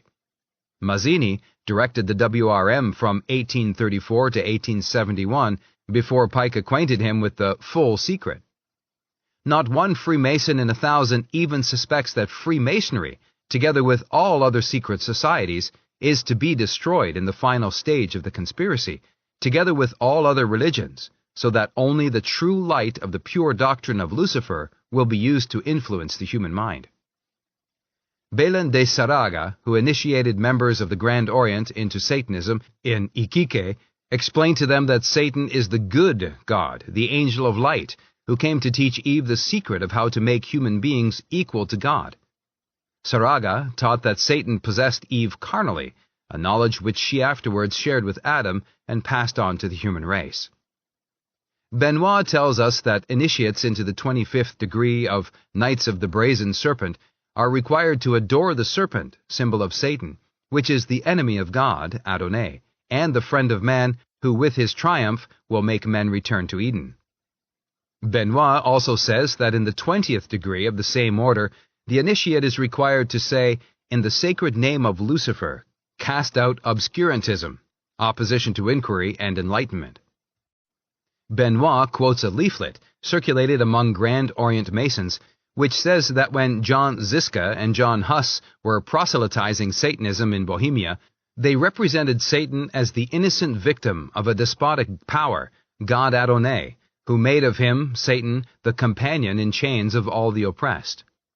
These two replaced the age-old expression, "God be with you," with this substitution, "May the one to whom injustice is done keep you."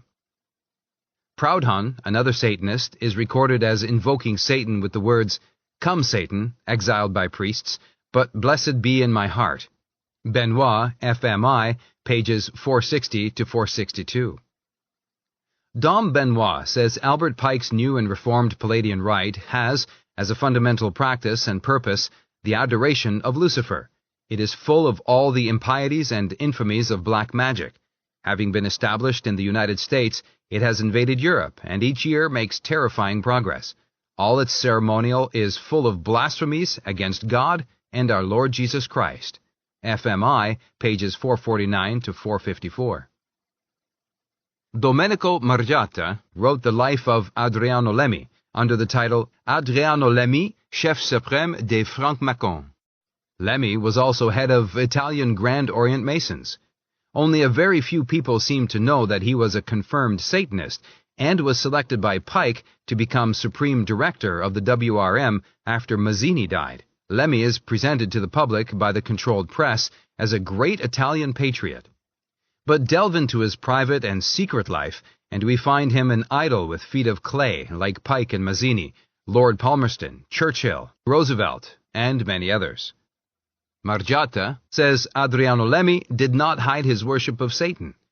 In Italy, all knew he is a Satanist. In the name of Satan, he used to send out his circulars, although adapting himself at times to the opinion of the imperfect initiates, but it is enough to leaf through the collection of his diary, reserved for Grand Orient Masons, to know his sentiments concerning occultism and the wickedness of one who had delivered himself to the devil.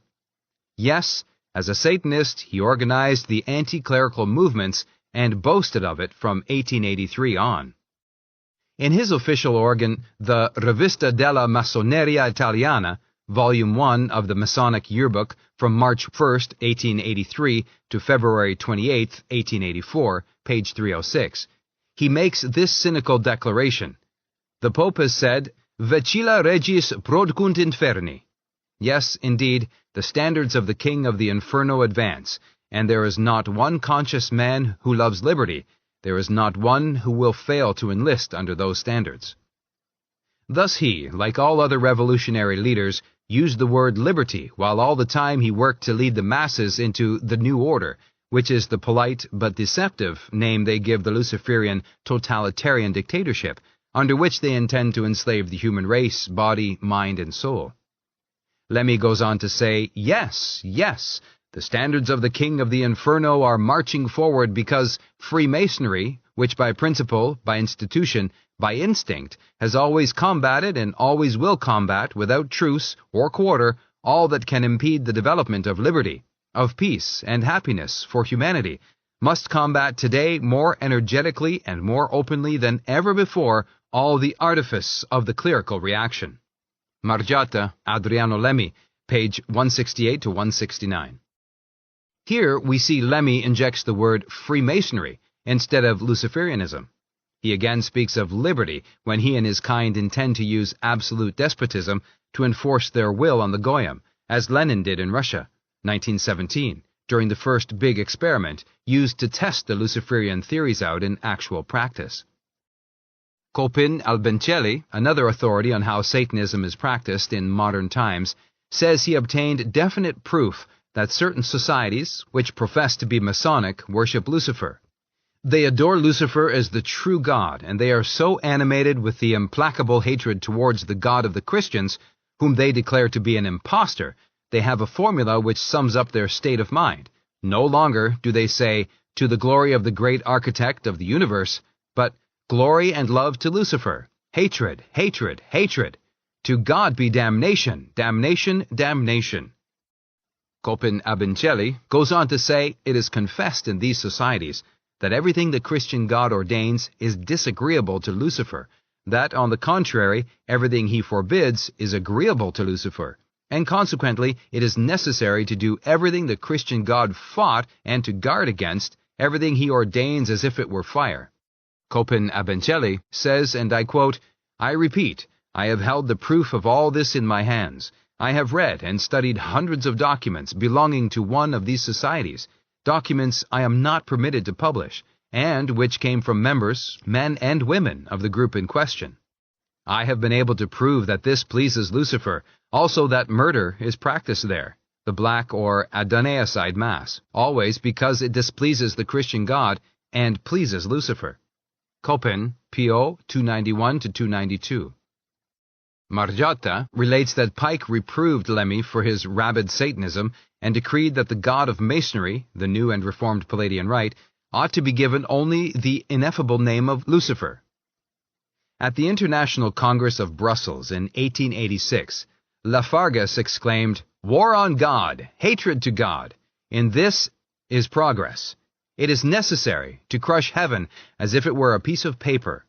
The World Congress in Brussels, 1958, was one of the most godless exhibitions ever staged. One could find Satanism everywhere. A Luciferian adept, Brother Lanison, Solstical Festival of the Clement Friendship Lodge on March 13, 1880, blasphemed with these words, "We must crush the infamous one. But that infamous one is not clericalism. That infamous one is God." International Review of Secret Societies, number 17, 1924, pages 309 to 310. We have only quoted a few unrelated authors who, in the second half of the 19th century, found out truths I confirmed as the result of my own research in the first half of the 20th century. Those who direct the Luciferian conspiracy can keep this information locked up because they control the press and all avenues of public information. But is it not strange that the ministers of the Christian religion don't insist on making these truths known from their pulpits, set up in what they claim are Christian churches, the houses of God? In order to drive the final nails in the coffin of those who try to make the general public believe that all Freemasons are tarred with the same brush, Satanism and or Luciferianism, I wish to point out that both Weishaupt and Pike took particular care to provide for the total destruction of Freemasonry, together with all other secret societies, in the final stages of the conspiracy. In the lectures delivered on the protocols of the Luciferian conspiracy, as divided into chapters and paragraphs by Marsden, the lecturer said Masons and Freemasonry are to be dealt with as follows. Chapter 4, paragraph 2. Who and what is in position to overthrow an invisible force? And this is precisely what our force is. Gentile Masonry blindly serves as a screen for us and our objects, but the plan of action of our force, even its very abiding place, remains for the whole people an unknown mystery. Because this copy of the lectures was to be used for arousing anti-Semitism in Russia to boiling point, the word Gentile was introduced. Chapter 9, verse 2. The Masonic watchwords, liberty, equality, and fraternity, will, when we come into our kingdom, be changed to mean the right of liberty, the duty of equality, the ideal of brotherhood. That is how we shall put it. The lecturer then goes on to explain, nowadays, if any states raise a protest against us, the Satanists and Luciferians, who direct the WRM at the top, it is only pro forma, at our discretion, and by our direction, because they control the policies of all governments from behind the scenes. There is also a statement made which refers to the management of our lesser brethren. This statement indicates the directors of the Luciferian conspiracy intended to use lower-degree Masons as they use lesser Jewish brethren to serve their own secret plans, and sacrifice as many as necessary to serve their own devilish purposes. Chapter 11, 5 through 7 says, We shall keep promising to give back, to the people, all the liberties we have taken away as soon as we have quelled the enemies of peace and tamed all parties. It is not worthwhile to say anything about how long a time they will be kept waiting for the return of their liberties. For what purpose, then, have we invented this whole policy and insinuated it into the minds of the Goys, without giving them any chance to examine its underlying meaning? For what, indeed, if not in order to obtain in a roundabout way what is for our scattered tribe unattainable by the direct road? It is this which has served as a basis for our organization of secret masonry, which is not known to, and aims which are not even so much as suspected by, these Goy cattle, attracted by us into the show army of Masonic lodges, in order to throw dust in the eyes of their fellows. The above reads as if Jews were directing the conspiracy, but we must remember we are dealing with the high priests of the Synagogue of Satan, the masters of deceit, whom Christ told us are them who say they are Jews, but are not. Those who serve Satanism all over the world, seeking the ruin of souls, are just as much the scattered tribe as are the Jews, Hebrews. Chapter 15 tells what is going to happen to all lesser beings, Masons, Jews, Christians, etc., etc. When we, the high priests of the Luciferian creed, at last definitely come into our kingdom by aid of a coup d'etat, prepared everywhere for one and the same day, after the worthlessness of all existing forms of government has been definitely acknowledged. This lecture was delivered between 1873 and 1901. The lecturer told his listeners it might take a century to place those who directed the conspiracy where no power or cunning can prevent us usurping undisputed world domination. He tells his audience that once in power, they shall take the following steps to make certain they remain in power. 1. We shall slay without mercy all who take arms to oppose our coming into our kingdom. 2. Belonging to anything like a secret society will be punishable by death. 3. Those who have belonged to secret societies, has served the SOS, are to be disbanded and sent into exile, exactly as was done in Russia and is now being done in China. The lecturer adds, in this way we will proceed with Masons who know too much. 4. Death will be the penalty of all who hinder our affairs. We execute Masons in such wise that none, save the Brotherhood, can ever have suspicion of it, not even the victims themselves of our death sentence. They will all die when required, as if from a normal kind of illness. Scottish Rite Masons would do well to investigate and expose who among them are secretly of the Synagogue of Satan. By their fruits ye shall know them. Because Christ told us Lucifer is the father of lies and the master of deceit, we will examine General Albert Pike, alleged patriot and considered one of the greatest doctors of Masonic science, in the light of his own words, which were never supposed to see the light of day. He said, "The blue degrees are no more than the outer door of the temple portal. Part of the symbols are explained here to the initiated, but he unintentionally deceived with false interpretations. It is not intended that he understand them, but rather that he imagine himself to understand them. Their true interpretation is reserved for the initiated ones, the princes of Masonry." Masonry, continues Pike, like all religions, all mysteries, hermeticism, and alchemies, hides secrets from everyone, except the initiated sages or elects, and employs false explanations and interpretations of its symbols to deceive those who deserve to be deceived, and to hide from them the truth, which is called light, and to separate them from it. It is only when we compare the above statement with the information contained in Pike's letters to Mazzini and others who became initiated sages and the elect of the Luciferian creed that we can understand and appreciate the terrible truth hidden behind the above-quoted words. The word light, which he emphasized, is proved to mean the true light of the pure doctrine of Lucifer, as he explained to Mazzini in the letter he addressed to him August 15, 1871. I consider many Freemasons among my friends. During the 1930s, I had the honor and privilege to be the guest speaker at numerous Masonic lodges. I was so honored by the Ionic Lodge of Hamilton, Ontario, the oldest lodge in Canada, on several occasions. It is with feelings of love and charity that I reveal that they are lied to and deceived, and that their society is used as a cloak to cover up the true identity and purpose of the members of the Synagogue of Satan, who use their temples as their secret headquarters so they can work secretly and mysteriously in the dark, promoting Satanism and directing the Luciferian conspiracy. I know that Masons in Blue Masonry swear on the Bible when taking their oaths. That proves the vast majority believe in God, Adonai, as the creator of heaven and earth, whom they call the grand architect of the universe. I know the vast majority of apprentices mean every word they say when they swear by God they will never reveal the secrets, and I know that the God they swear by is the God they think of as that supernatural being who cast Lucifer and his fellow rebels out of heaven and into hell. I know that of the vast number of Freemasons located throughout the world that only a few, and a very few, deteriorate to the point they are considered worthy to be initiated into Satanism. I know that still fewer are selected to become members of the elect of Lucifer. As far as my studies go, I feel that the insidious purpose behind Luciferian infiltration into Freemasonry and all other religions is to deceive them into directly and indirectly promoting the idea of a one-world government and religion. As I said before, I repeat once more, not one Mason in 10,000 even suspects that those who direct all aspects of the Luciferian conspiracy intend to usurp the powers of the First World Government to be established and then impose the Luciferian ideology upon what is left of the human race.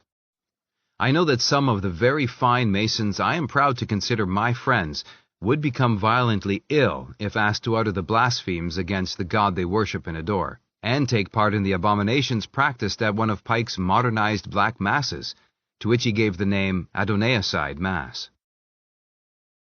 Chapter 7. Adam Weishaupt. With deceit as their chief weapon, those who direct the Luciferian conspiracy have caused Catholics to believe Freemasonry to be the main instrument the devil uses to destroy them and Christianity. Using exactly the same deception, Masons are taught to believe Roman Catholicism is Luciferianism in disguise.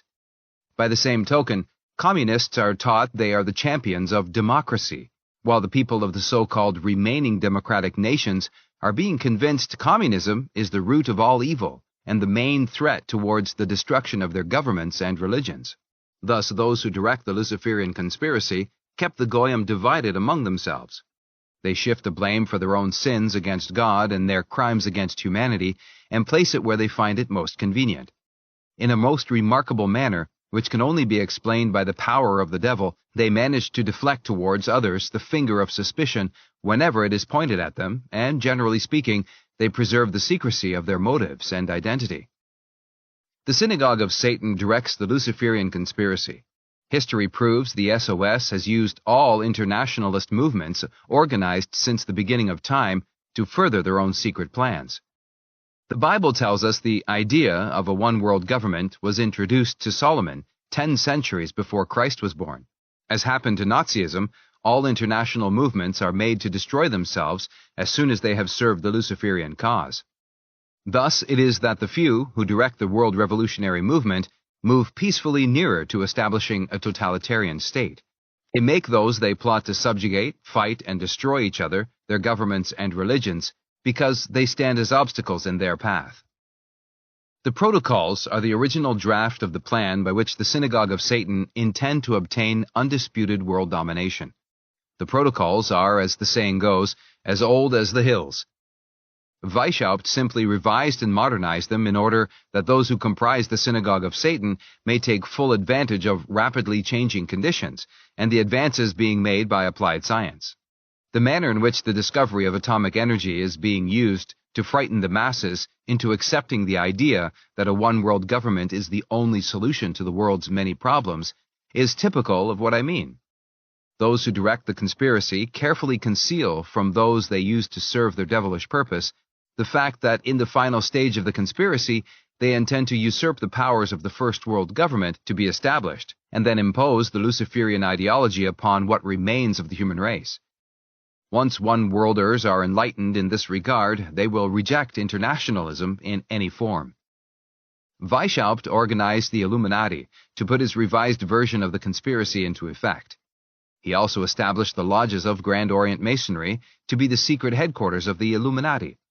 When members of the Illuminati infiltrated into other secret organizations, including Continental or Blue Freemasonry, they organized their own secret society within the lodges of the secret society into which they infiltrated. The ordinary, imperfect members were, and still are, kept in ignorance of this fact. The most prominent Satanists, or Luciferians, who worked with Weishaupt were the famous German author Zwak, Baron Nigg, Baron Bassus in Sandersdorf, the Marquis Constanza, and Nikolai. In order to hide their identity and real purpose, Weishaupt and his lieutenants used code names. Weishaupt was Spartacus, Zwak was Cato, Baron Nigg was Philo, Bassus was Hannibal, the Marquis Constanza was Diomedes, and Nikolai, the greatest scoffer of all religions which teach belief in a god other than Lucifer, became Lucian. Cities in which Grand Orient lodges were established to be the secret revolutionary headquarters of those who directed the conspiracy also received code names. Thus, Munich became Athens, Vienna became Rome, etc. It was an accident, or an act of God, which exposed these secrets. Zwak had put Weishaupt's notes into orderly manuscript form, ready for publication for the information of revolutionary leaders throughout the world. Copies of this Luciferian Bible were placed in the hands of carefully selected trustees to ensure that some would survive if government authorities seized other copies.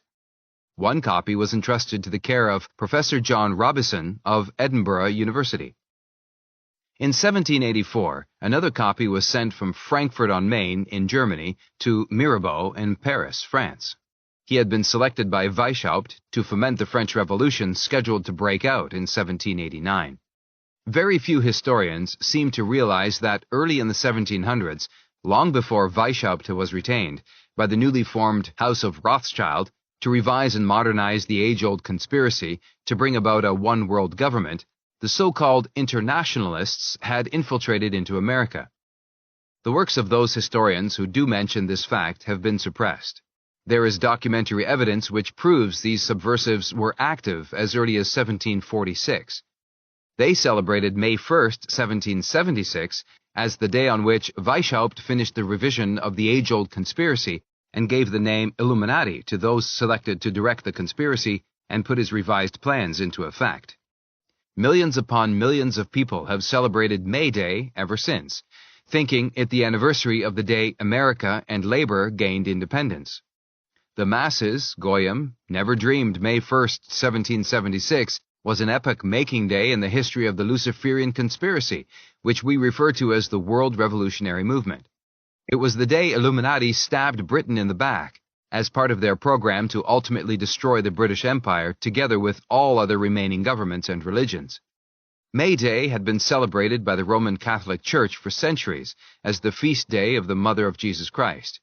It was for this reason that Weishaupt, a renegade Jesuit, picked it to announce to his fellow Satanists and Luciferians his revised plan to destroy Christianity and bring about what Nietzsche afterwards referred to as the death of God. But to get back to our story.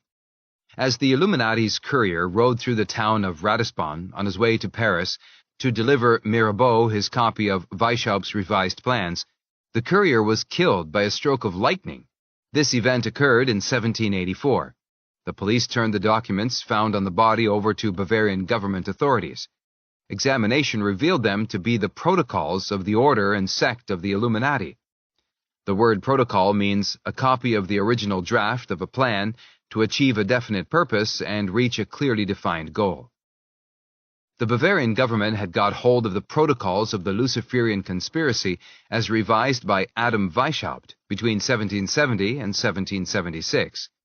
They knew how Weishaupt intended to use the order and sect of the Illuminati to put his modernized plans into effect. The documents further disclosed that the lodges of the Grand Orient were to be used as the secret headquarters of those who directed the conspiracy to destroy all remaining governments and religions throughout the world. They also revealed that the Illuminati intended to infiltrate into all other secret societies, but particularly into continental, blue Freemasonry, for the purpose of contacting wealthy and influential people over whom they wished to obtain control, so they could be used to further the Illuminati's secret plans to bring about a one-world government. The Elector of Bavaria ordered the police to raid the homes and meeting places of Weishaupt and his close associates. These raids added a wealth of additional evidence to what had already been obtained from the documents found on the body of the courier. The Bavarian government was very thorough. By 1786, they had examined all available evidence. They published the information in a book entitled Original Writings of the Order and Sect of the Illuminati. Zwak's manuscript, containing Weishaupt's revised version of the age-old Luciferian conspiracy, was entitled Einige Originalschriften. Copies of the conspiracy were sent by the Bavarian government to all heads of church and state in Europe. History proves these warnings were ignored, because Weishaupt's Illuminati had already been placed in key positions behind the scenes of government, both secular and religious, as experts and advisors. They denounced the evidence as a forgery. They claimed it was part of a huge practical joke being perpetrated by those who wished to ridicule the heads of church and state. But the French Revolution broke out on schedule, and history proves that the conspiracy has been developed since 1776 exactly as Weishaupt intended. Today, it is in its semi-final stage. The Elector of Bavaria banished Weishaupt. He lost his chair in Ingolstadt University, where he taught canon law. He moved to Regensburg, Switzerland, where he reorganized his Illuminati. Switzerland was made into a neutral nation and remained the headquarters of the directors of the World Revolutionary Movement until the United Nations organization was set up by the Rockefellers in New York. Then the brains, which work out the program to bring the conspiracy to its ultimate goal, moved into the Harold Pratt Building, New York. Two Italians, the Marquis Constanza and the Marquis Savioli, joined Weishaupt in Switzerland. This explains why the Italian Giuseppe Mazzini was selected to direct the World Revolutionary Program in 1834, and was succeeded by another Italian, Adriano Lemmi, in 1872 when Mazzini died. With devilish cunning, Weishaupt and his fellow conspirators made those in authority believe that the Illuminati had died a natural death in 1786. The truth is, the plot to bring what remains of the human race under a totalitarian dictatorship has never ended. It blossomed forth under new names and disguises in all parts of the world. It is the WRM as we know it today. Weishaupt himself tells us he planned well in advance of 1786 how to take care of the risk of possible discovery and exposure. Those who defect from God, Adonai, first became Satanists. Then, after long years of testing and trial, a few Satanists are selected for the initiation into the Luciferian priesthood. From these are selected the high priests and the universal sovereign pontiff of the Luciferian creed. Weishaupt, Spartacus, aspired to become sovereign pontiff. In a letter he wrote Cato, Zvak, dated February 6, 1778, he said, "The allegory on which I am to found the mysteries of the higher orders is the fire worship of the Magi, worship of Lucifer. We must have some worship, and none is so opposite, let there be light. This is my motto, and this is my fundamental principle." In March the same year, Weishaupt again wrote to his friend Cato, Zvak. He said, "I have gone through the whole circle of human inquiry. I have exorcised spirits, I raised ghosts, discovered treasures, interrogate the cabal. I have never transmuted metals. I would have executed much greater things had not the government, his superiors in the Luciferian conspiracy at the time, always opposed my exertions and placed others in situations which suited my talents." Weishaupt was literally as proud as Lucifer. He was determined to become the sovereign pontiff of the Luciferian creed. He was determined to be placed higher than any other person in this or the celestial world, excepting only his beloved Lucifer. This statement is proved by a letter he wrote Cato, Zvak, in 1778. He told his friend, "By this plan we shall direct all mankind. In this manner, and by the simplest means, we shall set all in motion and in flames. The occupations must be so allotted and contrived that we may, in secret, influence all political transactions.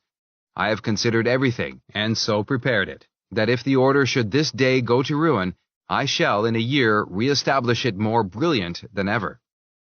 There we have the key to the secret. The Bavarian government discovered and exposed the existence of the continuing conspiracy, but Weishaupt built it up and made it stronger than ever.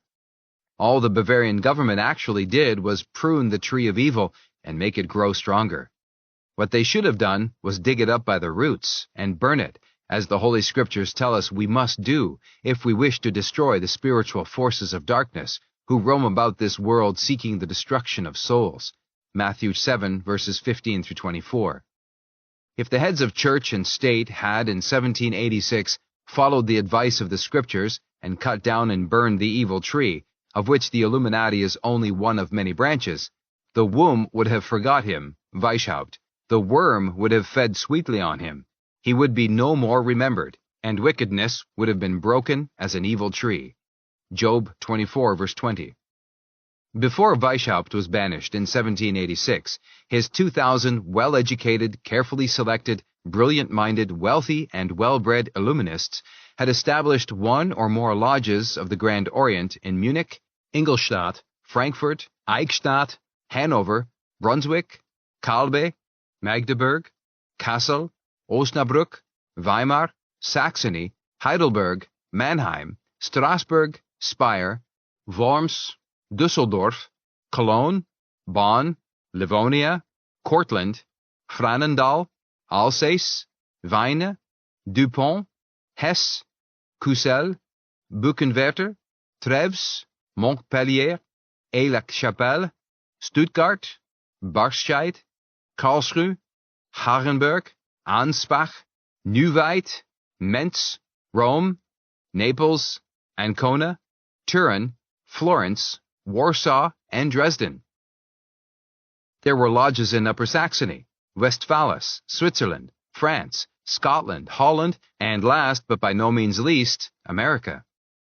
Many so-called authorities have since 1786 tried to convince the heads of church and state in America and elsewhere that Illuminism is dead as the dodo bird.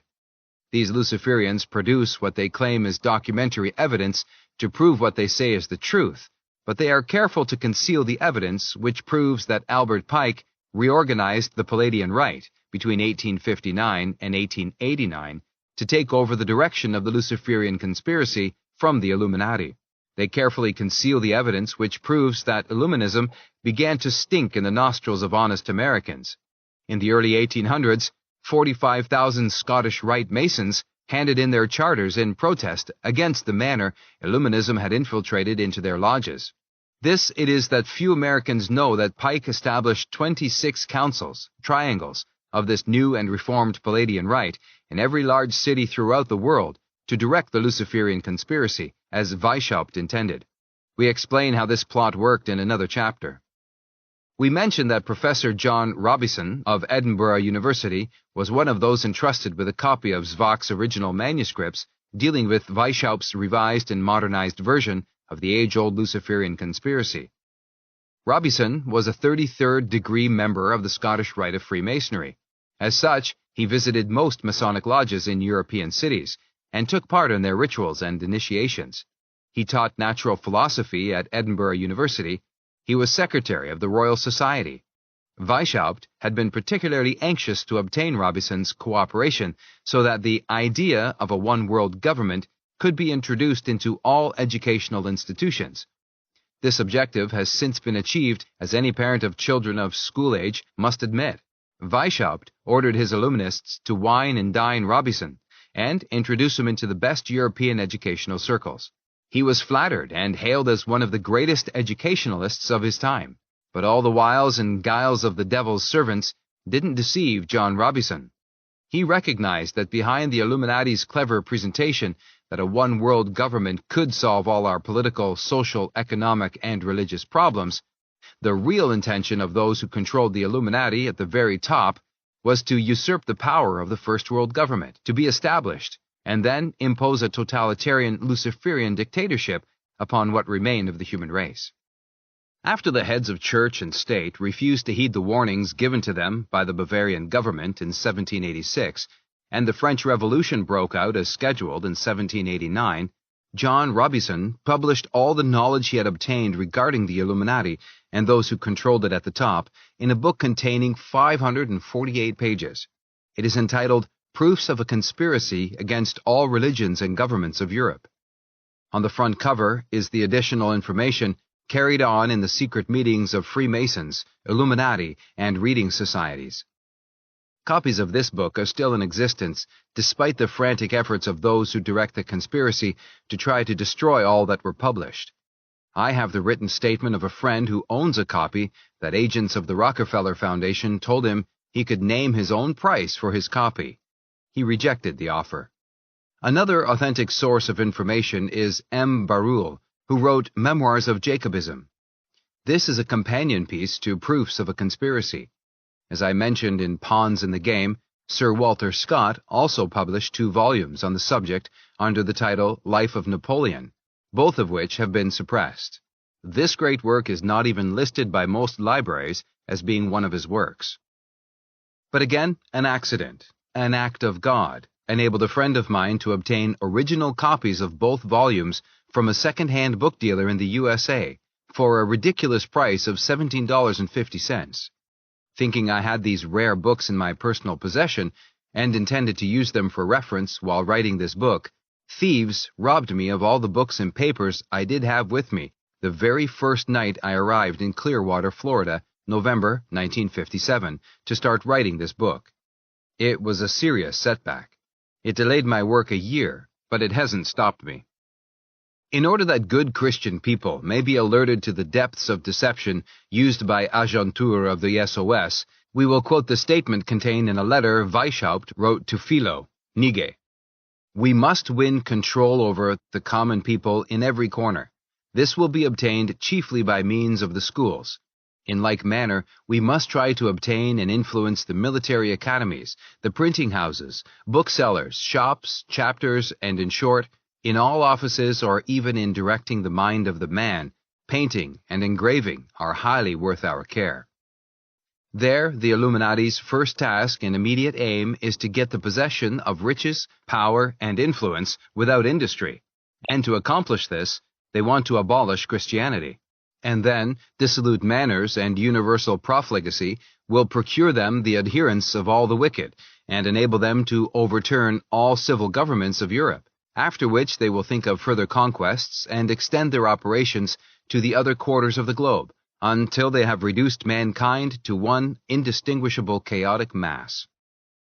In order to reach the type of people the Illuminati needed to further their own secret plans, Weishaupt organized an apprentice class for those the Illuminati's recruiters interested in internationalism.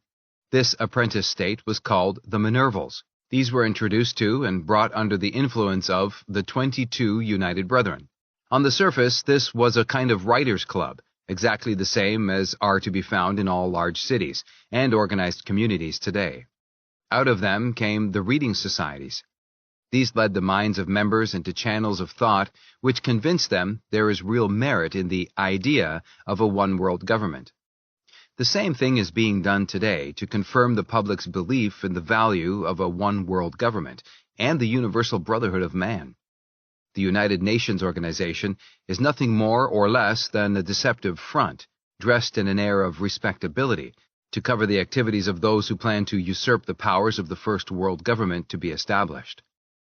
The 22 United Brethren told Minervals, "We have united in order to accomplish the aim of the exalted founder of Christianity, viz., the enlightening of mankind and the dethronement of superstition and fanaticism by means of a secret fraternization of all who love the work of God." The stating of this apparently idealistic purpose was proved to be a deliberate deception when some of both Weishaupt's and Pike's secret correspondence fell into hands other than intended. This correspondence proves that when the Luciferians say they wish to serve the exalted founder of Christianity, they have their tongue in their cheek. What they really mean is that they serve Lucifer. Pike told the heads of the councils of the Palladian Rite that they were to use the words, "We worship God," when addressing the masses, despite the fact, "We worship Lucifer." This angle of the conspiracy is dealt with elsewhere. Many outstanding students, professional men, particular lawyers, and civil servants in the higher levels of government, we deceived into allowing themselves to be initiated as Minervals. Thus, as initiates, they were placed in a position which required taking an oath and swearing that under pain of death they would never reveal anything with which they became acquainted as the result of their induction into the secret society. Why any person who intends to love and serve God would take a solemn oath not to divulge information about matters of which he has no personal knowledge is beyond comprehension. Why any sincere Christian would want to join a secret society and work in the dark, behind the scenes, instead of in the open, spreading the light of truth as revealed by Jesus Christ, is also difficult to understand. But just about 1 out of every dozen adult males belong to Freemasonry, while nearly as many belong to other secret societies. The Scriptures warn us that we must not hide our light under a bushel. People who are honest and sincere and have no ulterior motives don't go underground. They stand up to be counted and take the consequences, knowing the worst the agents of Lucifer can do is kill their bodies. Matthew 10, verse 28, Luke 12, verse 4. The truth, as revealed by secret documents, is that Minervals, who proved they had high moral principles and were incorruptible, were accepted into the secret society and commended for their fine ideals. But only those who were proved to be immoral and open to bribery and or corruption were advanced to the higher degrees. The good were used as do-gooders, reformers, and other types of tools. Those who had sold their souls to the devil were used as instruments of destruction. This explains why so many clergymen are deceived into becoming tools of the devil, without realizing they are serving the Luciferian cause. If those who direct the Luciferian conspiracy at the top can get the majority of those they persuade to join secret societies and social and service clubs to accept the idea that nationalism is outmoded and Christianity weak and poorly led, they have achieved their purpose. Their agentur within the societies and clubs then suggests that nationalism leads us into wars and causes revolutions. They suggest that Christianity has proved ineffective and unable to prevent these wars and revolutions. The secret agents then promote the idea that a one-world government, via the United Nations organization, and a one-world religion could solve the many and varied problems bedeviling the human race today.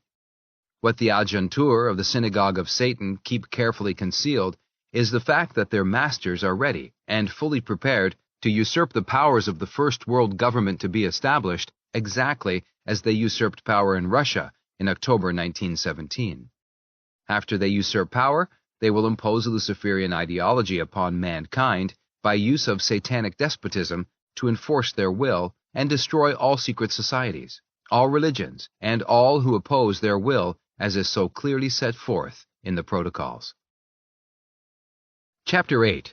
How the Synagogue of Satan works in high places. The idea of a one-world government can be presented in a manner which makes it sound reasonable, practical, and even desirable.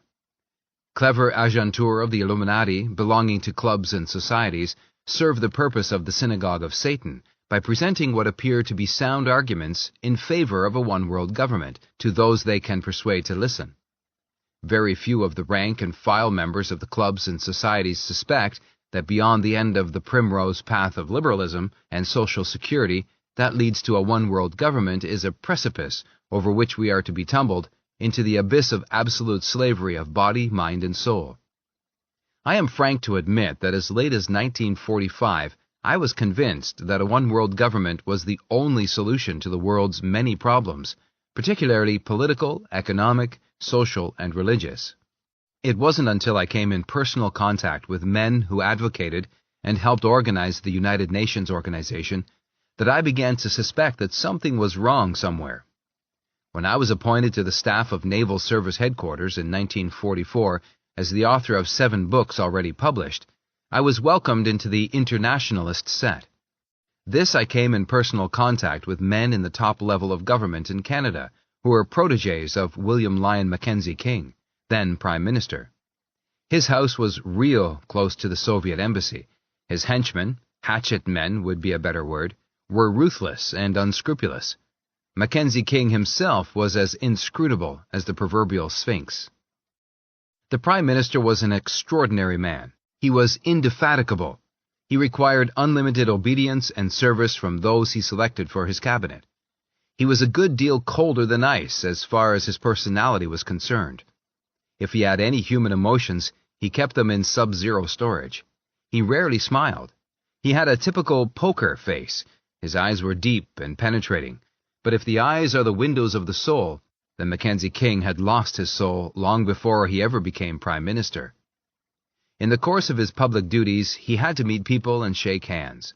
Those who did shake hands with the Prime Minister say the experience reminded them of picking up a dead fish. It was said on Parliament Hill that he didn't have a close friend in all the world. If there was an exception, it was his barber.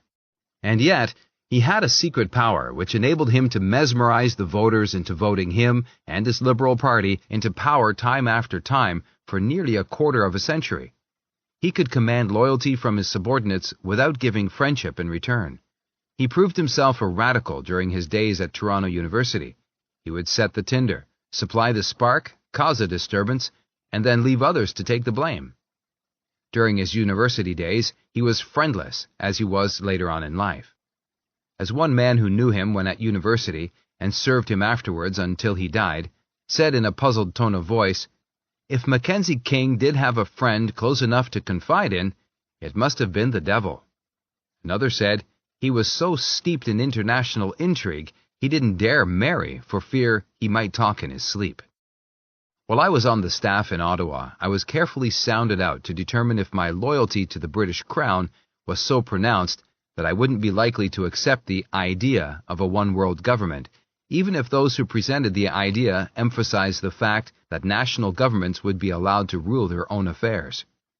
This presentation is so obviously a lie that I was extremely cautious from then on. Knowing that there was in existence a secret power which had used Nazism and intended to use communism to serve its own secret plans, and further its own ambitions to usurp undisputed world domination, I was determined to find out, if possible, who or what the secret power was. So I pretended to become an internationalist.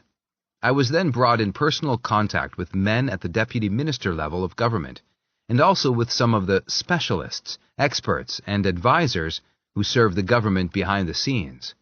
Then I began to suspect the truth. Generally speaking, the majority of these one-worlders were Satanists. They ducked attending church services, they ridiculed religion, they accepted the Freudian code of morals, which means they didn't care what they did or with whom they did it, provided they satisfied their own carnal pleasures and desires. If they used the name of God, they always took his name in vain.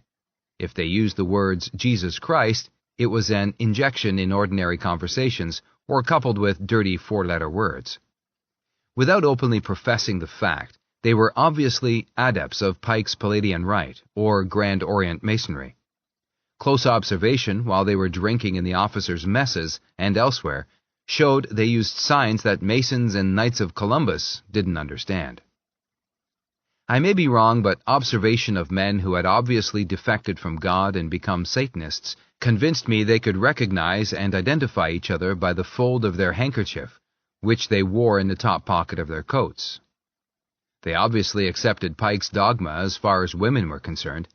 Pike required that the members of all councils of his new and reformed Palladian Rite organize selected females into councils of adoption.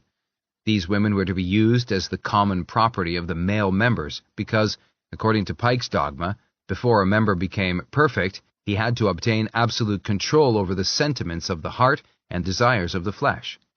He claimed that many men were led astray from the path of duty because they were weak enough to feel love and affection for women.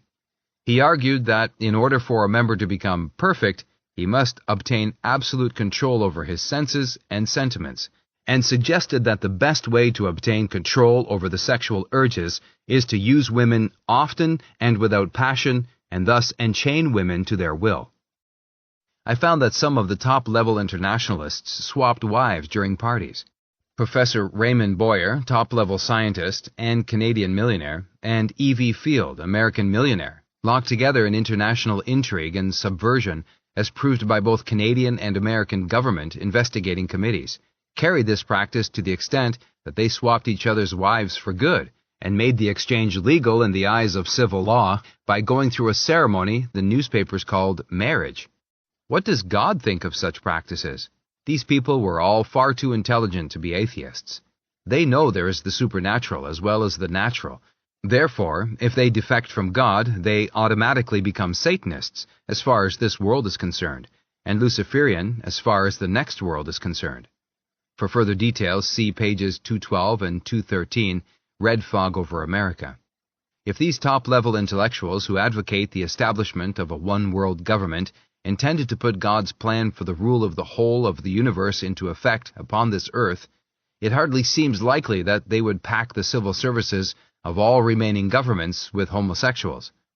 Any person who has had to live in London, Ottawa, and/or Washington knows that as far as homosexualism is concerned, all three are modern cities like Sodom and Gomorrah. Burgess and McLean case is typical of what I mean. Professor Pitram Sorokin of Harvard University published an exposure of this angle of the Luciferian conspiracy in a book entitled The American Sex Revolution. The author states that perverted sexual behavior plays a major part in modern U.S. political life, and that sex bribery and blackmail are now as prevalent as monetary corruption. He states, sexually infamous persons, or their protege, are being appointed to ambassadorships and other high offices. Profligates sometimes become popular mayors of metropolises, members of cabinets, or leaders of political parties. Among our political officials, there is a vast legion of profligates, both heterosexual and homosexual. Our morals have changed so notably that contingency, chastity, and faithfulness are increasingly viewed as oddities. Professor Sorokin's book didn't get the same kind or volume of publicity as did Dr. Kinsey's books dealing with the alleged moral practices of males and females. According to Satanism, it is perfectly right and proper to encourage moral turpitude in all classes of society and at all levels of government by convincing the public that abnormal sexual behavior is normal, and that the moral code accepted by civilized nations, based on the commandments of God and teachings of the Holy Scriptures, is old-fashioned and introduced by church and state for selfish purposes. But behind the building up of a wrong conception of sex and its purposes as intended by God our Creator is the satanic principle that the best revolutionary is a youth absolutely devoid of morals. When Lenin stated this as recorded in Pawns in the Game, he only confirmed what other Satanists had stated 100 times previously. It is Satanism, as it is directed from the top, which is responsible for the increase in juvenile delinquency. But those selected by the governments of the world to investigate this problem invariably give every cause other than the right one. I have discussed the causes of juvenile delinquency with the heads of church and state in Canada since 1923, but the Synagogue of Satan has always proved strong enough to prevent any truthful public explanation of the cause and the purpose of those who direct the Luciferian conspiracy at the top. On the other hand, thousands of letters have been received from parents who read The Red Fog Over America, thanking us for explaining the causes which produce the effect we term juvenile delinquency. They tell us they find it much easier to counteract evil influences when they can explain clearly and truthfully to their children the reason Satanists work so hard to wean young people away from God by teaching them lies regarding sex. I repeat again, there is nothing wrong, nothing degrading, nothing to be ashamed of in sexual relationship as intended by God. But a great deal is wrong when multitudes deify sex, the promiscuous worship of the human body, and cunningly and slyly make each succeeding generation of human beings believe premarital experience, every form of sexual depravity and vice, is absolutely normal, providing pleasure is derived from such indulgences, and that contingency, chastity, and faithfulness are old-fashioned.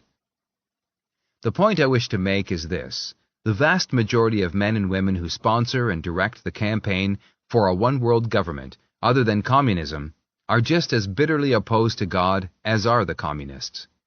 The vast majority who promote the idea that a one-world government run by Luciferian intellectuals, rather than atheistic communists, is the only solution to our problems, are as devoid of morals as the proverbial mink. If they are against God and against atheistic communism, they must be Luciferian. Confirmation of the above opinion was obtained when I discussed the relationship of changing public opinion regarding morals and spiritual values and the increase of juvenile delinquency with a top-level official of the Department of Health and Welfare in Canada. After a lengthy discussion during which his attitude and facial expression showed he found it hard to believe that a man of my experience could still place spiritual values above material considerations, my companion literally snorted, "Well, what do you suggest we do? Clean every homosexual out of the civil service and throw them in prison where they can indulge their queer ideas of pleasure to their heart's desire? Many of them are brilliantly minded men. When on the job they are efficient and work long hours. You seem to forget Oscar Wilde was a homosexual. Stop trying to save the human race. The vast majority aren't worth the time or the trouble. Most of them will be better off if they are forced to live under a totalitarian dictatorship. They will then get what the government decides is good for them." Because I expressed old-fashioned ideas regarding sin, morals, and marriage vows, some intellectuals I met decided I needed to have my mind cleaned. Exactly what Weishaupt said was to be done in 1776. I was brought in contact with the internationally famous specialist in mental health. This man was a graduate of the Freudian School of Psychiatry. He had studied in Vienna. He was on the staff of Dr. Brock Chisholm, who was Canada's Minister of Health and Welfare at the time. Chisholm afterwards became the first president of the UNO's Health and Mental Health organizations. This man tried in a very friendly manner to change my ideas.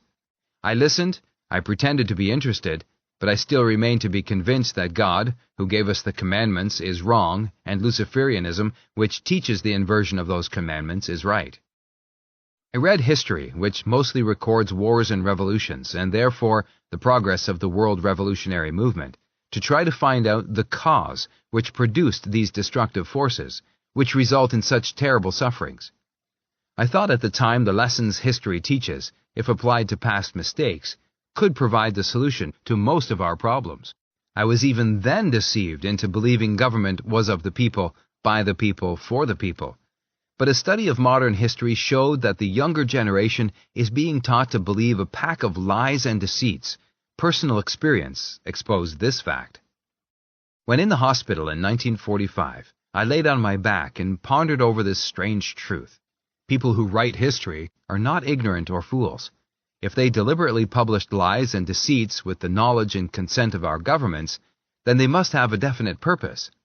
It was then I began to obtain books which recorded hidden history, and I delved and dug deeper and deeper with the cooperation of one of Canada's leading librarians, until I was able to learn about the double lives men like Weishaupt and Pike had led. But although I continued studying and reading, it was not until 1956, after Pons and the Red Fog had been published, that I finally realized that the Illuminati, whose secret plot and intentions I had exposed, were controlled at the top by the Synagogue of Satan. It wasn't until I was given information regarding Pike's dual personality that I was able to dig up proof that the Synagogue of Satan is controlled by the high priests of the Luciferian creed. Once I had penetrated this secret, it became obvious that the wars and revolutions which plague the world today are part and parcel of the Luciferian conspiracy, and that all aspects of the world revolutionary movement are part of that conspiracy. Historians are restricted to recording events as they happen. They are not permitted to indulge in making deductions or surmises. My problem was to find out a way in which I could leave off recording history and obtain evidence which would enable me to project the course line, party line in communist and illuminist double talk, into the future and on to its logical conclusion, the formation of a worldwide totalitarian dictatorship, and the imposition of the Luciferian ideology upon what is left of the human race. I could expose the conspiracy, its ultimate purpose and objectives, by quoting from the writings of Weishaupt, Mazzini, Pike, Lemmy, Lenin, Churchill, Roosevelt, and others, but I knew I would be accused of forgery and lunacy. I had to find documentary evidence. I had to find confirmation of the truth as it had been revealed to me in a book or among documents which the greatest encyclopedists wouldn't dare to challenge. Then a strange thing happened. I was lying flat on my back on a fracture board. I had read everything within reach. I was tired thinking. I was bored. Then a thought entered my mind. I had read all the history I could get my hands on, except Bible history. I asked for a Bible, and a King James version was brought to me. I glanced through the pages, wondering if I had the willpower and intestinal fortitude to wade through such an imposing volume. Then, after I had read a verse which threw light on present-day conditions, another thought entered my mind. Why don't you use the Bible as a yardstick to measure the correctness of the truth or error in the evidence you have gathered, and particularly as regards the projections you are going to make and the conclusions you are going to draw? That seemed a really good idea. It would save me the time it would have required to read both the Old and the New Testaments. From then on, I used the Bible, the inspired Word of God, to help me separate the wheat from the chaff, as I browsed through the evidence which filled several trunks and filing cabinets. Chapter 9. How the Synagogue of Satan controls the channels of public information. At first I couldn't understand how the Synagogue of Satan, SOS, could possibly control the publication and sales of newspapers, periodicals, and books throughout the world in order to keep the masses from suspecting that the directors of the conspiracy planned to enslave them body, mind, and soul. Then the study of Robison's exposure of Weishaupt's 22 United Brethren solved that problem. Weishaupt required that in every reading society and in public libraries, the books to be read would be selected by the managers who serve the Illuminati. After they have molded public opinion, they make the common belief he is uttering his own sentiments when he is actually only echoing the thoughts put into his mind by the books and articles to which he is given access. The booksellers in Weishaupt's day were also the publishers. When Weishaupt, through the Illuminati and their reading societies, controlled the reading of the public, the publishers and booksellers had to print what they wanted to have printed. Weishaupt even used his plan to force authors to write material which directly or indirectly furthered the plans of the SOS. Today, authors comply with this requirement or find it impossible to get their work published. To quote his own words, Weishaupt wrote, "When we by degrees bring the whole trade of bookselling into our hands, we shall bring it about that at least the writers who labor in the cause of superstition and restraint will have neither a publisher nor readers." How true those words have turned out to be. Then again, he said, when, lastly, by the spreading of the influence, our fraternity, all good hearts and sensible men will adhere to us, and by our means will be put in a condition that enables them to work in silence upon all courts, families, secretaries, parish priests, public teachers, and private tutors. This it was that Weishaupt set up the plan to control all channels of public information. Can any unbiased person say that conditions today do not prove that newspapers, periodicals, books, play, TV, and radio only tell the public what those who direct the Synagogue of Satan want the public to know? Was there ever a time when men and women over beer, liquor, and cocktails think they are voicing their own opinions, when they are simply echoing what they have been forced to read or hear? Was there ever a day, since Weishaupt's time, that agentur of the one-worlders controlled the editorial policies of all types of publication, as they control editorial policy today? While double-tongued illuminists boast about freedom of thought, freedom of religion, freedom of the press, freedom to speak, and freedom from fear, just how much freedom does exist? Let any individual just try to argue against the propaganda put out by the agentur of the SOS, and he is immediately knocked down, smeared, boycotted, ridiculed, and represented as having a nut loose in the upper story. Either that, or he is accused of being completely insane. Weishaupt adopted the six-pointed star as one of the emblems of his Illuminati, not because it is the Star of David, but because his program consists of 6 main points. They are as follows. 1. Abolition of all existing governments. 2. Abolition of all existing religions. 3. Abolition of all private property. 4. Abolition of all inheritance. 5. Abolition of the family as the cell from which civilized society shall develop. And 6. Abolition of patriotism as far as national government are concerned. How can the above objectives form part of a Roman Catholic, Jewish, or Masonic plot to achieve world domination? Pike, Weishaupt's successor, has distinctly stipulated in his works, written a century later, that 1. The first world government shall be turned into a totalitarian Luciferian dictatorship. 2.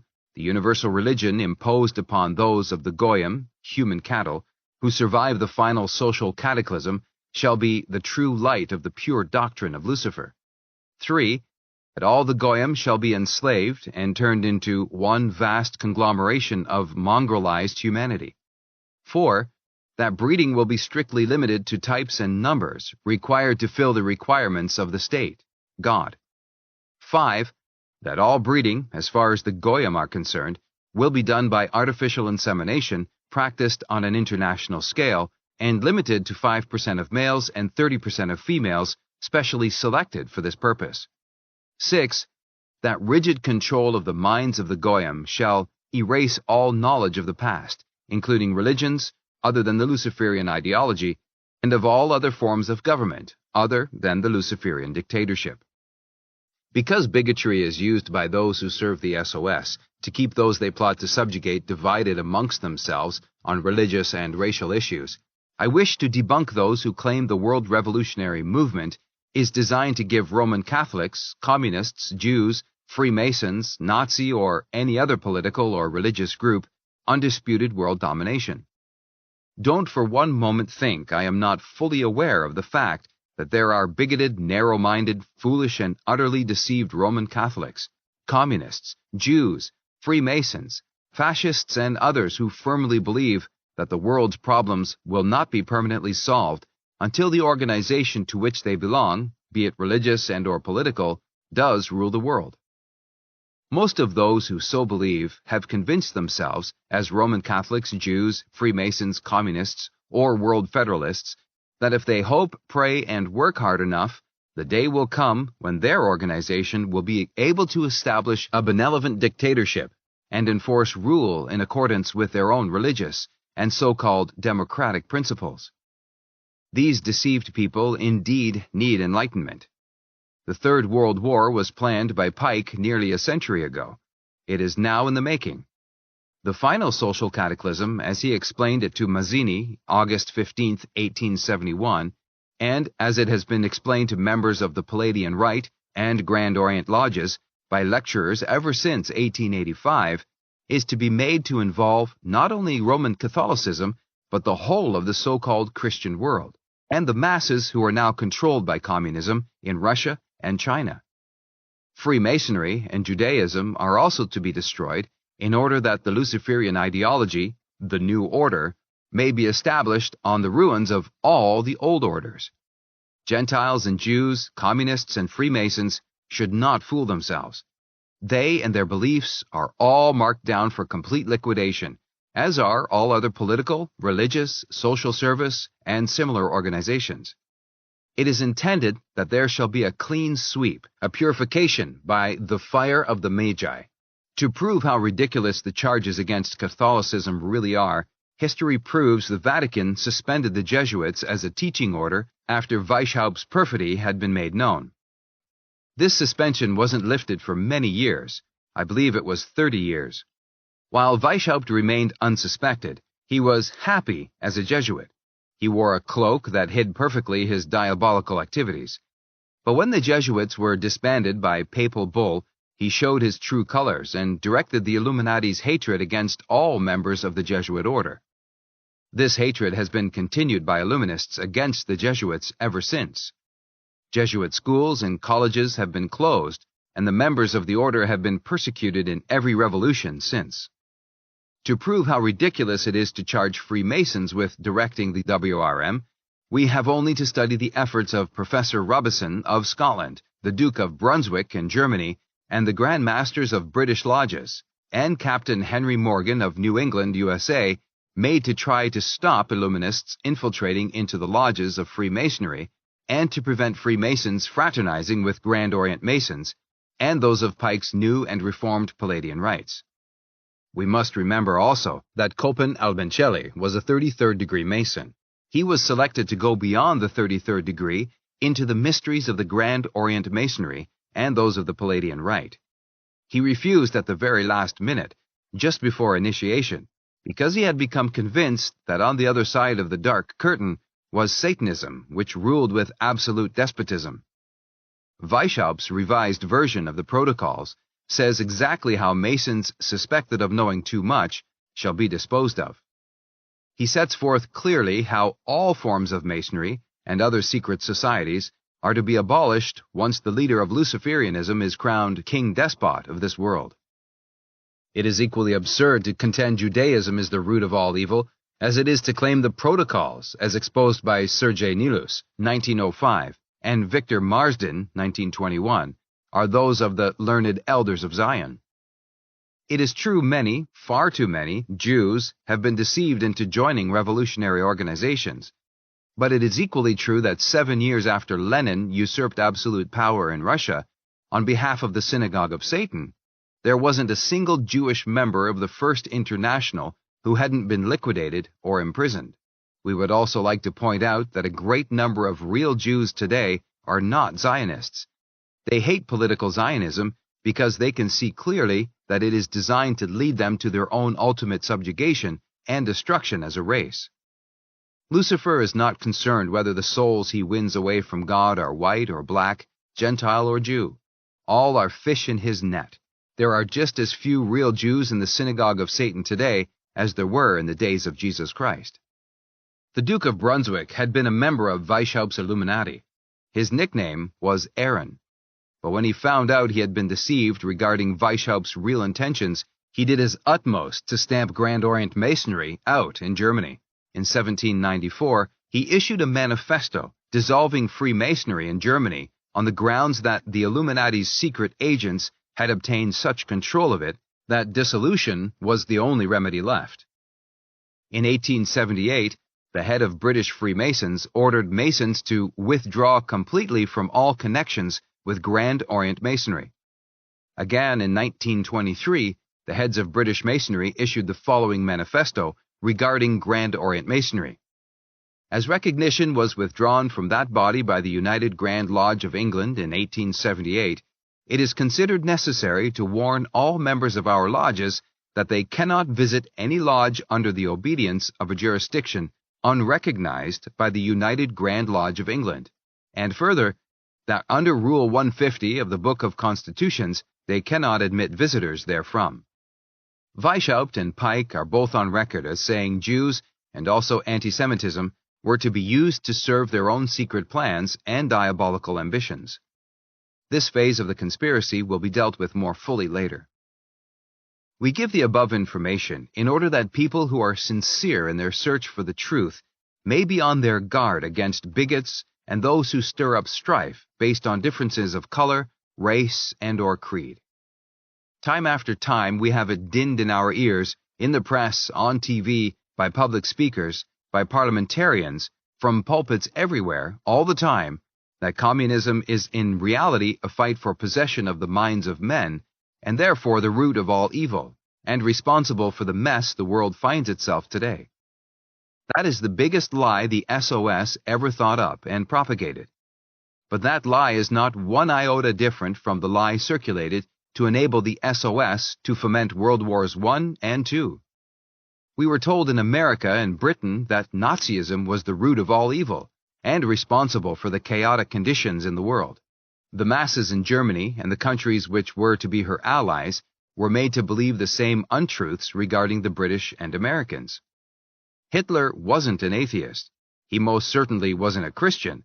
Therefore, he must have been a member of the Synagogue of Satan. This allegation is supported by the fact that it was Hitler who said, "Tell a big enough lie often enough and it will be accepted as the truth." Winston Churchill isn't a communist or a Nazi, but he can't be much of a Christian either because he said, "I will join hands with the devil if by so doing he will help me defeat that Hitler." Before we trace the perfect continuity of the Luciferian conspiracy, as directed and controlled by the human beings who have constituted the Synagogue of Satan since 1776, we will first prove that the conspiracy, as revised and modernized by Weishaupt, never did die a natural death, as those who directed it since would have the public and their elected representatives believe. The truth is that both communism and Nazism consider only the materialistic concepts of world domination. They seek control of our bodies so that physical control will enable them to control our minds and make us accept their materialistic ideologies. The Synagogue of Satan, however, believes in the supernatural and use communism and Nazism to further their own secret plans. The SOS is determined to obtain control of our minds so that it can determine the destiny of our immortal souls. Satanism has been delivering millions of human souls to Lucifer every few weeks. During an all-out war or revolution, the satanic harvest in souls reaches its peak. Don't let yourselves be deceived. Don't let those who serve the devil's cause, regardless of how they are disguised, pull the wool over your eyes. The eyes are the windows of the soul. Then don't let so-called illuminists pull down the blinds over your eyes. Insist on looking out through the window so you can see not only to the horizons of this world, but appreciate that the struggle going on in this world is to increase the size of the devil's domains in the celestial world after God renders final judgment. Nesta Webster and other historians confirm what I learned as the result of my own investigations. Directors of Naval Intelligence and the late Inspector John Leopold, who was in charge of the anti-subversive branch of the RCMP, 1943 to 1945, while I was in Ottawa, and other students of the World Revolutionary Movement, both clerical and secular, agree that we are contending with the spiritual forces of darkness. Weishaupt, after he was banished, remained the devil's agent in human form. He directed the Luciferian conspiracy so that it developed into the Great French Revolution and others, including the American Revolution. We will deal later with the reason Weishaupt's plan required the United States of America to become the last great nationalistic world power. Weishaupt's Illuminati and his lodges of the Grand Orient went underground. They were succeeded by the Jacobin clubs and convents, as has been explained in Pawns in the Game. Mirabeau directed the French Revolution. He was ably assisted by Adrien Duport, who was also an initiate of the higher degrees of the Illuminati. It was Duport who set before the Committee of Propaganda the policy of destruction they were to carry out on May 21, 1790. When Weishaupt had destroyed France as a monarchy and a world power, and had Americans cut each other's throat because of alleged grievances which propaganda made appear very real, He then moved to Italy. Illuminism was running hog wild in Italy. Under various names and disguise, it was aimed at the destruction of the Vatican because it was both a spiritual as well as a temporal power. The Italian Illuminists reasoned, how can we destroy all governments and all religions if we don't first of all destroy the Vatican? But this line of reasoning was not in keeping with Weishaupt's plans, as we will prove. Italian Grand Orient Masons and Illuminists and Alta Vendita members had not been initiated into the full secret.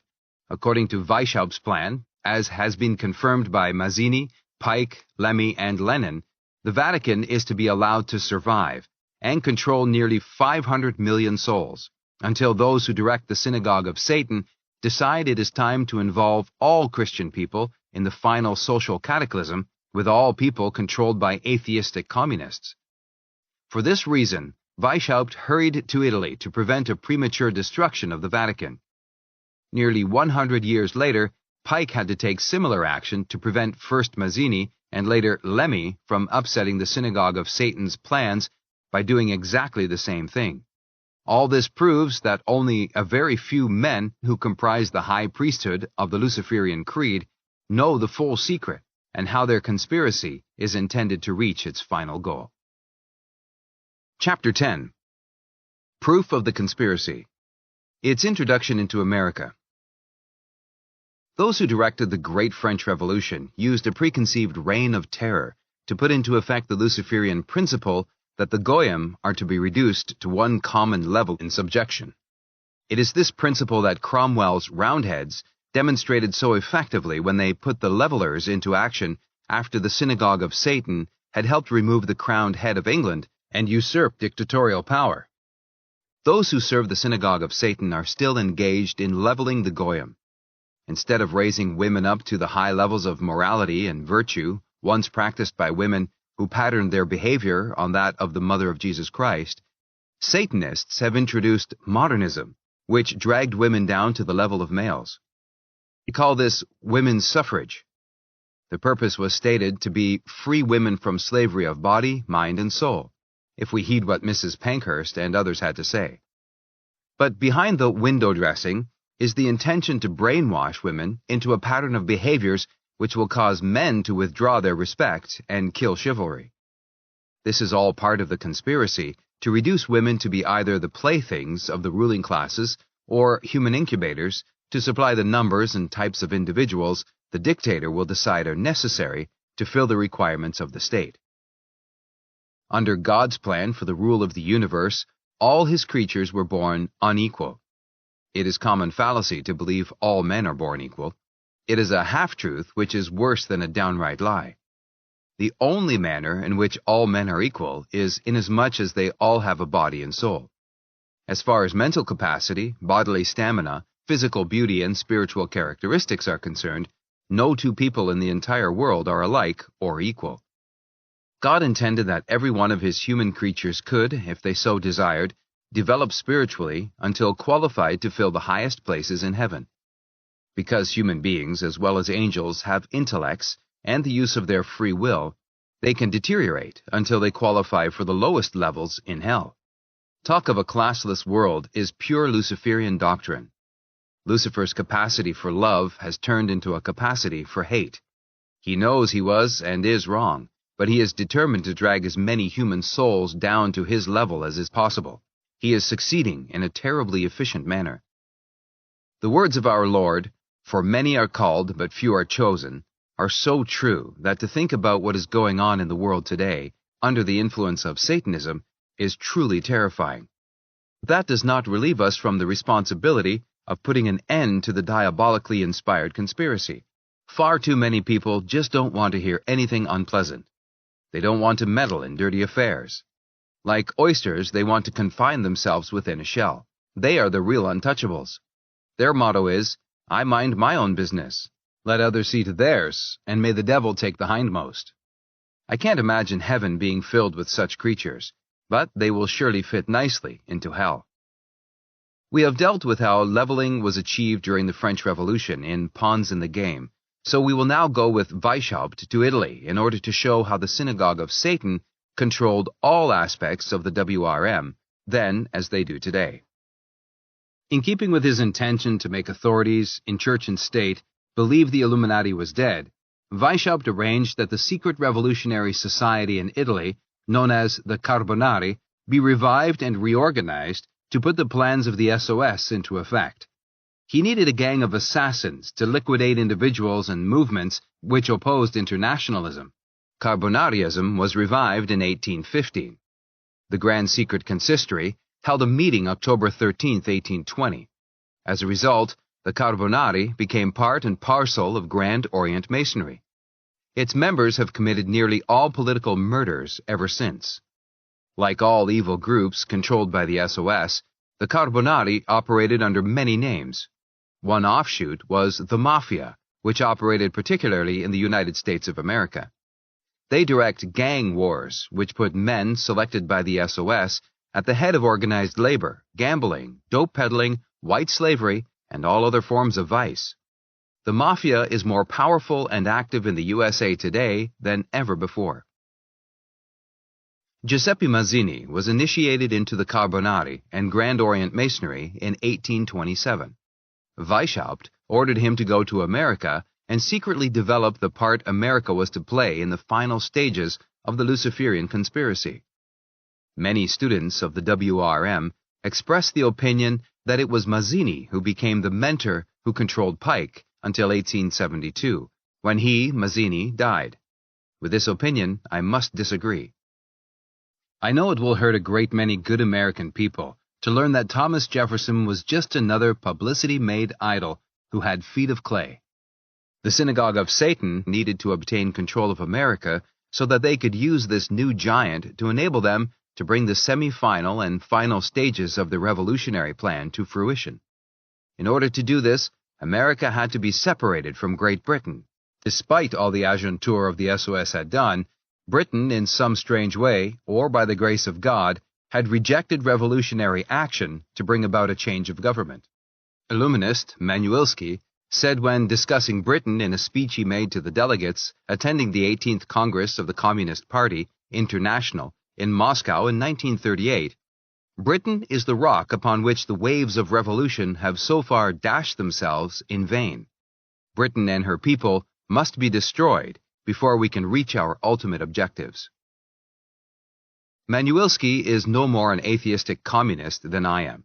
He is a top-ranking member of the SOS, who succeeded Lenin as the Illuminati's director of political action, which, as we have previously stated, in the jargon of Illuminism, means director of the WRM. As I explained in Red Fog Over America, the Second World War was designed to reduce Britain to a third-class world power. It started the following year. Manuelski, although proved to be a director of the WRM, was made president of the United Nations Security Council as soon as the UN was born. The Synagogue of Satan's agentur were busy in America soon after Columbus discovered the lower parts of what is now the USA. Contrary to general belief, the northern part of America, from Labrador to Virginia, had been discovered and explored by the Vikings hundreds of years before Columbus was born. Many people who have read Pons and The Red Fog Over America have asked me, why is it men sell their immortal souls to the devil when they know they can't take material wealth and temporal power with them? The answer is this: they believe Lucifer will give them their eternal reward, just as those of us who believe in God believe He will give us our reward in heaven. It is belief in the supernatural which marks the difference between those who serve the SOS and atheists. Weishaupt told his close associates, when discussing atheists and nihilists, that organizing them into international communism and using their destructive force to further their own secret plans and ambitions was justified because communism and atheism are only passing phases of the WRM. He and Pike both provided that communism will be completely erased in the final stages of the conspiracy. Pike confirmed this in his letter to Mazzini, dated August 15, 1871. Nobody explained why the SOS provide for the perfect continuity of the direction of the Luciferian conspiracy better than did Voltaire. It may last for years, perhaps for centuries. In our ranks, a soldier dies, but the war against God is continued. Lenin went one step further. He said it might take 3,000 years before the world revolutionary movement reached its final stage, and the proletariat took over and established a classless world and socialist government. Lenin was an adept of the highest degrees in Grand Orient Masonry. He knew the final secret, as did Mazzini and Lemmy before him. He was using double talk to answer the question, how long will you maintain an absolute dictatorship? Because the master Satanists serve the father of lies, they invariably make the public believe what they do is for the honor and glory of God, and in the public interest. That has been their excuse for fomenting every war and revolution fought to date. As history proves, the most horrible and most terrible atrocities have been perpetuated on individuals and on the masses of humanity in the holy name of God. Our blessed Lord warned us this would happen when he said, "Yes, the time cometh, that whosoever killeth you will think he doeth God service." John 16, verse 2. We Christians killed each other by the tens of millions in World Wars I and II, men, women, and little children, and both sides did what they did because the Synagogue of Satan had deceived us into believing we were serving God and our countries. Because Lucifer is master of deceit, those who comprise the SOS use their agentur, working behind the scenes of government, to make our rulers, be they kings or presidents, adopt policies which start wars and/or revolutions. Sometimes those who fomented wars and/or revolutions used the flimsiest excuses. In the light of recent history, surely few people remain so gullible that they can't see that wars and revolutions are planned a long, long time in advance. Every war and revolution fought since 1776 was designed to bring closer Weishaupt's conspiracy to destroy all governments and religions, so the Luciferian ideology can be imposed on the human race. The very fact that nations who are enemies in one war are allied in the next proves the truth of the above statement. The SOS line up nations so that a balance of power is maintained. This assures them that the utmost destruction can be accomplished in a given time. Then weight is thrown on the side of the SOS wish to win. But the victor only wins an empty victory.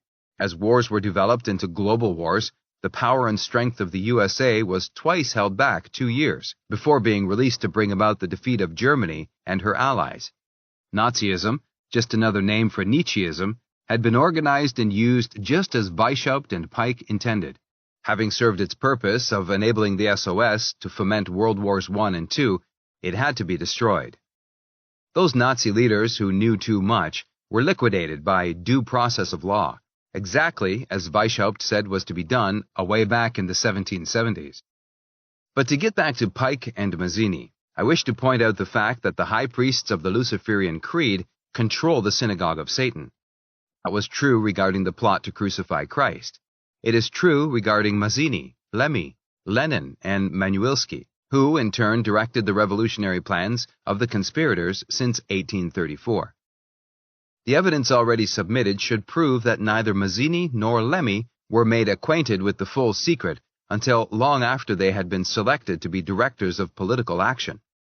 Pike reorganized the Palladian Rite to provide a secret headquarters for those who direct the WRM, because the lodges of the Grand Orient were becoming more and more suspected as the result of Mazzini's and Lemmy's activities. Pike, working from his headquarters in Charleston, South Carolina, established 2 supervisory councils to govern the political and dogmatic activities of the other 23 councils he and Mazzini had located throughout the world. In Rome, under Mazzini, the council supervised political action against governments. In Berlin, the Supervisory Council supervised the dogmatic and financial policies and activities of the SOS. The manner in which the director of dogmatic activities developed Nietzscheism into Nazism and then had it destroyed is typical of what I mean. But long before Pike became high priest of the Luciferian creed, direction of the conspiracy, at the top, had been from Charleston, South Carolina. Pike succeeded Moses Holbrook, and direction of the conspiracy at the top has remained in the USA ever since. The book Irish and English Freemasons and Their Foreign Brothers, published in 1878, throws considerable light on this phase of the conspiracy. Like all other books which contain information which throws even a little light on the diabolical direction of the WRM, this book is practically unknown. There are, however, still copies in some of the remaining national archives. I am informed there was a copy in the Vatican Library as recently as 1946. Beginning on page 62 of the above-named book, we learn that the highest authority of the Grand Orient in Italy, that is, Mazzini or Lemmy, issued Permanent Instruction, or Practical Code of Rules, Guide for the Heads of the Highest Grades of Masonry. One section of this document says, "Our final aim is that of Voltaire and of the French Revolution, the complete annihilation of Catholicism and ultimately Christianity. Were Christianity to survive, even upon the ruins of Rome, it would, a little later on, revive and live. We must now consider how to reach our end with certainty, not by cheating ourselves with delusions, which would prolong indefinitely, and probably compromise the ultimate success of our cause. The Pope, whoever he may be, will never enter into a secret society. It then becomes the duty of the secret society to make the first advance to the Church and to the Pope with the objective of conquering both. The work for which we gird ourselves is not the work of a day, nor a month, nor a year. That which we should seek, that which we should await, as the Jews await a Messiah, is a Pope according to our wants. But when and how, the unknown cannot yet be seen. The Scriptures indicate, and the greatest theologians confirm, that despite the supernatural gifts of both angels who have fallen and those which remain faithful to God, He, God, withheld from the angels the power of foreseeing the future. In other words, they can plan thousands of years in advance the Luciferian conspiracy, but they cannot be sure that their plans are going to mature as they expect. That is why their agents on earth are always trying to learn what the future holds. Thus the old saying, man proposes, but God disposes. Nevertheless, as nothing should move us from our mapped-out plan, we must labor at our newly commenced work as if tomorrow would bring us success. The Supreme Executive of the Lodges of the Grand Orient then issued instructions that the document was issued for the information of the rulers of the Supreme Vendita. They said, "The information is to be kept concealed from those simply initiated.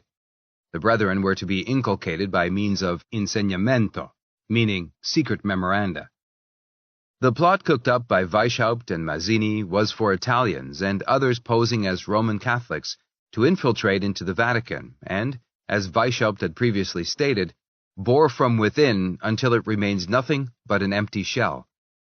What Mazzini was instructed to do in the Vatican by Weishaupt himself, he later instructed General Albert Pike to do at the top levels of Freemasonry, and what Adolphe Isaac Cremieux was selected to do in the higher controls of Orthodox Judaism. The instructions given were the same. Those selected to put this phase of the plot into execution were to place agents of the Illuminati in executive positions in all three organizations and get themselves recognized as specialists, experts, and advisors. They were not to attempt to interfere in any way with the established teachings and policies of the three religions, but they were to guard against the directors of the three world powers getting information which might make them suspicious that the Synagogue of Satan controlled all subversive movements at the top. They were by one means or another to enforce silence on any who grew suspicious. The late Pope Pius XII must have suspected something was radically wrong within the Vatican, because he couldn't possibly have remained ignorant that he was under continual surveillance. It is most significant that when this surveillance was relaxed, when it was thought he was at the moment of death in 1958, he sent for a trusted secretary and ordered him to ask the 500 million members of the Roman Catholic Church to pray for the silent church. A misinterpretation was put on the meaning of his words. It was published in the Catholic press that His Holiness meant the church behind the iron and bamboo curtains. This is not so. He invariably said exactly what he meant. If he had wanted the faithful to pray for the persecuted church, he would have said so. He asked them to pray for the church that was silent, although free. Then again the Pope said, and afterwards reiterated, that he had seen and talked with Christ. But this was also hushed up. Why? Adolphe Isaac Cremieux, 1796 to 1880, came from a so-called Jewish family of the south of France. He was admitted to the bar at Nimes in 1817. He was typical of the lawyers Weishaupt had said were to be recruited into the Illuminati. Exactly as Pike was afterwards, Crémieux was infiltrated into Freemasonry. He was a member of the Lodge of Mizraim, the Scottish Rite, and subsequently was initiated into the lodges of the Grand Orient. Crémieux worked to unite the above-named secret societies and became the Grand Master in France, as did Pike in America and Mazzini in Italy. Crémieux's activities were financed by the Rothschilds and the Montefiores. He engaged in the most ruthless forms of political intrigue and chicanery. The whole resources of the SOS were used to try and make him chief executive to Louis Napoleon, so he could promote policies which would further the Luciferian conspiracy from behind the scenes of the British government about the same time. But his double-crossing methods were discovered, and when Louis Napoleon pulled off his coup d'etat on December 2, 1851, making himself Emperor Napoleon III, he made General Cavaignac his prime minister and threw Crémieux into prison. He was confined in the prisons of Vincennes and Mazas. Upon release, Crémieux was selected to help direct the activities of Karl Marx and other revolutionaries, including Louis Blanc, Ledron, Roland, Pierre, and many others. Crémieux put the SOS's plans for wars and revolutions into effect in France, as Mazzini's other national directors did in Germany and other countries. Thus the overthrow of Napoleon was accomplished, as was the defeat of France by Germany in the year 1871. At this point, Crémieux again became openly engaged in politics, and he was made president of the Alliance Israélite Universelle, ALU. As far back as May 31, 1864, Crémieux told the General Assembly of the ALU, "The alliance is not limited to our cult. It voices its appeals to all cults, and wants to penetrate in all the religions as it has penetrated into all countries. Let us endeavor boldly to bring about the union of all cults under one flag of union and progress. Such is the slogan of humanity, internationalism." We hear today the same old double talk in favor of a one-world government. John Leopold, when head of the anti-subversive section of the Royal Canadian Mounted Police, admitted to me in 1944 that the American Jewish Committee is the outgrowth of the Alliance Israélite Universelle. Leopold was a real Jew, Hebrew. He told me the American and Canadian Jewish committees controlled Jewish communists at the top absolutely. He agreed the Alliance Israélite Universelle was organized and directed at the top by the Synagogue of Satan. He said the AIU and AJC were no more genuine Jewish associations than are the Illuminized lodges of Grand Orient Masonry, nor the councils of the Palladian Rite, genuine Freemasonry as practiced in the Scottish Rite lodges in Britain and America. Chapter 11. General Albert Pike and the Conspiracy. Fully cognizant with the fact that telling the truth will hurt many people and anger those who serve the devil's purpose, we still feel it necessary to give the public proof that General Albert Pike lived a dual life. The fact that so little is known regarding his secret, private life isn't to be wondered at. The Synagogue of Satan are sons of the father of lies, Lucifer. Those who control and direct the Luciferian conspiracy on this earth are masters of deceit. For this reason, those who have constituted the SOS down through the centuries have been represented to the masses as great patriots, great philanthropists, great Gentiles, great Jews. When history or research proves they had Jekyll and Hyde personalities, we call them idols with feet of clay. People the SOS use to further their secret plans are built up as public personages, so they can better influence the minds of their public. The present practice of deification of anyone who is connected with Hollywood illustrates perfectly what I mean. Actresses are given parts depicting them as being as promiscuous as the proverbial mink. This is Satanism in action. The purpose behind this is to break down the morals of the younger generation.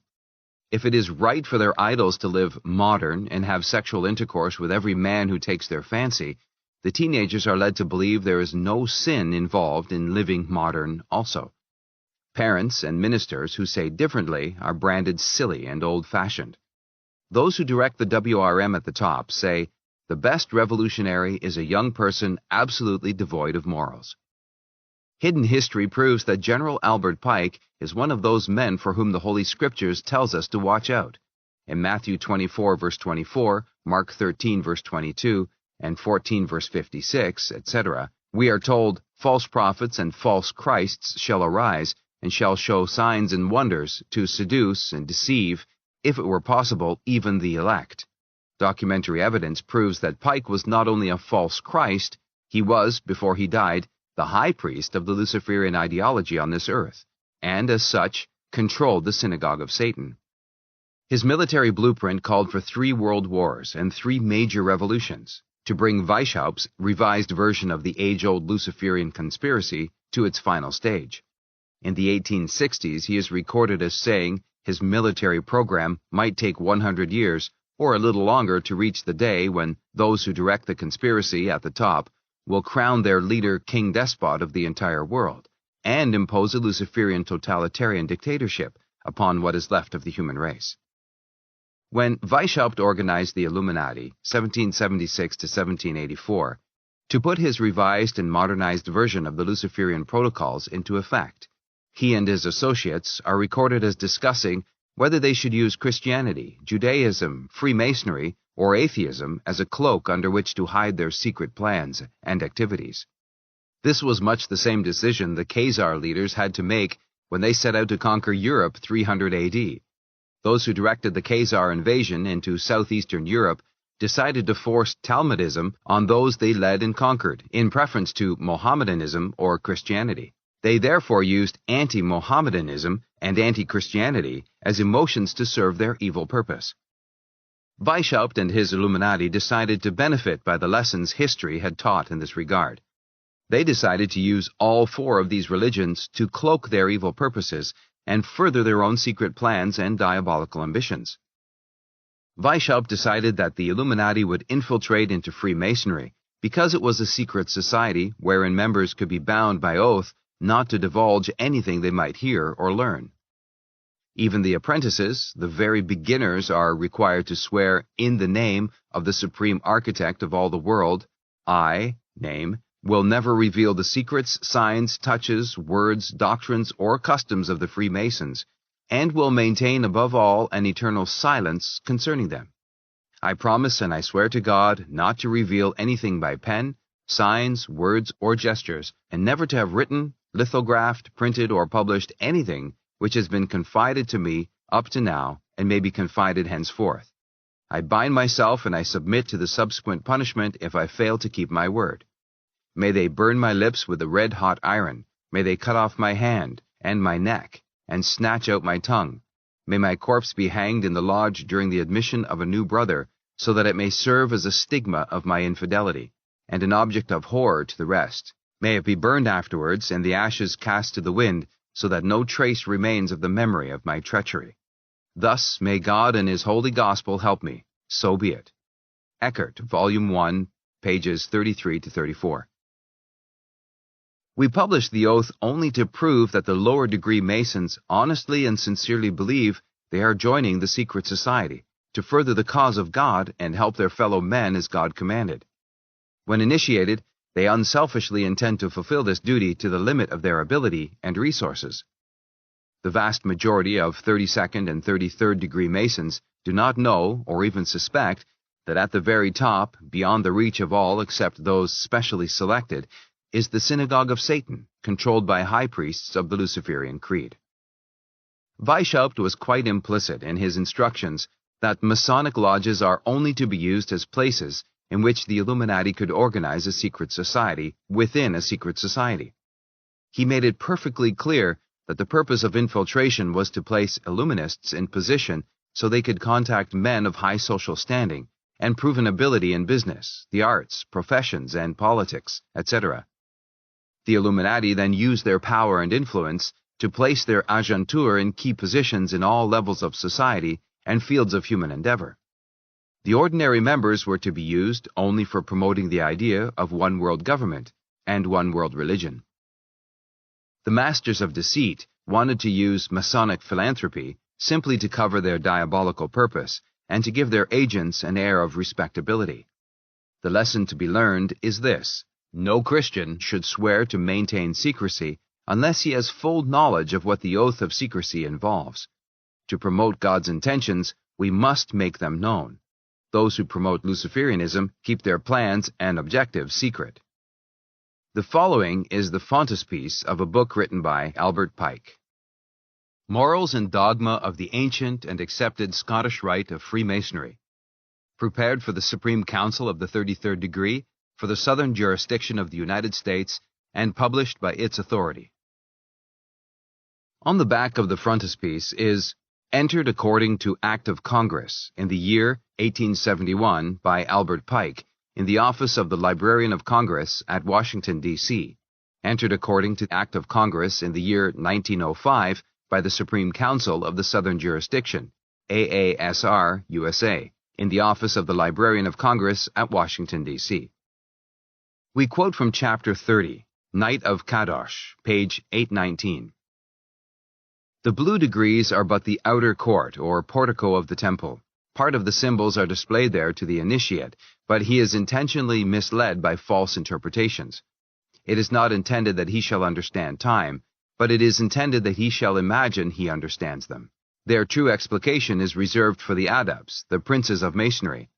The whole body of the royal and sacerdotal art was hidden so carefully, centuries since, in the high degrees, as that it is even yet impossible to solve many of the enigmas which they contain.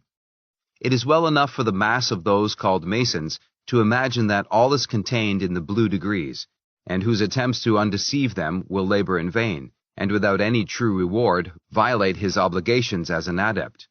Masonry is the veritable Sphinx, buried to the head in the sands heaped around by the ages. The book this was obtained from bears this publisher's name, L. H. Jenkins, Inc., Richmond, Virginia, May 1920. The manner in which Illuminists infiltrated into the lodges of the Scottish Rite, located throughout the world, is best illustrated by telling the life story of General Albert Pike. This story reveals how professors who are of the Illuminati select exceptionally brilliant students and indoctrinate them into one form or another of internationalism. They then use them to serve those who direct the Luciferian conspiracy. Pike's life also illustrates how those who direct the world revolutionary movement at the top obtain control of high-ranking officers in the armed forces of their respective countries. I solemnly declare that until 1957, I knew only the side of Pike's life story which showed him to be a great scholar, a clever lawyer, a brave soldier, a fervent Christian, and, all in all, a great American patriot. I did not even mention his name in connection with the world revolutionary movement in the first editions of Pawns in the Game or The Red Fog Over America. My belief regarding General Albert Pike prior to 1957 was that of literally millions of other people, particularly Freemasons in every country of the world. But quite by accident, while studying what was behind the Little Rock incident, I picked up a clue that indicated Albert Pike had lived a double life. Investigations proved he was the greatest Dr. Jekyll and Mr. Hyde of the 19th century. First, I shall give my reader the picture I had of Albert Pike prior to 1957. Albert Pike, American patriot and Christian gentleman. General Albert Pike was born in Boston, Massachusetts, December 29, 1809. His parents moved to Newbury, Massachusetts, when Albert was 4 years old. It was here he grew up. He attended the common schools, but because he showed exceptional mental ability, he was given a few terms in a private school and then at the academy in Framingham. His capacity to study and absorb knowledge was so great that he actually started teaching others at 15 years of age.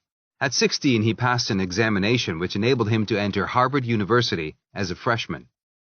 Because his parents could not afford to pay his tuition fees, Pike taught school in Gloucester during the fall and winter seasons and paid his own way.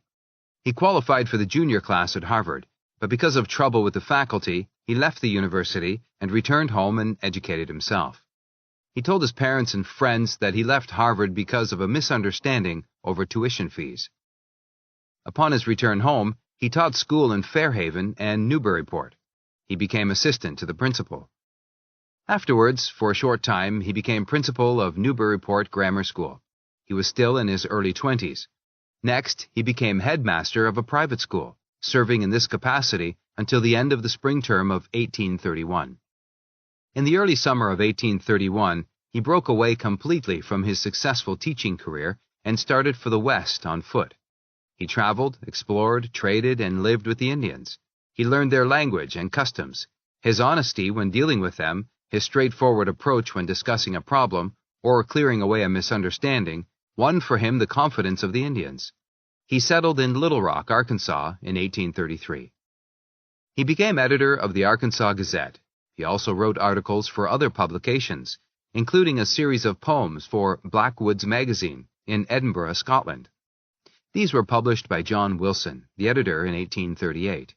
Wilson eulogized Pike as the coming poet in America, whose fine hymns entitle him to take his place in the highest order of his country's poets. His massive genius marked him to be the poet of the Titans. Pike used the money earned as the result of his literacy efforts to educate himself in law. Pike volunteered and served the USA in the war with Mexico. He became a captain of cavalry and served with distinction while participating in the Battle of Buena Vista. He afterwards took 41 men and rode from Saltillo in Chihuahua, a distance of 500 miles, through country infested with bandits and fugitive soldiers from Santa Anna's defeated armies. The city of Mapini surrendered to him while on his outward journey. Pike built an impressive mansion in Little Rock in 1840, which contained 13 rooms. He transferred his law practice to New Orleans in 1851 and practiced before the Supreme Court of the United States. He returned to Little Rock in 1857 and lived there until the outbreak of the Civil War. He was made a brigadier general in the Confederate Army and commissioner for negotiating treaties with the Indians, whose claims against the United States government he prosecuted afterwards.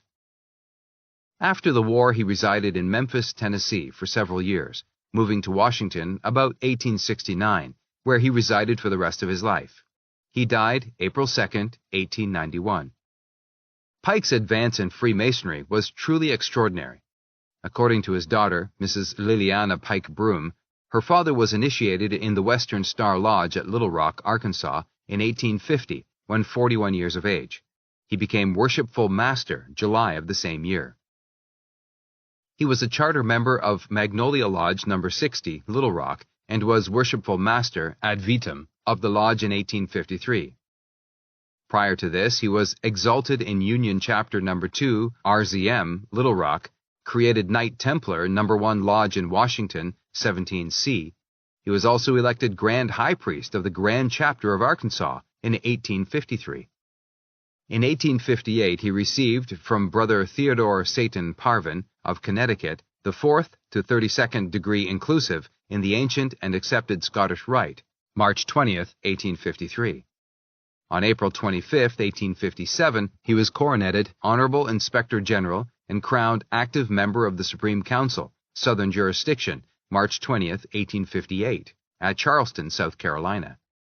When Brother John Honor resigned as Grand Commander, Albert Pike was elected MP Sovereign Grand Commander of the Supreme Council for the Southern Jurisdiction of the United States, January 2, 1859. He afterwards became Sovereign Pontiff of Universal Freemasonry. This is Pike's public record, and one which justifies Americans looking up to him as an example of real Americanism. But what of his secret record? It was while investigating the Little Rock integration incident in 1957 that I first learned of Pike's rapid advance in Freemasonry, and knowing that Weishaupt, using Thomas Jefferson and Moses Holbrook, had infiltrated Illuminists into the Masonic lodges of America, I decided I would find out if the fact that Pike's mansion in Little Rock had 13 rooms had any significance. 13 figures prominently in satanic, Luciferian, and Kabbalistic rituals, codes, and writings, etc. My investigations produced documentary evidence to show that, because of Pike's exceptional mental ability, he came under the notice of professors in Harvard who were members of the Illuminati, who developed in his mind the idea that a one-world government, a one-world religion, and a one-world financial and economic system was the only solution to the world's many and varied problems. I next discovered that his departure from Harvard was not due to lack of finances or because of a misunderstanding with the faculty over tuition fees, but because of his radical ideas and teachings. When he returned home determined that he would fight his way to the top despite all opposition, He was in a suitable frame of mind to be recruited as a Minerval or apprentice into the lower degrees of the Illuminati. I found that those secretly directing the Luciferian conspiracy in America decided to use Pike's mental capacity, his qualities as a teacher, and his ability to master languages to further their own secret plans. They tested his physical courage and resourcefulness by sending him among the Indians to earn his living by use of his brains while learning their language and customs. As those fomenting the American Civil War, they could use Pike and his connections with the Indians when they considered the time was ripe for the outbreak of hostilities. Pike came out of this test with full marks and colors flying. He was next required to gain military experience by a period of active service. This is an unbroken principle and must comply with by every man who wishes to advance to a position of leadership in the world revolutionary movement. Thousands of American citizens, thousands of British citizens, and over 2,000 Canadians joined Major Attlee's International Brigade and fought in the Spanish Civil War, 1926 to 1929, in order to obtain military experience necessary for a communist to qualify for leadership in the world revolutionary movement. The Mexican War provided Pike with just the opportunity he needed. Having proven himself to be a man of exceptional ability, personal courage, and leadership, in 1850, Pike was infiltrated into the Scottish Rites of Freemasonry. He again distinguished himself and won the confidence and respect of members. The archives in Washington, D.C. throw some unexpected light on Pike's connections with the Indians during the Civil War. These records show that he had first commanded a regiment and afterwards a brigade of Indian troops, CSA. It also discloses the fact that Pike's Indian troops had been disbanded by order of President Jefferson Davis because of the atrocities they had committed under the excuse of conducting legitimate warfare. Investigation into Pike's associates while in Harvard and while teaching private school proved he had become acquainted with men who were members of the Illuminati, men who were connected with Moses Holbrook, Clinton Roosevelt, Dana, Greeley, etc. There is evidence to indicate that after 1840, Pike's 13-room mansion was used as the secret headquarters of those who constituted the Synagogue of Satan, and that within those walls they practiced occultism and performed satanic rituals, based on the Kabbalism as used by Moses Mendelssohn when he conducted initiations into the higher degrees of Weishaupt's Illuminati in Frankfurt, Germany, prior to 1784. Further light was thrown on this phase of Pike's secret life when research revealed that after Pike gave up living in his Little Rock mansion, it was occupied by John Gould Fletcher, who also practiced spiritualism and occultism. He won the Pulitzer Prize for his poem written about Pike's mansion, entitled The Ghosts of an Old House. It may be assumed that there is a great deal more truth than poetry in those verses, because evidence was later dug up which proved Pike conducted séances in St. Louis and other places throughout the world. It was next discovered that Pike had been intimately associated with Giuseppe Mazzini from 1834 onwards, and remained closely associated with him until he died in 1872. Mazzini had been sent to America to assist Thomas Jefferson in laying the foundations for the part Weishaupt intended America should play in the semi-final stages of the conspiracy. Research into the writings of Mazzini's associates in France and Italy proved that Pike climbed the rungs of the ladder of Illuminism as fast as he had advanced in Freemasonry. Moses Holbrook was secret head of the Synagogue of Satan in America during the first half of the 19th century. He used the Kabbalistic rites as taught by Moses Mendelssohn when initiating specially selected candidates into Satanism as practiced in the higher degrees of Grand Orient Masonry in France and Italy by Crémieux and Mazzini, respectively. The Kabbalah's Talmudic teachings, that is, Satanism, was substituted for the Books of Moses during the time the Jews, so-called, were captive in Babylon. Because some of the founding fathers of America had been openly anti-Semitic, and because the manner in which Illuminism had been exposed as having infiltrated into American Masonry, and because those who directed the activities of the Illuminati were mostly men who called themselves Jews, even if they were not, and lied about the matter, Pike decided that he would pretend to clean Jewry out of control in America as far as Freemasonry was concerned. We will prove later that we are justified in using the word pretend. He also decided that because the Illuminati was becoming suspect as directing the WRM, he would reorganize Palladianism and establish councils throughout the world to take the place of lodges of the Grand Orient and the Illuminati. In other words, Pike decided to set up a different front in order to give the Synagogue of Satan, which directs the WRM at the top, a new face. He was determined to throw historians and research workers off the scent, which stank to high heaven after Captain Morgan was murdered. Moses Mendelssohn's ritual for the higher degrees of Grand Orient Masons was known as the Black Mass. Its words and ceremonies expressed bitter hatred of Christ and Christianity. Pike suggested to Moses Holbrook that it would be a good idea if they revised and modernized the ceremony of the Black Mass so that it didn't appear so Talmudic. Holbrook agreed and worked with Pike on a new ritual. Holbrook died before the task was completed, and Pike completed the work alone. He called the new ceremonial the Adonaiocide Mass, which means the death of God. It was on Pike's doctrine that Nietzsche in Germany based his ideas and theories calculated to bring about the death of God, so Lucifer can reign in peace and security. We know these theories as Nietzscheism. We have referred to the writings of Domenico Margiotta on many occasions when dealing with the manner the Illuminati infiltrated into Freemasonry, because Margiotta was a 33rd degree Mason before he seceded. He did not quit Masonry until after he had been selected for initiation into the higher degrees of Grand Orient Masonry and/or the new and reformed Palladian Rite. He gives as his reason for refusing to be initiated that the study of the lives of those who wished to initiate him convinced him they were Satanists. We have Margiotta's word for it that Grand Master Pike re-established the supremacy of his Supreme Council and succeeded gradually in becoming an important Masonic personage and the real chief of the Scottish Rite. As a 33rd degree Mason and sovereign pontiff of Universal Masonry, Pike traveled the world.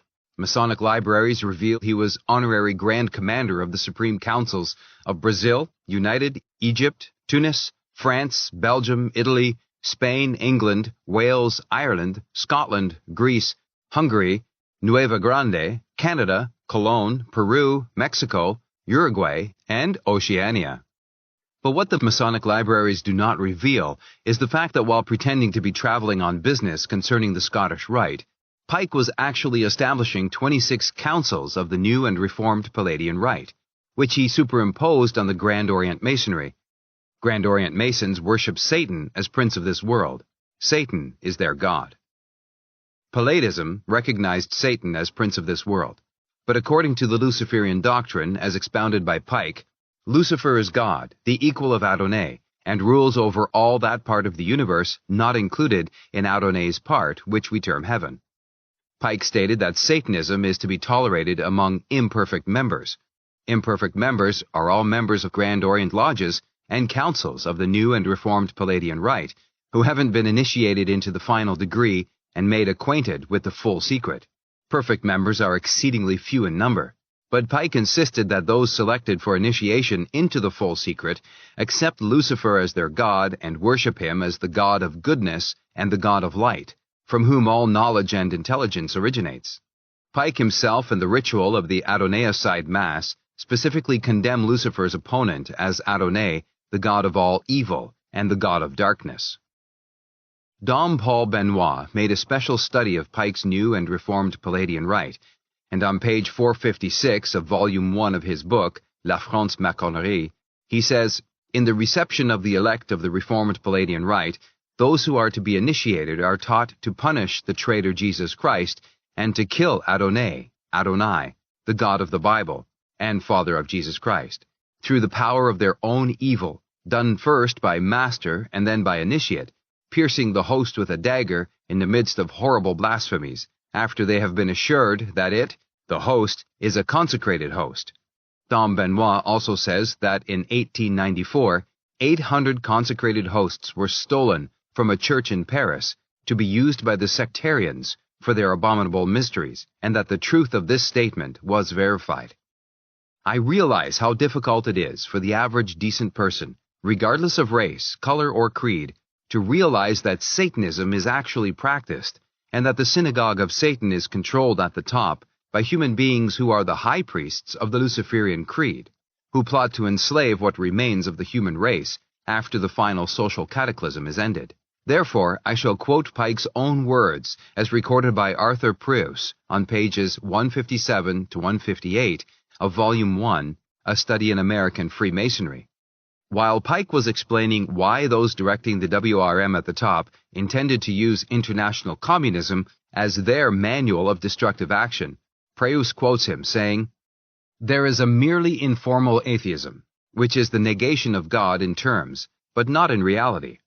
A man says there is no God, that is, there is no God who originates in himself, who ever was originated, but a God who always was and has been, who is the cause of existence, who is the mind and the providence of the universe, and therefore the order, beauty, and harmony of the world of matter and mind, do not indicate any plan or intention of divinity. But nature that is powerful, wise, active, and good, nature originated within itself, or perhaps it always was and has been, the cause of its own existence, the mind of the universe and its own providence. Clearly there is a plan and purpose from which proceed order, beauty, and harmony. But this is the plan and purpose of nature. In such matters, the absolute negation of God is only formal and not real. The qualities of God are recognized, and they affirm His existence. It is a mere change of name to call the possessor of these qualities nature and not God. The word nature, as used by Pike, means the sum total of existence, exactly as the word universe means the totality of everything within and without space, including everything in and on this earth. Pike is also recorded as saying that atheistic communism will be only a passing phase in the overall revolution, and as is mentioned elsewhere, Pike told Mazzini exactly how communism and Christianity were to be made to destroy each other in an all-out war with each other in order to usher the Luciferian conspiracy into its final stage. It is only when we dig down deep and look behind the curtain of Pike's life that we realize that when talking of God and/or nature, he was really meaning Lucifer. We have said Thomas Jefferson became a member of Weishaupt's Illuminati. Regardless of what Americans have been taught to believe about Thomas Jefferson as a Christian and a patriot, the fact remains that he did play a leading part in bringing about Weishaupt's plan, which required that America be separated from the British Empire. Therefore, he was a traitor to his mother country. He became a traitor because Illuminism had convinced him that only a one-world government, managed by men of brains, could solve the world's problems and end wars and revolutions. He felt he was justified in helping destroy Britain and her empire in the interests of world peace. Exactly the same principles and feelings caused President Roosevelt to tell Winston Churchill, Britain's Prime Minister, when they met on an American battleship in Agentia Bay, Newfoundland, in the summer of 1942, to discuss the North Atlantic Treaty Organization, NATO. It is time the British Empire was dissolved in the interests of world peace. Very few people seem to realize that NATO was organized so that those who direct the WRM at the top could contain the terrible destructive force of communism, which they had created in accordance with Pike's plan, until they wished to use it to usher in the final stage of the Luciferian conspiracy. A slip of the tongue may go unnoticed by millions, but to a historian it may disclose a great deal. Early in World War II, Winston Churchill made one of his most famous speeches after he had dined well, if not too wisely. There is an old saying, "When liquor is in, the truth comes out." On this particular occasion, Churchill said, "I will shake hands with the devil himself, if by so doing he will help me defeat that Hitler." Here we get a glimpse of the truth. If Churchill had been a God-loving and God-fearing person, it would have been only natural that he would have spoken the name of God, and not that of Lucifer. Exactly the same line of reasoning explains many of the political actions of Mackenzie King during the quarter century he was Prime Minister of Canada. He was indoctrinated into internationalism while he was going to the university. His record as a young man is very similar to that of Pike. He was openly a radical and a true descendant of his rebellious grandfather.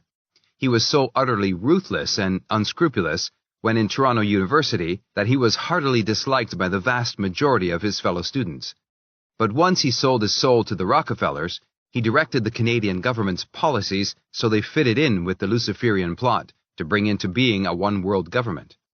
and the masses, the Goyim, are so thoroughly brainwashed by the Luciferian propaganda machine that the people of Canada kept re-electing him Prime Minister, although his treachery, as far as Britain and the rest of her Commonwealth, Empire, was concerned, had been proven to the hilt in letters he wrote early in the First World War to prominent Americans who were friends of the Rockefellers, or obligated to them for financial favors, and asked them to use their influence with the American government so that financial and other aid would be withheld from Britain and France, and so prolong the war and seriously weaken the British Empire.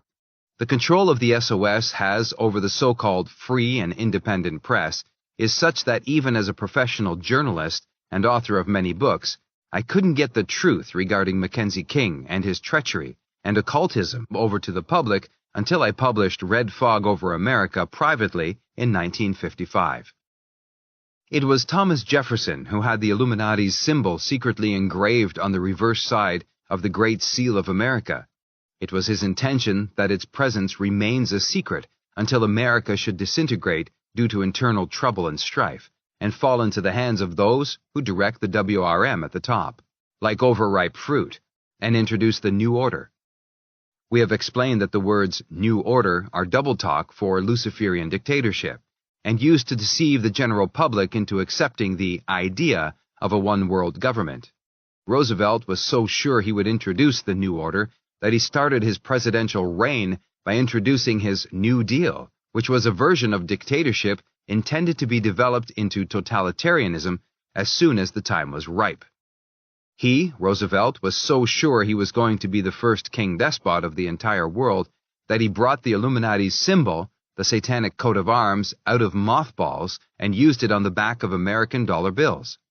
He thus assured all those in the know that the Luciferian conspiracy was about to enter the final stage.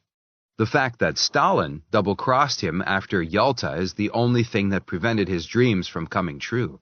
Instead of becoming the first king despot, he went insane. The reason the public wasn't permitted to see his face before his body was buried was, I am informed by good authority, because there was no face to see. He is said to have ended his hate against Stalin, his disappointments and misery of mind and soul, with a shotgun. When we revealed the truth that the symbol of the Illuminati was on the back of the United States $1 bills, it caused consternation among those who direct the WRM at the top. They immediately commissioned some of Hollywood's best writers to interpret the symbols as being of great patriotic meaning. If this lame effort to kill the truth was correct, then why was the fact that the symbol was on the reverse side of the Great Seal kept so secret from Jefferson's day to that of Roosevelt?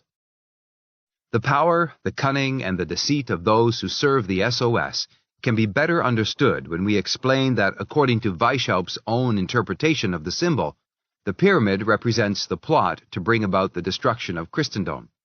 To deceive the enemies of the Roman Catholic Church into believing that they were not marked down for destruction also, the Agentur of Weishaupt's organization made it appear their only hate was against Catholicism and not against Christ and Christianity in general. Such is the power and influence of the SOS that they caused the priests who direct the youth departments of Catholic Action to publish the Hollywood writer's version of the meaning of the symbol, and they published it far and wide and urged Catholics to accept Satan's version as the version, despite historical facts and documents which expose the Hollywood version as a deliberate lie. When the truth was explained to the priests responsible, they could not do anything to correct their mistake, because they had acted under orders of higher authority. This indicates that the SOS have their agentur within the hierarchy of Roman Catholicism, just as they had Judas among Christ's own apostles. For many years I have known that men who have directed the WRM at the very top use the game of chess to symbolize their march of peaceful progress towards ultimate world domination. In their chess game, one player represents God, the other the devil, Lucifer. Pawns represented the masses or Goyim. The gods sacrifice as many of the pawns as is necessary to enable them to kill off the knights, bishops, and castles, and queens, and make one or the other king checkmate.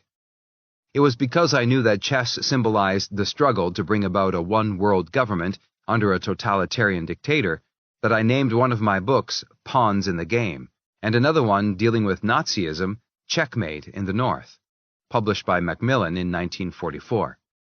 But it wasn't until November 1958, while writing this chapter of this book, that I learned by accident, or an act of God, that Albert Pike owned an extremely rare set of chessmen copied from the originals. Part of the chessmen belonging to his set were taken from his home when a detachment of the 2nd Kansas Cavalry raided Little Rock in the summer of 1863. When the raiders distributed their loot, Pike's chessmen fell into the hands of Captain E.S. Stover of Company B. After the war, he moved to New Mexico and became Grand Master of the Grand Lodge of Scottish Rite Masons. In 1915, when Stover was over 80 years of age, he had Pike's chessmen placed with other relics of Pike in the library of the Supreme Council. Then, from an entirely different source, I received a copy of Susan Lawrence Davis's Authentic History of the Ku Klux Klan, 1865 to 1877, published by the American Library Service, New York, 1924. The author gives a detailed account of General Albert Pike and as much of his activities as the general public is intended to know. But the old saying, "murder will out," applies to the Luciferian conspiracy, mass murder, as it does to individual homicide. Susan Davis just happens to mention that the chessmen which belonged to Pike were identical with the set with which she had played with General Forrest when she was a little girl. Susan Davis says she and General Forrest used to play a game he called make-believe. These are the very words Weishaupt used when telling Illuminists how they should act. This scrap of information wouldn't mean anything at all as far as the world revolutionary movement is concerned, if it weren't for the fact that General Forrest originated and organized the Ku Klux Klan. And at a convention of the KKK held in Nashville, Tennessee, USA, Forrest made Pike, who had organized the KKK in Arkansas, Grand Dragon of the realm. Pike was also appointed Chief Judicial Officer of the Invisible Empire. It was Pike who advised the leaders of the KKK to memorize their secret ritual and pass it down from leader to leader, so a copy would never fall into hostile hands. General Pike appointed Henry Fielding and Eppie Fielding of Fayetteville, Arkansas, to assist him in organizing dens in Arkansas. The Fieldings had been original members of the Athens, Alabama Klan until they moved to Arkansas in 1867. History, as generally taught in American schools and colleges, doesn't put much importance on the fact that the political, religious, and racial strife now rife in Arkansas and other southern states is only a repetition of what went on in Arkansas during the dark days of Reconstruction following the Civil War. General Albert Pike was the secret power who directed what was going on from behind the scenes in Arkansas, as is proven by what is published on page 277 of the Authentic History of the Ku Klux Klan. Few people with whom I have discussed this matter seem aware of the fact that Arkansas had two governments in 1872, and that great excitement prevailed. Public opinion was so much against what Washington was doing that civil war threatened, until Albert Pike called a mass meeting. With dramatic effect, Pike unfurled the stars and stripes, and with great eloquence, he appealed to the people gathered in the Capitol building to be patient, and followed this flag until the Ku Klux Klan can redeem the state. He promised that he would go personally to Washington and intercede on their behalf. This promise he kept. In view of the events of history since 1872, Pike did what he did because he knew the time for the final social cataclysm wouldn't be ripe for nearly 100 years. This statement and warning was written into the lectures delivered to members of the councils of his Palladian Rite between 1885 and 1901. I have had the pleasure of meeting present-day leaders of the KKK. I even had the privilege of addressing some of them, and they gave me an attentive hearing while I explained how those who directed the world revolutionary movement planned to cause the USA to disintegrate in the final stages of the conspiracy as the result of civil war, combined with a communist revolution. I told them how it was planned to line up Jews against Gentiles, colored folk against white, atheists against Christians, etc. Quoting from the letter Pike addressed to Mazzini, August 15, 1871, to prove that what I told them was the truth, explaining that laws regarding integration were passed to help bring this division about. I pointed out how in every state south of the Mason-Dixon line, men and women had appeared from nowhere in particular and immediately worked their way into position from which they could exert great influence in opposing groups. I pointed out that this parvenu always seemed to have unlimited sums of money at their disposal, and how they could always arrange a deal to procure arms and ammunition. I told them bluntly that these agents were agentures of the Illuminati, and that their purpose was to cause the tensions to develop into strife and bloodshed. The night I addressed one group of leaders, the tension was taut as a piano wire, due to the fact that federal government officials had announced that a new building project in a white section of the community was to be integrated. My audience had announced that they would prevent integration by armed force, if necessary. They asked me point blank, "What do you expect us to do? Accept integration without a struggle?" I replied with another question. I asked, "How many white and colored people are there in this community who really want to slit each other's throats and commit atrocities?" There was silence.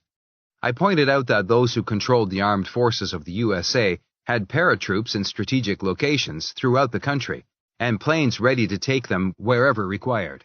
It was the middle of the night, and I could hear the tick of an old-fashioned clock. As kindly as I could, I said, "I doubt if there are 5 white or colored men who actually want to involve the whole community in the horrors of civil war.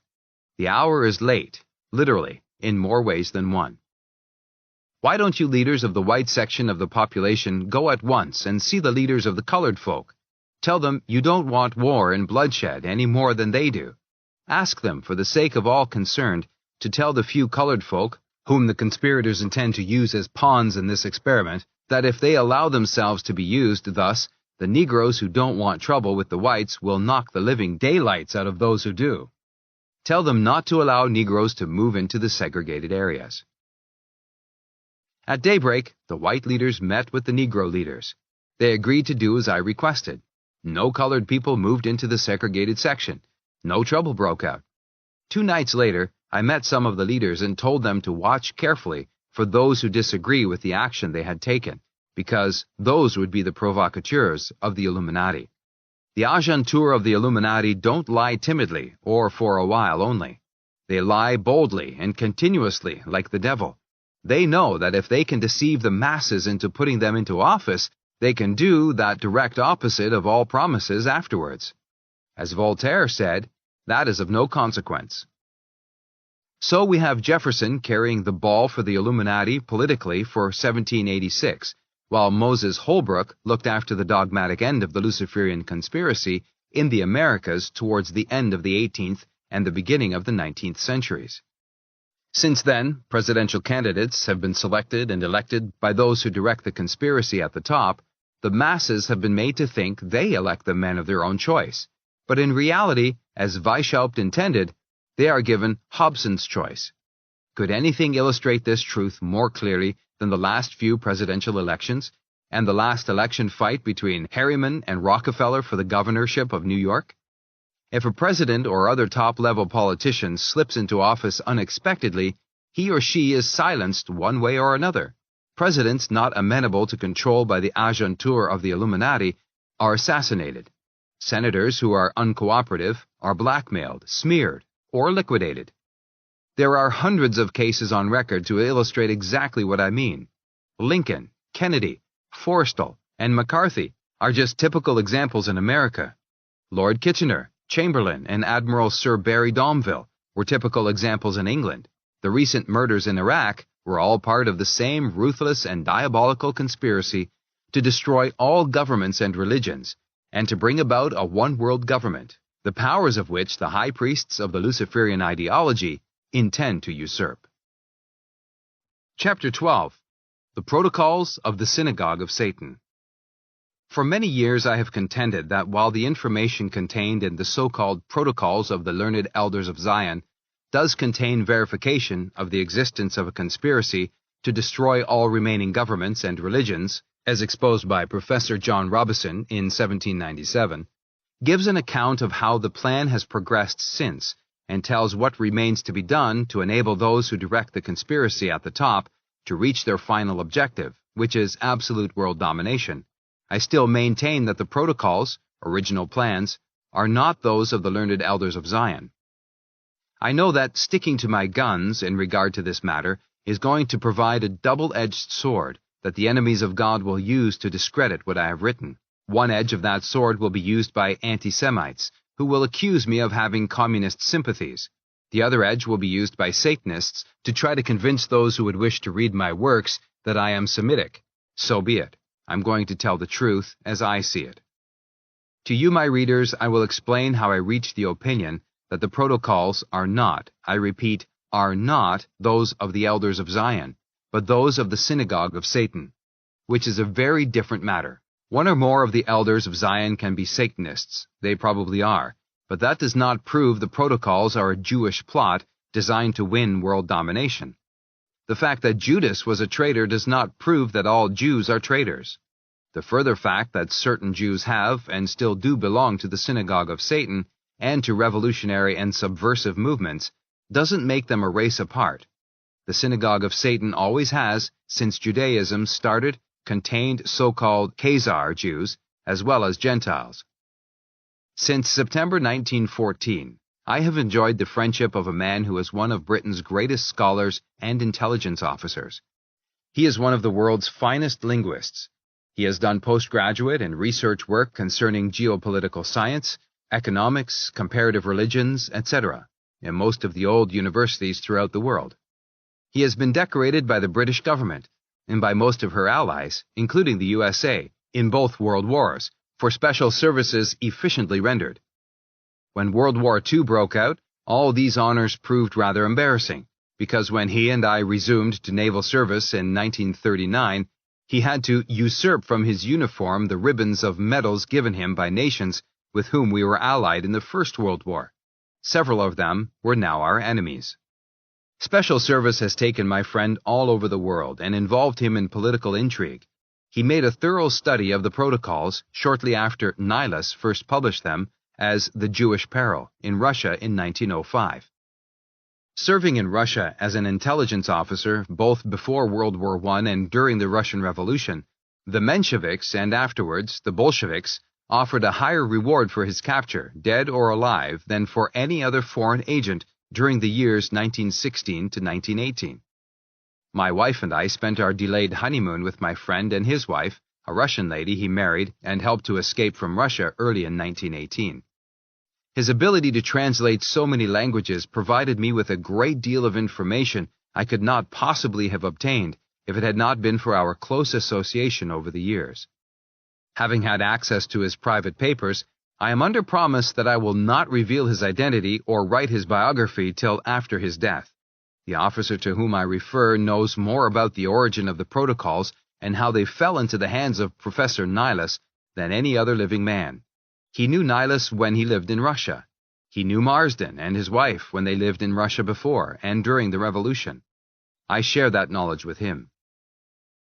Also at my request, the son of a high-ranking Russian officer, who was one of the greatest leaders of the White Russian movement, checked the information and conclusions I have published regarding the protocols since 1930, and he agrees with my writings.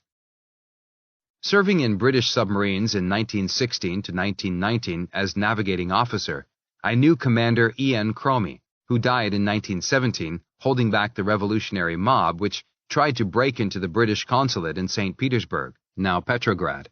The leaders of the mob wanted to get secret and confidential documents they knew my friend had placed in the consulate. Cromie held the mob back with small arms until his associates had burned the documents. He was repeatedly wounded, and so severely that he died on the steps of the embassy. I know what information the leaders of the Mensheviks wished to obtain so badly.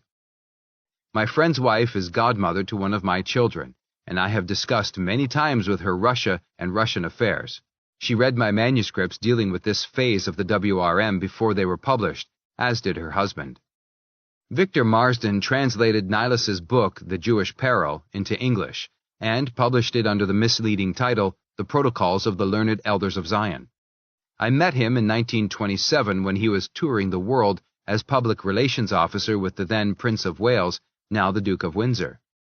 Victor Marsden lived in Russia before the Revolution as a correspondent for the London Morning Post. He married a Russian lady. When the revolution started, the Mensheviks threw Marsden into prison on suspicion that he was a spy.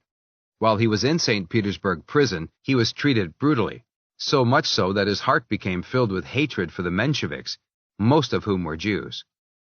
Victor Marsden was physically ill and mentally disturbed when he translated the copy of Professor Nilas's Jewish Peril into English.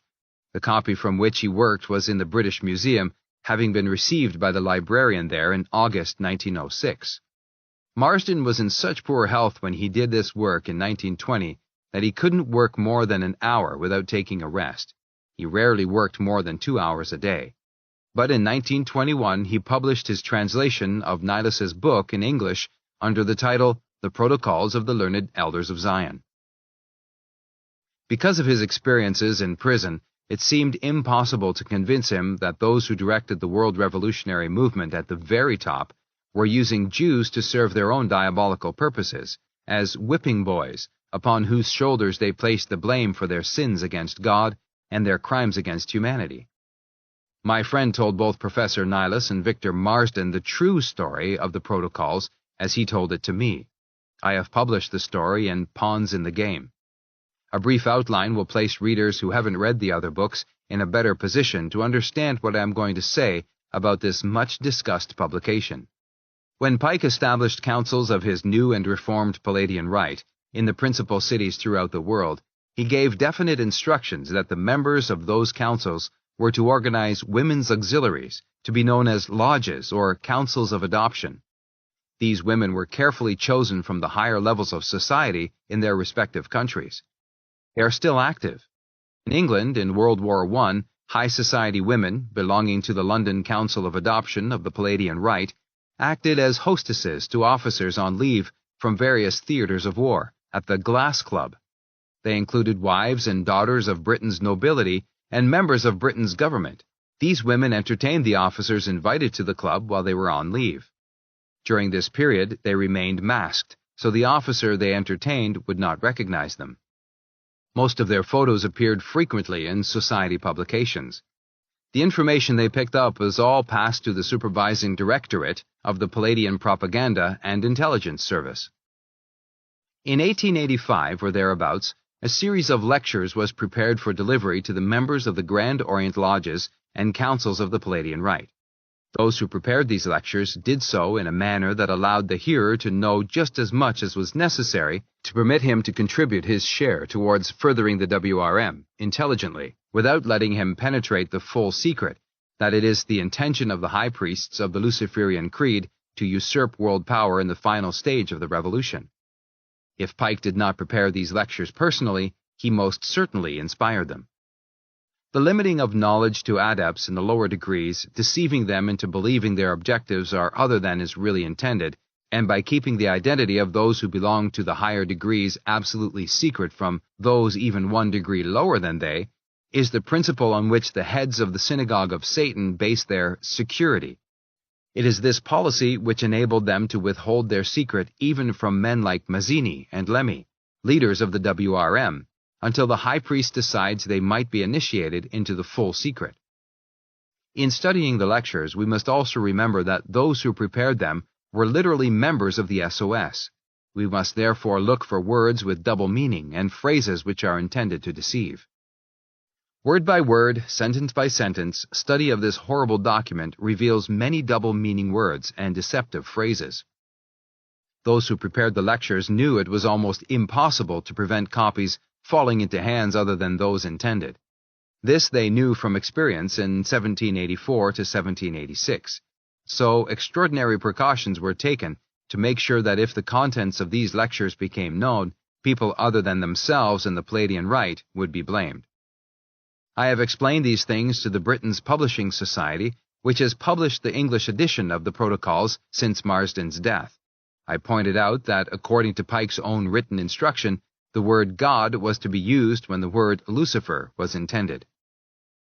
When the Synagogue of Satan plotted Christ's death and accomplished that foul purpose, they stayed in the background and worked from the dark. They hired Judas to carry out the betrayal, and then made the Jews assume the blame for their sin against God and their crime against humanity.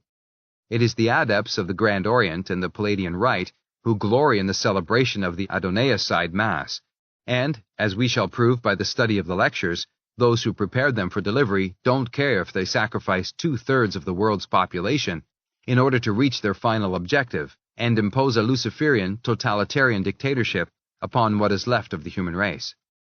Those who prepared the lectures served the father of lies. They were masters of deceit. Knowing this, we must be alert if we wish to penetrate through to the truth. Contrary to popular belief, Nihilus was not the first person to publish the contents of these lectures. I pointed this out to the publishers many years ago. Now the 81st impression of the so-called Protocols of the Learned Elders of Zion has been given the much more realistic title, World Conquest Through World Government. I also noticed that the publisher admits, in this new edition, that Nihilus wasn't the first to publish the documents. As mentioned in another chapter, the series of lectures had first been published in the winter of 1902 to 1903, in Russian, in a newspaper named Moskowskaya Vedomosti, and again in the same language in August and September of 1903 in a newspaper called Znamya. These publications didn't have the desired effect, failing to cause a rise in anti-Semitism, as the directors of the WRM expected would happen in Russia. The SOS wanted to use anti-Semitism to enable them to foment the revolutions, which would lead to the overthrow of the power of the Tsars, as required by Pike's military blueprint of wars and revolutions. Professor Nihilus was a priest of the Russian Orthodox Church. My friend thought him honest and sincere in his belief that the world revolutionary movement was a Jewish plot. There can be no gainsaying the fact that Khazar Jews headed the revolutionary movements in Russia. They filled the ranks of the revolutionary underground armies. Lesser Jews had been taught from childhood to hate their Gentile rulers and to believe that they were being persecuted because of their religion. This was a lie. The fact remains that Nihilus knew of Weishaupt, the Illuminati, and Pike in his Palladian rite. Only Nihilus and his maker know whether he was one of those priests who are wolves dressed in sheep's clothing. When Nihilus published the lectures as part of his book, The Great and the Little, in 1905, and said it exposed the Jewish peril, he set the world on fire. Intentionally or otherwise, he gave birth to anti-Semitism, as the SOS intended, so they could use it to foment World Wars I and II and bring about the Russian Revolution, as required to further their plot. My information about Nihilus's part in the publication of the Protocols was published in 1955 in Pawns in the Game. Since then, I have learned considerably more about this remarkable man. He told 3 different stories to 3 different people when asked to explain how the lectures first came into his possession. That is not characteristic of an honest man. As an ordained priest, he was supposed to have been working to serve God's purpose. As such, he would tell the truth.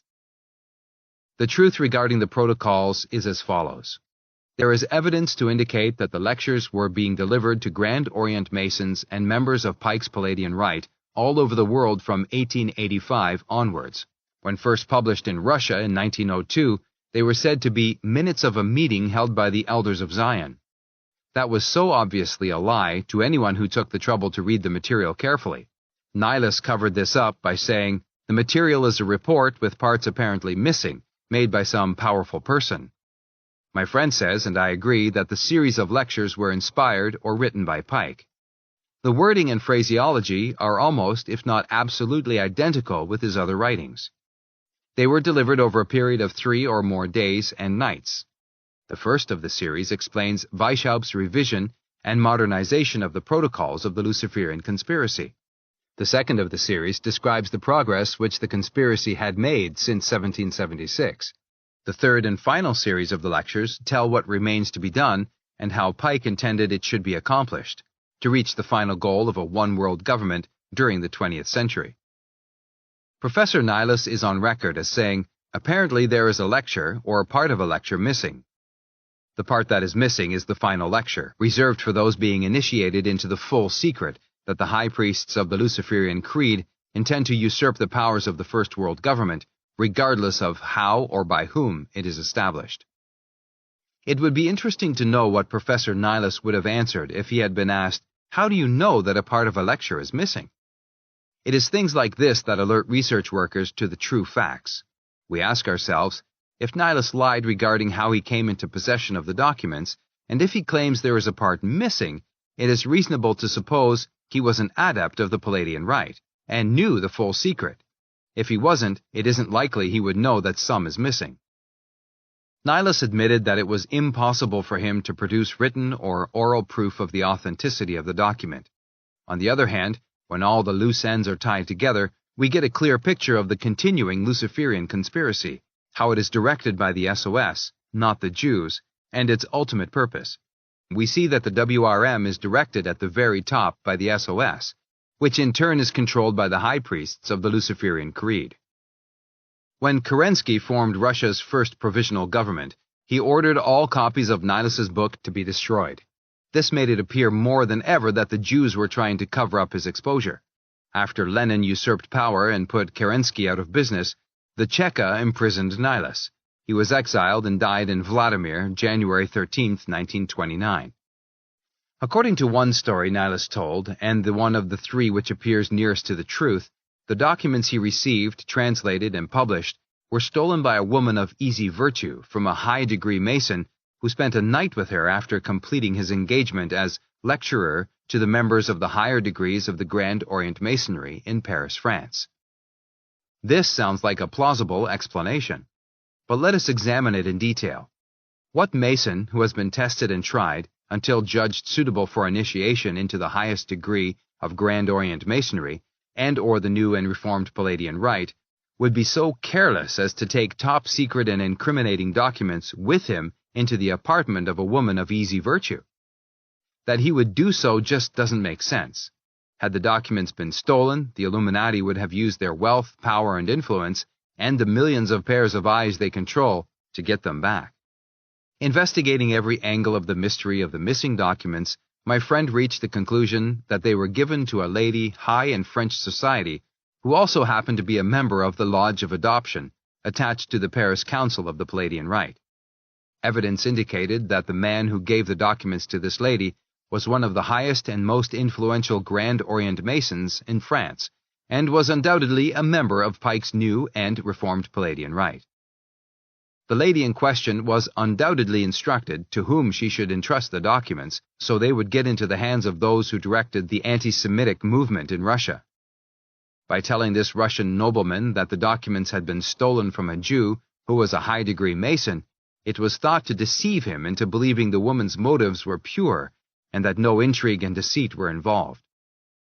These deductions explain also how the documents first were given to one newspaper and then to another. It was not until after publication had failed to produce the anti-Semitic reaction that the original or another copy was placed in the hands of Professor Satan Nihilus and produced the desired result. I know for a positive fact copies of Nihilus's Jewish Peril were placed in the possession of every prominent Russian who was attached to the imperial household and employed by the Tsar in any kind of executive capacity. Copies were placed on the bureaus of ladies-in-waiting in their rooms within the imperial palace. Revolutionary activities had divided Russian society into two groups, those who were loyal to the Tsar and those who were not. Publication and widespread circulation of the documents under the title The Jewish Peril undoubtedly enabled those who directed the Russian revolutionary movement from behind the scenes to develop their plot and further their secret plans. One of them was the international banker Jacob Schiff of New York, USA, whose revolutionary leader was Trotsky. Working with Schiff to bring about the subjugation of Russia was the Warburg family of Hamburg, Germany. The members of this banking house were closely connected with and on exceptionally friendly terms with Gerson Blechroeder, who was director of Pike's Supervisory Council of the Palladian Rite in Berlin. The secret headquarters of those fomenting the Russian Revolution in Germany was the big building on Valentinskampstrasse, where Armand Levi had established the secret Jewish Federation, which became known as the Sovereign Patriarchal Council, backed by the Rothschilds' millions. Strange as it may seem, but as additional proof that the SOS does not consist of Orthodox Jews, but of them who say they are Jews, and are not, and thus lie, we find that Lenin was being coached to take over leadership of the Revolutionary War in Russia by none other than Lemmy, who had succeeded Mazzini as Pike's director of political action. Lemmy had set up his headquarters near Geneva, Switzerland. Thus we see how the lectures inspired by Pike were made to appear to be a conspiracy of Jews to win world domination. This charge the real Jews bitterly resented. But when we clear away all confusing aspects of the case, the truth stands out clear and unmistakable. The version of the lectures placed in the hands of Professor Nihilus was used to help those who direct the WRM at the top, to foment the Russian revolutions of 1905 and 1917, and thus put Pike's plans into effect exactly as he intended. Marsden explains the meaning of the word Goyim to be Gentiles or non-Jews. With this I cannot agree. The word Goyim meant originally the masses of or the common people, but as the word was used by Weishaupt, its meaning changed to lesser beings, the mob. Pike used the word to mean human cattle, the whole of humanity whom he said was to be integrated into a mass of mongrelized humanity and enslaved body, mind, and soul. The word agentur is also used frequently in the lectures. Marsden says the word means the whole body of agents and agencies made use of by the elders of Zion, whether members of the tribe or their Gentile tools. With this explanation, I must disagree also. The word agentur, as used in the protocols, means every member of society the Synagogue of Satan control and use to put the Luciferian conspiracy into effect and keep it progressing towards its ultimate goal, regardless of race, color, or creed. The words the political are said by Marsden to mean not exactly the body politic, but the entire machinery of politics. With this definition, I do agree. It must be clearly understood that I believe the protocols are those of the Synagogue of Satan. The copy given Nihilus was altered slightly to make believe they are those of the elders of Zion, so that those who direct the conspiracy at the top could use both Zionism and anti-Semitism to further their own secret plans to cause revolution in Russia. Protocol number 1 is nothing more or less than a reiteration of Weishaupt's principles.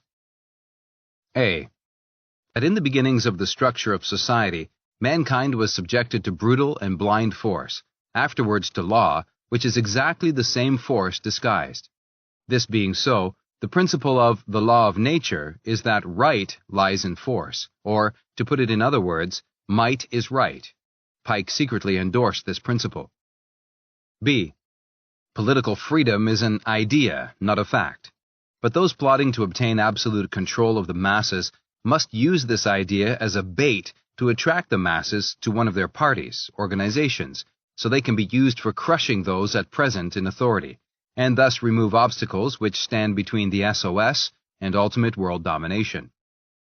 C. So-called liberalism is to be used to soften up rulers so that for the sake of the idea of freedom and liberalism, they will yield some of their power. The lecturer then remarks, "It is precisely here that the triumph of theory appears." He explains that those who plot to subjugate the rest must gather up the slacked reins of government into their own hands, because the blind might of any nation cannot for one single day exist without guidance, and thus the new usurped authority will fit into the place of the old. What happened in France before the lectures were given, and what has happened in Russia, Germany, China, and is happening in England today, typically illustrates how this phase of the conspiracy has been put into effect. D. First, the emperors, crowned kings, and sovereign rulers must be disposed of by assassination, revolution, or other means. Then the natural or genealogical aristocracy shall be destroyed in a revolutionary reign of terror. The lecturer explains how the conspirators will replace the power of the rulers they destroy with the power of gold, and replace the genealogical aristocracy with people of wealth whose fortunes the conspirators control. In other words, those who create the new aristocracy of wealth can make those they wish to use wealthy, and they can just as easily break those who refuse to do their bidding. It is interesting to note that most of those who now form the aristocracy of wealth got their start promoting rackets of one kind or another, which separated gullible people from their hard-earned money. The Rothschilds got their feet on the lower rungs of the ladder of fortune by providing the British government with Hessian soldiers at so much a head. Thus they were well paid for providing troops to fight Britain's colonial wars, which they, the Rothschild family, had fomented. The Morgan fortune was founded on the sale of arms and ammunition to the Confederate Army, which arms and ammunition had previously been condemned by the federal authorities. The Rockefeller fortune was founded upon medical quackery and the sale of patent medicines. The newly rich we find in the luxury resorts of southern Florida and the Caribbean are mostly ex-racketeers, while a goodly number have not as yet qualified to have the X put before the word racketeer. Bootleggers and professional gamblers now form the crust of modern society.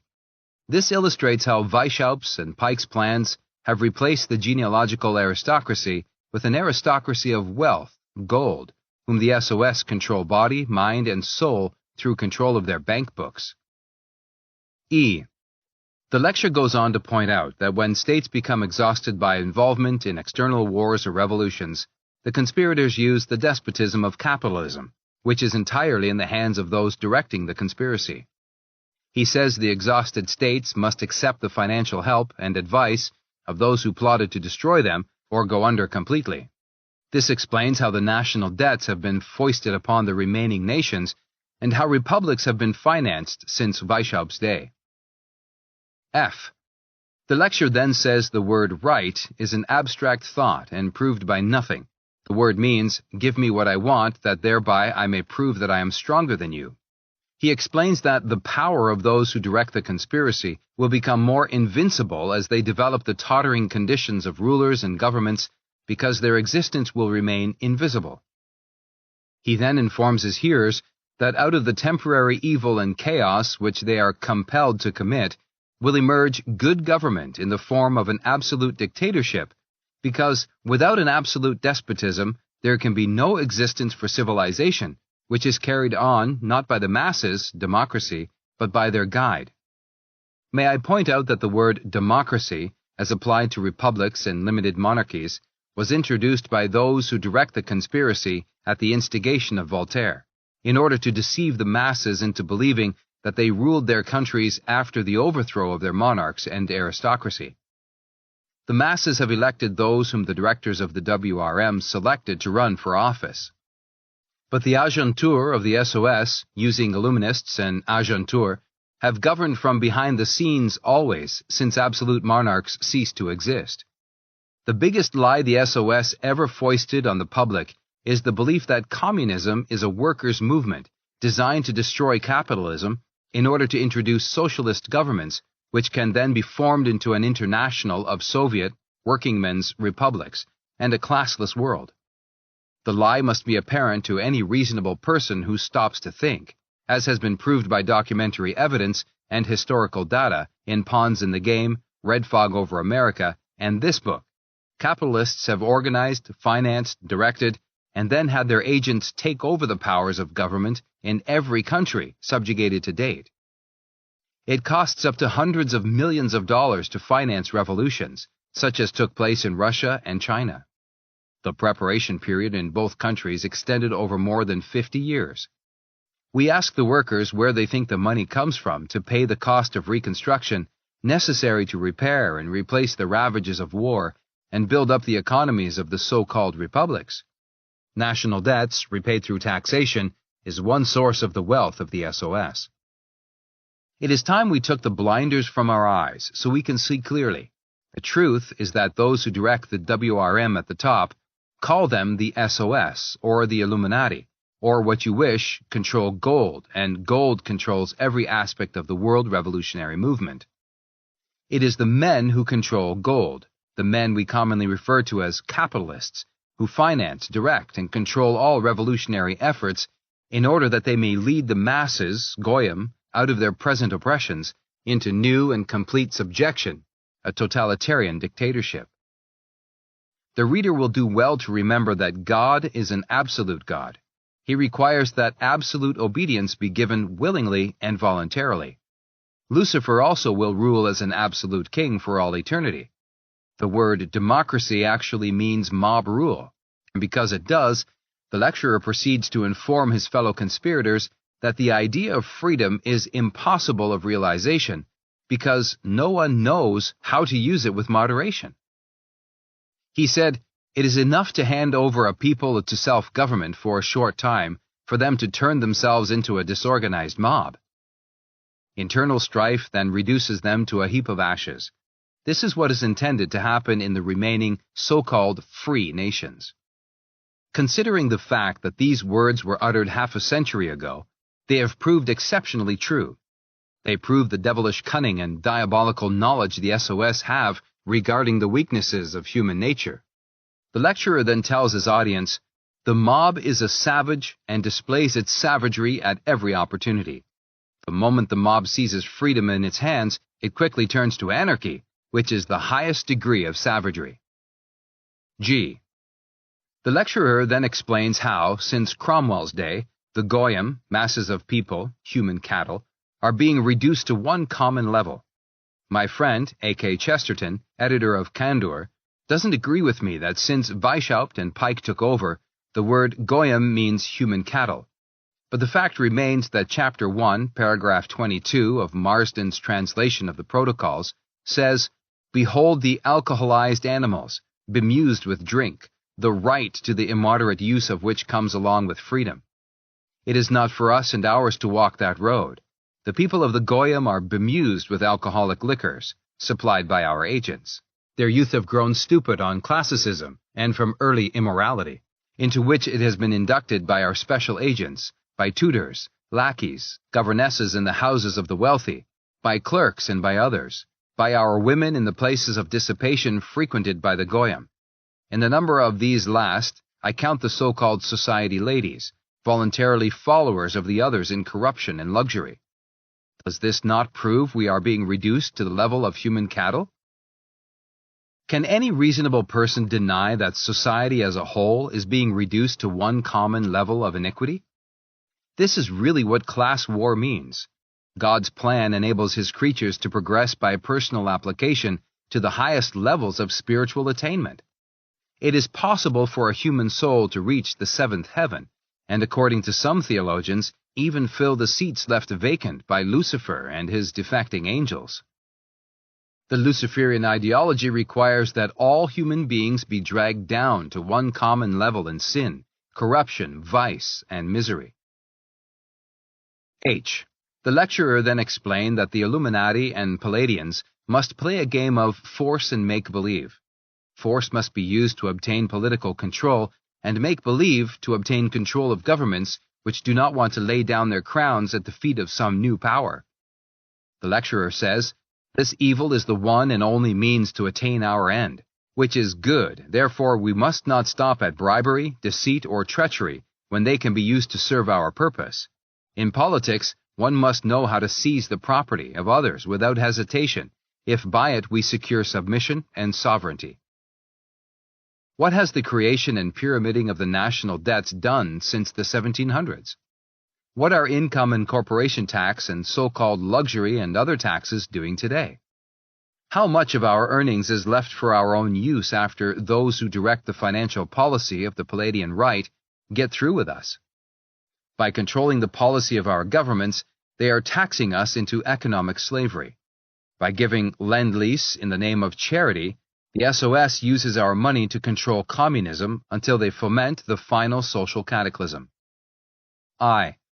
The first lecture ends with an explanation of how the illuminated ones have deceived the goyim into delivering themselves into their hands. The lecturer says, "Far back in ancient times, we were the first to cry among the masses, goyim, the words liberty, equality, fraternity. Words repeated many times since those days by human parrots, who from all sides flew down upon these baits and with them carried away the well-being of the world, true freedom of the individual, formerly so well guarded against pressure of the mob." The lecturer then gloats over the fact that even the wisest men among the goyim, even those who consider themselves intellectuals, could not make anything out of the uttered words in their abstractness, and did not note the contradiction of their meaning and interrelation. He points out that in nature there is no equality, and there can be no freedom, because nature has established inequality of minds and characters and capacities, just as immutably as nature has established subordination to her laws. He then explains how from the very beginning those who direct the conspiracy at the top have contravened God's law of dynastic rule, under which a father passed on to his son knowledge of the course of political affairs, in such wise that none could know it but the dynasty, and none could betray it to the governed. The lecturer then points out that as time went on, the meaning of dynastic transference of the true position of affairs in the political was lost, and this loss aided the success of their cause. See Pike's Dogma re Nature elsewhere in this book.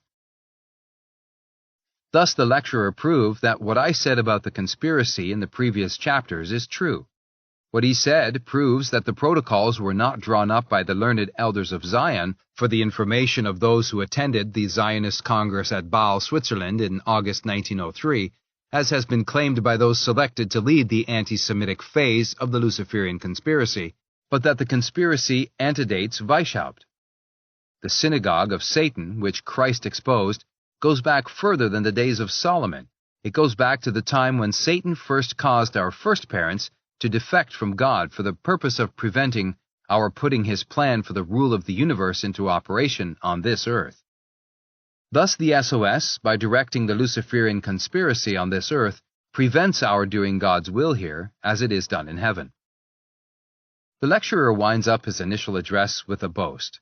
He says, "The deceptive slogan of liberty, equality, and fraternity brought to our ranks whole legions who bore our banners with enthusiasm, while all the time those very words were a cankerworm boring into the well-being of the Goyim, putting an end to peace, quiet, solidarity, and destroying the very foundations of our Goya states." He then lets his hearers into the first secret.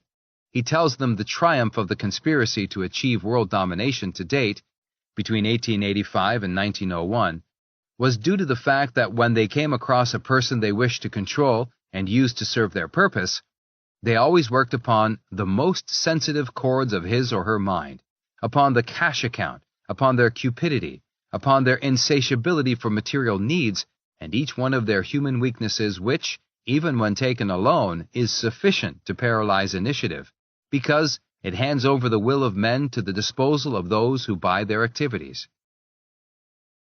Thus we see how the conspirators, working through their agentur, have been able to convince the mob that their government is nothing but the steward of the people, who are the owners of the country, and that the steward may be replaced by the people like a worn-out glove. Don't feel badly. I myself was fooled into that belief. It was 1950 before I began to suspect the truth, that as the lecturer put it, it is his possibility of replacing the representatives of the people frequently which has enabled those who direct the conspiracy at the top to gradually obtain control of all candidates for political office. Nothing has impressed this truth upon my mind more than the more recent general federal elections in Britain, Canada, and the USA. Today, the people really have Hobson's choice. Chapter 13. How the Conspiracy Was Developed in America. Professor John Robison has been smeared and his books have been burnt by agentur of the Synagogue of Satan because he proved himself to be incorruptible. He refused to help Weishaupt and his Luciferians infiltrate Illuminism into Freemasonry. History proves, however, that what he did write and publish regarding a conspiracy to destroy all governments and religions has turned out to be true. Robison tells us that before 1786, when the Bavarian government exposed Weishaupt and his gang, several Masonic lodges in America had been Illuminized. He also points out the similarities of the American and succeeding French revolutions. We have been ridiculed by some influential people for quoting Professor Robison, evidently to shake the confidence of our readers. In support of our statements, we give the following documentary evidence, most of which can be confirmed by simply referring to the National Archives in Washington, D.C. In 1798, David A. Tappan was president of Harvard University. On July 19th of that year, he addressed a graduating class in the chapel at Harvard College. He warned America's future leaders of the dangers of Illuminism, which he said had infiltrated into America. He told them of the influence of the Illuminati used to bring about the French Revolution. That same year, 1798, Timothy Dwight was president of Yale. He gave Americans much the same warning in a paper entitled The Duty of Americans in the Present Crisis. By the time Pike entered the university as a student, Harvard was being brought under the control of the Illuminati. Also, in 1798, Jedediah Morse preached his Thanksgiving Day sermon on the Illuminati and their Masonic affiliations. Still, in the same year, John Wood exposed the Clintonian faction of the Society of Columbian Illuminati. In 1799, John Cossins Ogden wrote an article, A View of New England Illuminati, who are indefatigably engaged in destroying religion and government in the United States under feigned regard for their safety. There were, as recently as 1957, in the Rittenhouse Square Library in Philadelphia, 3 letters written by John Quincy Adams, the 6th President of the United States, to Colonel William Lucifer Stone, a Knight Templar and editor of the New York Advertiser. These letters were very critical of Thomas Jefferson and the manner in which he had subverted Freemasonry in the New England states. Adams knew of what he was writing because he had been mainly responsible for organizing the lodges into which Jefferson infiltrated his Illuminati. Adams gives as his reason for running against Jefferson for the presidency Jefferson's subversiveness. The letters he wrote Colonel Stone are credited with defeating Jefferson. Adams listed 5 main objections to Illuminism as being proselyted by Jefferson and his fellow Illuminists. 1. Their teachings are contrary to the law of the land. 2. They are in violation of the precepts of Jesus Christ. 3. They require members to take a pledge to keep undefined secrets, the nature of which is unknown to the man taking the oath. 4. They require a member to express his willingness to suffer death should he violate his oath. And 5. They require a member to say he will accept a mode of death which is unusual, inhuman, and so cruel that the details are unfit for utterance from human lips. Then, in 1826, an incident happened which should prove to Freemasons themselves that only members who have been carefully selected are permitted to know anything of what goes on in the secret society, which Illuminists organize within their own secret society. It is therefore as reasonable to condemn as inhuman and diabolical a person suffering from cancer, as it is to blame the rank and file of secret societies, orders, and organizations and groups for the sins against God and crimes against humanity committed by the Synagogue of Satan, who infiltrate their agentur into the secret societies. It would be better for the world if there were no secret societies, because those who direct the WRM at the top would then be unable to practice their parasitic policy and place the blame for their devilish actions upon shoulders other than their own. The incident we refer to concerns Captain William Morgan, who was accused of breaking his oath. The Illuminist influence within Masonry's top executive insisted that Morgan be given the death, the manner of which Adams had been so disgusted and critical. A Mason named Richard Howard was selected as executioner. Morgan got warning of his pending fate. He tried to escape to Canada, but got only as far as Niagara Falls, where Howard murdered him. According to Colonel Stone, the Knight Templar to whom Adams had written the letters referred to above, Howard resumed to New York and reported to a meeting of the Knights Templars at St. John's Hall, New York, how he had executed Morgan. Stone says he was then supplied with money and put aboard a ship bound for Liverpool, England. Stone's statements are published in his Letters on Masonry and Anti-Masonry. What Stone exposed regarding Morgan is confirmed in an affidavit taken by Avery Allen when he seceded from the Knights Templar of New Haven, Connecticut. He swore that Richard Howard had confessed himself to have been the executioner of Morgan. Masonic records prove that when these repulsive facts became known in Masonic circles, a terrific reaction set in. Approximately 1,500 lodges in the United States surrendered their charters. It is estimated that of the 50,000 Masons belonging to these lodges, 45,000 seceded from the secret society. Thus it was that Freemasonry nearly died a natural death in America. But such is the power and influence of the Synagogue of Satan that today hardly a Mason with whom I have discussed this phase of their history knows anything about it. I have copies of the minutes taken at the meetings which led up to the mass withdrawal from Masonry in America. These truths are not published to hurt Freemasons, but to prove conclusively that out of a possible 50,000 Masons, at least 45,000 didn't know or even suspect what goes on behind the scenes under the direction of Satanists who hide like worms in the bowels of their and other secret societies. Those who served the SOS decided a native-born must succeed Moses Holbrook, who at the time these events happened headed Masonry in America, so General Albert Pike was approached. He measured up to the requirements because his rise from an initiate in 1850 to Grand Commander of the Supreme Council for the Southern Jurisdiction of Freemasonry in the USA in 1859 was phenomenal. Pike's task was to rejuvenate Freemasonry in the USA so that the influence, wealth, and power of its members could be used again by the Illuminati to place their agentur in key positions in all fields of human endeavor, including politics and religion. Today, as in 1826, the vast majority of Freemasons don't know about the secret life of Albert Pike. They have been lied to and deceived by Satan's agents into believing Pike to be the greatest Mason that ever lived, and one of America's greatest patriots. But they are wrong, as we prove Pike was literally a devil incarnate. Because the Illuminati had been proved to have corrupted Freemasonry in America, Pike decided to organize the Palladian Rite, to be above even Grand Orient Masonry and the Illuminati. Palladism wasn't exactly a new secret society, so Pike called his organization the New and Reformed Palladian Rite, NRPR. Giuseppe Mazzini had been selected by the Illuminati in 1834 to be their director of political action, director of the WRM. In a letter Mazzini sent to Pike January 22, 1870, he wrote, "We must allow all the federation of different Masonic orders to continue just as they are, with their systems, their central authorities, and their diverse modes of correspondence between high grades of the same rite, organized as they are at present. But we must create a supreme rite, which will remain unknown, to which we will call those Masons of high degree whom we shall select. With regard to their brothers in Masonry, these men must be pledged to the strictest secrecy. Through this supreme rite we will govern all Freemasonry, which will become the one international center, the more powerful because its directors will be unknown."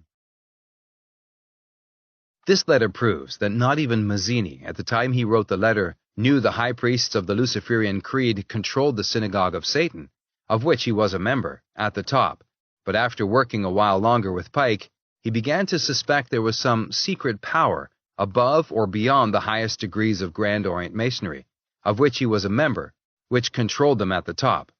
He expressed these suspicions in the letter he wrote to Dr. Bradenstein, already quoted. Pike and Mazzini signed the decree for the constitution of a Central High Masonry, September 20th, 1870. This was the day the Grand Orient Mason, General Cadorna, entered Rome to end the temporal power of the Pope. Pike assumed the title of Sovereign Pontiff of Universal Freemasonry. Mazzini assumed the title Sovereign Chief of Political Action, that is, Head of the World Revolutionary Movement, WRM. Pike immediately proceeded to complete the work on the new ritual he had started with Moses Holbrook, and he called it the Adonaiocide Mass, the Death of God.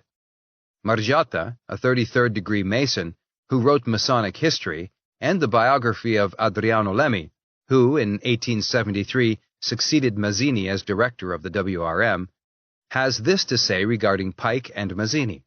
It was agreed that the existence of this rite would be kept strictly secret, and that no mention of it would ever be made in the assemblies and inner shrines of other rites, even when by accident the meeting might happen to be composed exclusively of brothers having the perfect initiation, for the secret of the new institution was only to be divulged with the greatest caution to a chosen few belonging to the ordinary high grades. This explains why even 32nd and 33rd degree Freemasons know so little about what goes on at the very top. Margiotta also states that 33rd degree members of the Scottish Rite are carefully selected for initiation into the Palladian Rite because of their extensive international ramifications. 33rd degree Masons are specially privileged to visit and take part in the rituals of other Masonic lodges throughout the world. Those who become members of Palladism recruit others. That is why the Supreme Rite created its triangles, the name given Palladian councils, by degrees. These are established on a firm basis. The lowest of the initiates are brothers long tested in ordinary Masonry and proved to have defected from God and Christianity. Margiotta adds, one will better understand these precautions knowing that Palladism is essentially a Luciferian rite. Its religion is Manichaean neo-Gnosticism, teaching that the divinity is dual and that Lucifer is the equal of Adonai, with Lucifer the god of light and goodness struggling for humanity against Adonai, the god of darkness and evil. As Lucifer's sovereign pontiff on earth, Pike was the president of the Supreme Dogmatic Directory, assisted by 10 ancients of the Supreme Council of the Grand Orient. Pike's Supreme Grand College of Emeritus Masons, Palladian Rite, accepted the Adonaiocide Mass, sometimes referred to as the Black Mass, as the ritual for the new and reformed Palladian Rite. Mazzini was sent a copy of the ritual. He was high in his praise of Pike, as his articles published in La Roma del Popolo prove. With these preliminaries completed, Pike and his assistants organized with a supervisory triangle or council in Rome, Italy, to direct the WRM in all its many phases. He placed Mazzini in charge. After Mazzini's death, he made Lemmy Supreme Director. Pike organized another supervisory council in Berlin. He called it the Supreme Dogmatic Directory. It was kept functioning by means of a constantly renewed committee of 7, selected from the Supreme Council, Grand Encampments, Grand Orients, and Grand Lodges of the world. 2 delegates looked after propaganda and finance. The Director of Propaganda was also Director of Intelligence, keeping the other 2 supervisory directors and the Sovereign Pontiff fully informed regarding important news and events gathered into this central clearinghouse from the millions of pairs of eyes which their agentur control throughout the world. They boast that not even a minor piece of legislation can be put through any parliament without them having full knowledge of it and giving approval. The financial agent draws up a general balance sheet of all rights, in all countries, working with an accountant as a sworn expert under his orders. Under the Sovereign Directory in Charleston, South Carolina, and the Executive of Political Action in Rome, and the Administrative Dogmatic Council in Berlin, come the 23 Grand Central Directories, which are bureaus or councils established in Europe, Asia, Africa, Oceania, and North and South America. And above all these, the Synagogue of Satan, the high priests of the Luciferian creed, rule invisible, unidentified, and supreme. When the League of Nations was first organized, in 1919, Pike's organization was slightly revised, and the supervisory, executive, and administrative branches were established in Switzerland and New York. But it doesn't matter where the brains are located. They have perfect communication systems, and they control and direct all other subversive organizations and activities. That control and direction are the same today as in Pike's lifetime, and at the time the League of Nations was formed. The same conspirators who formed and developed those also developed the UNO. Please don't take my word for it. St. Paul in 2 Corinthians 11 verse 13 told us, "For such false apostles, deceitful workers, transforming themselves into the apostles of Christ. And no marvel, for Satan himself is transformed into an angel of light. Therefore it is no great thing, not to be wondered at, if his ministers also be transformed as the ministers of righteousness, whose ends shall be according to their works." Let us pull aside the veil with which Pike enshrouded himself still further. I am aware that Dr. Bataille, author of Le Diable au XIXe siècle, has been accused of publishing misstatement as facts on various occasions, but that does not mean he was always lying and publishing untruths.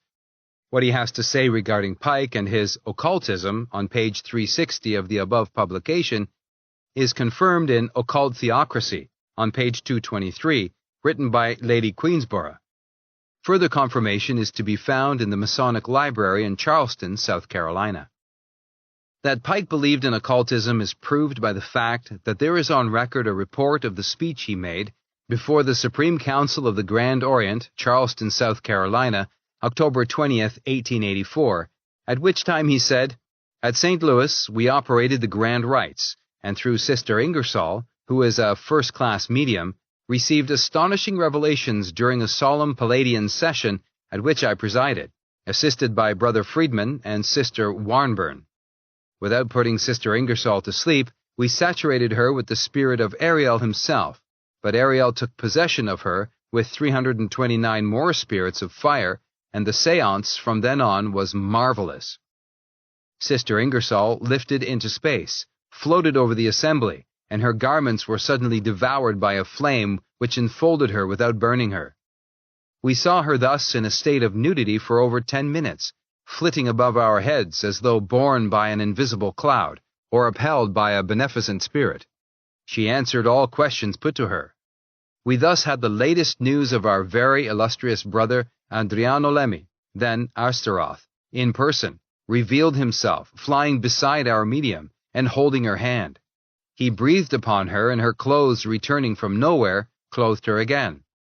Finally, Astaroth vanished, and our sister fell gently onto a chair, where, with her head thrown back, she gave up Ariel and the 329 spirits who had accompanied him.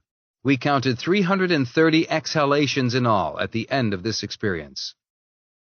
Pike's claim that he was able to talk with Lemmy, his director of political action, located in Italy, during a séance held in St. Louis, caused me to do some further digging.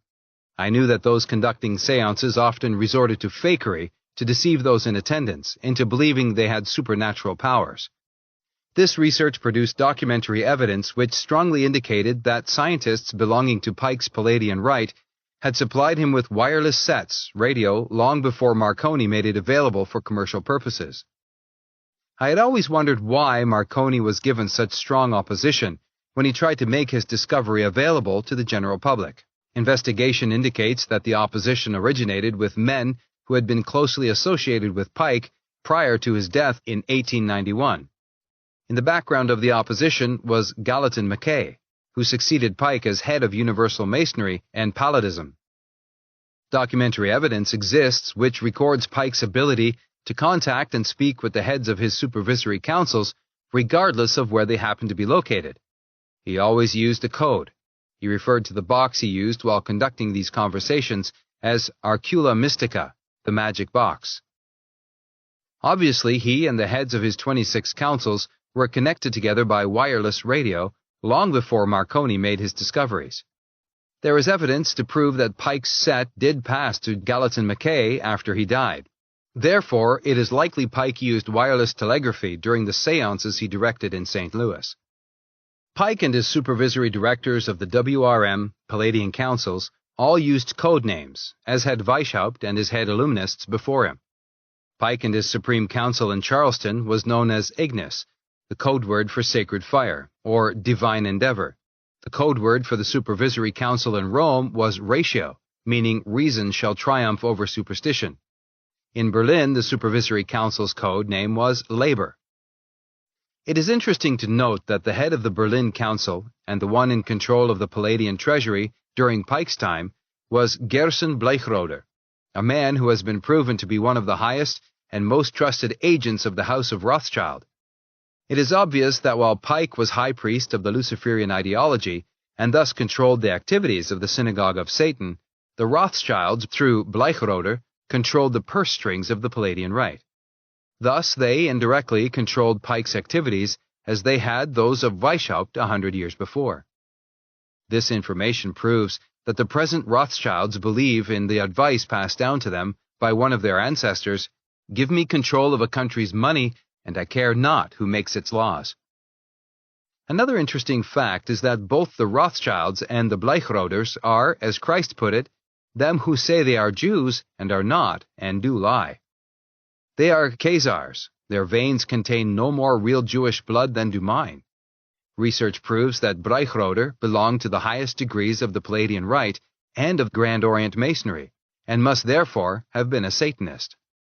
During Pike's reign as Prince of this world under Satan's inspiration, his directors in England were Lord Palmerston and Disraeli, who told his readers that the masses, Goyim, don't realize that the real power which governs them and their country remains invisible and directs from behind the visible governments.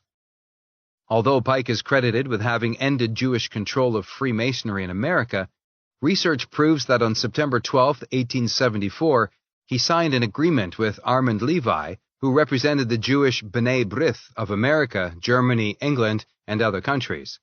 Under this agreement, Pike gave Levi authority to organize the Jewish Freemasons in those countries into a secret federation, to be known as the Sovereign Patriarchal Council. Its international headquarters were set up in a big building on Valentinskampstrasse, Hamburg, Germany.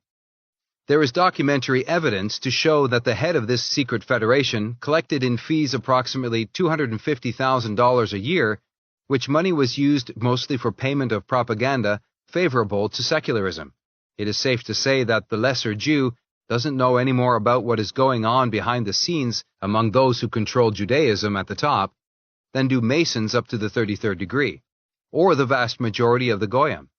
It is obvious, therefore, that in the final stage of the conspiracy, all lesser beings will find themselves in the devil's stewpot. We are all intended to be simmered down in the devil's brew. If the present revolutionary movement didn't extend into the celestial world and eternity, but was confined to this world only, there would be no sense in risking exposure, imprisonment, and even premature death. If everything ends with death, as atheists would have us believe, then why put ourselves out furthering a plot or plan we will not live to see accomplished? Pike's military blueprint, as given to Mazzini and passed on to Lemmy, was as simple as it proved effective. Using the 26 triangles, or councils of the Palladian Rite, those who direct the WRM at the very top were to foment 3 world wars and 3 major revolutions. These were to be so directed that all remaining governments would be reduced to such a state of weakness and economic ruin that the people would clamor for a world government as the only solution to their many and varied problems. After 3 global wars and 2 major revolutions, the United States would remain the only world power. But during the 3rd revolution, which Pike said would be the greatest social cataclysm the world has ever known, the United States was to be disintegrated by internal treachery and fall into the hands of the Luciferian conspirators like overripe fruit. Pike set forth quite clearly that World War I was to enable the directors of the WRM to subjugate Russia and turn that empire into the stronghold of atheistic communism. This was accomplished with the first major revolution in 1917. Communism and Nazism were to be used, together with anti-Semitism, to enable the directors of the WRM to foment World War II. This was to end with the destruction of Nazism as a world power, because it would, by then, have served its purpose.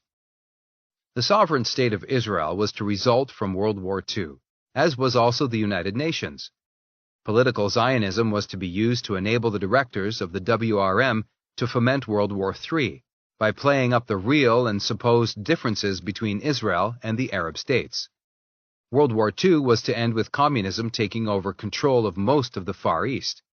Sufficient territory was to be kept free so that communism in Russia and China could be kept in check, or contained until the Synagogue of Satan were ready to use it in the final stage of the Luciferian conspiracy. Communism was to be organized and also kept in check in all the remaining nations until the directors of the WRM decided it was time to throw all communists and all non-communists at each other's throats.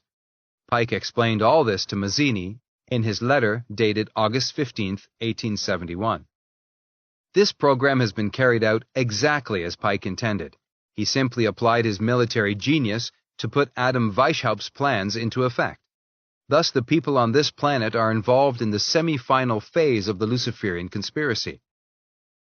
After Pike died, Mackay took over. He, as did Lemmy, considered that all the executive members of the Grand Orient Lodges and the councils of the new and reformed Palladian Rite should be given special instructions in regard to the WRM. They were told in a series of lectures, 1. What Weishaupt's revised plans called for. 2. How the world revolutionary movement had progressed since 1776. 3. The purpose of political intrigue going on at the time, that is, 1889 to 1903. 4. What was intended should happen to bring the conspiracy to its successful conclusion, a one-world government, the powers of which they would usurp. The lectures were prepared by Pike, or writers who had been inspired by Pike's revolutionary ardor. These lectures were delivered by high-degree members of the Palladian Rite over a period of days or nights to gatherings of selected adepts who met in the lodges of the Grand Orient or New Palladian Rite throughout the world. It was a copy of these lectures, slightly altered to give them a Zionist touch, which fell into the hands of Professor Satan Nihilus, and which he published as The Jewish Peril. There is plenty of evidence available to prove these lectures were being delivered as early as 1885. As invariably happens, despite the greatest security precautions, information regarding the delivery of these lectures and their purpose to develop the conspiracy to the final social cataclysm leaked out. The plot to develop the world revolutionary movement to its final state, as explained by Pike to Mazzini in his letter dated August 15, 1871, was discussed by several publications, two of which were Le Palladisme by Margiata, page 186, published in 1895, and in Le Diable au 19e siècle, published in 1896.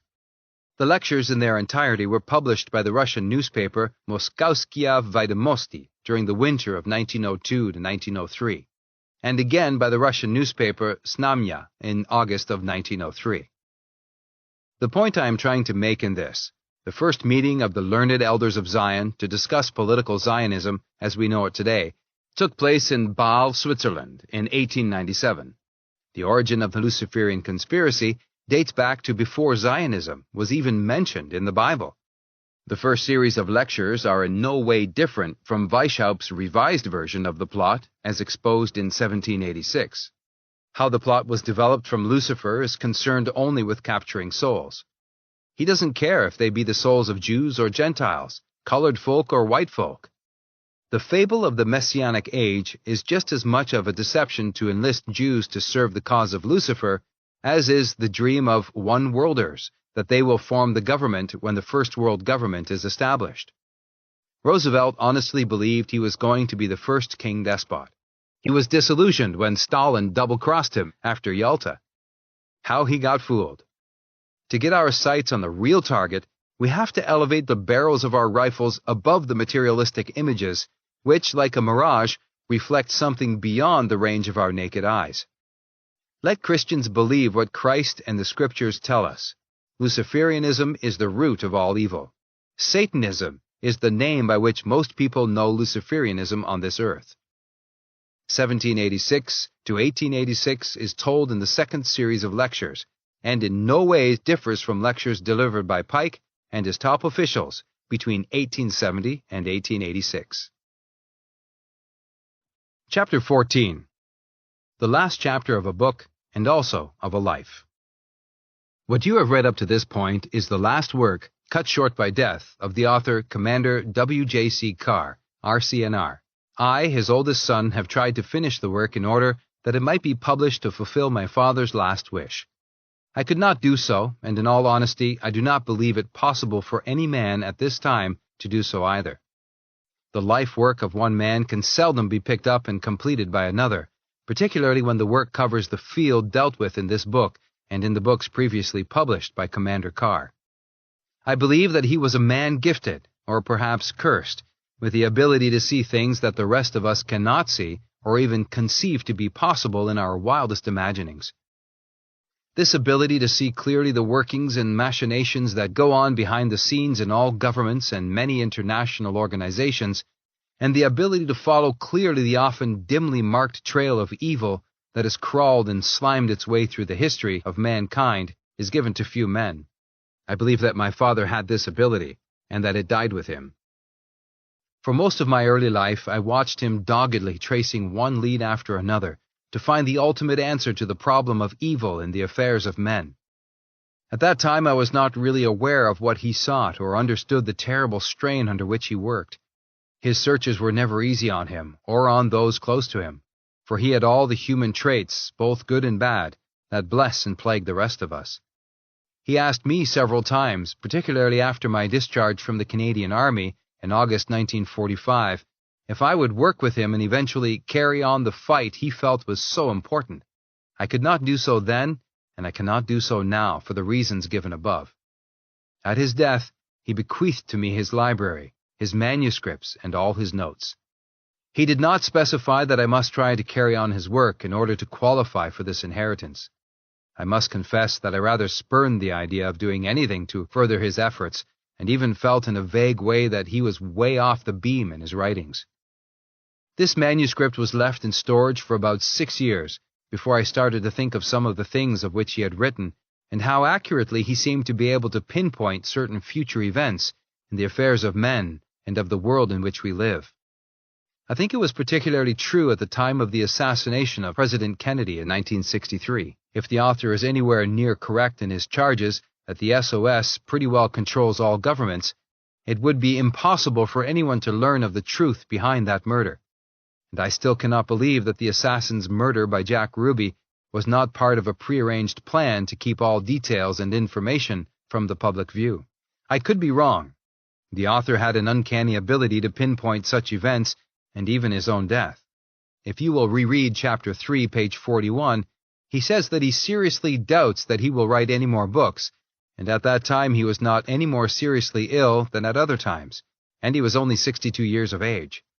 With these thoughts, I reread the manuscript and became convinced that I had to do whatever I could to publish the information, incomplete though it was.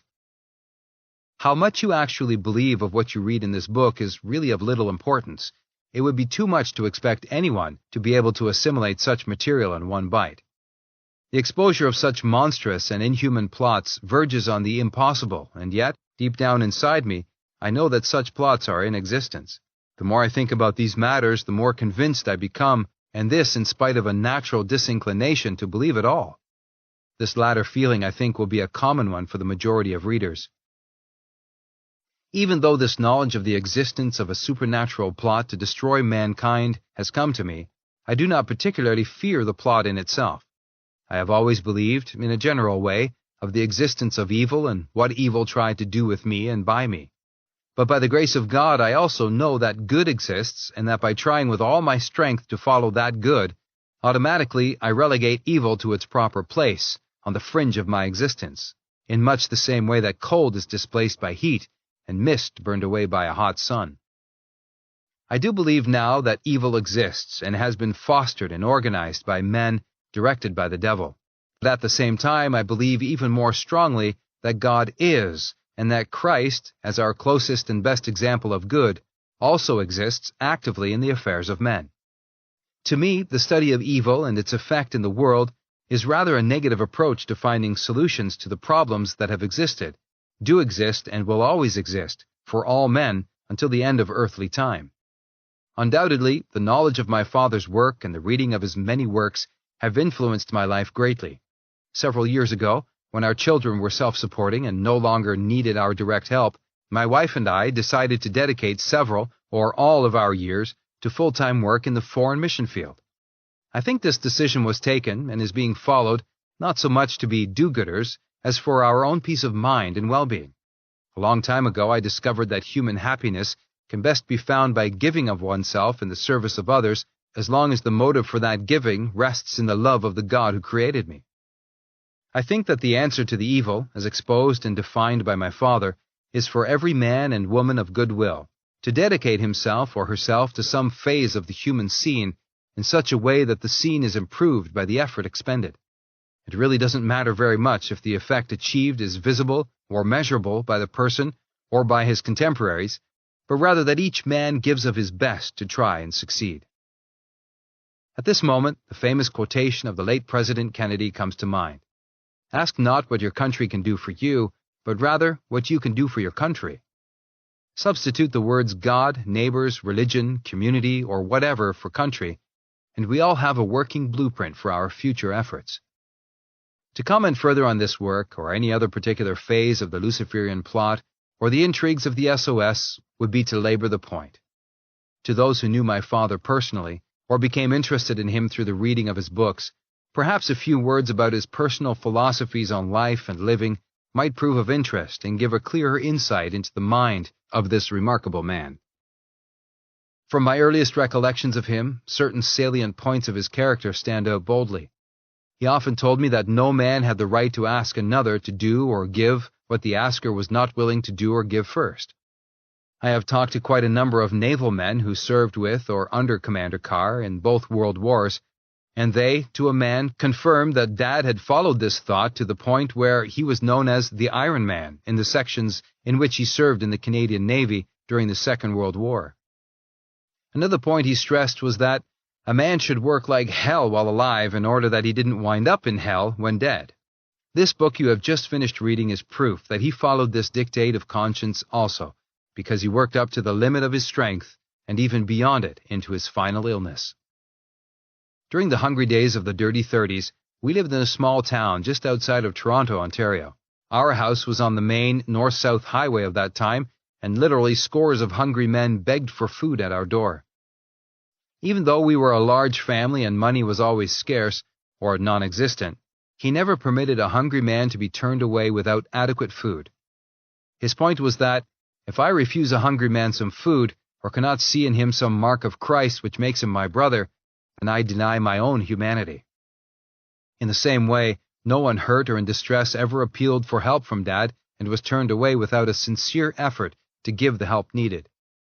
Many the widow and distressed ex-servicemen who came to him for help, and as a result, he gave uncounted days of work to win pensions or other relief for these unfortunates, either through the Canadian Legion or by himself working through the hundreds of contacts he made in high places as he went along with his work.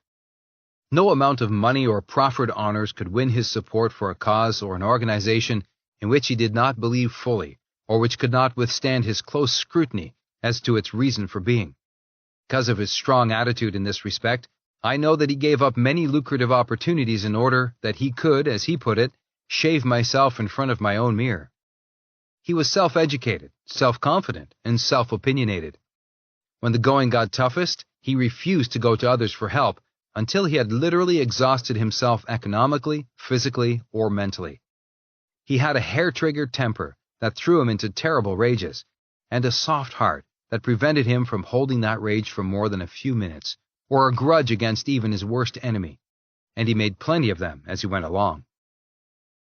He could and did walk and talk with kings and those who occupy the high and mighty places of the earth, and he could and did sit in hovels and be completely at home in that setting. With those who opposed him, he was a hard, fair, and tough fighter, and he neither asked nor gave quarter. With the weak and the helpless, he had the tenderness of a good woman, and a heart as soft and as sweet as melted butter. With his family and with himself, he was a hard and driving taskmaster. With others weaker than himself, he had an infinite capacity for pity and patience. For the last 15 years of his life, he suffered many illnesses and incapacities, not the least of which was a telescoped spine which necessitated him wearing a cumbersome steel and leather brace to keep him from becoming badly deformed. I do not think that he ever considered these health problems anything more than a nuisance that handicapped his ability to follow the path of work which he had chosen for himself.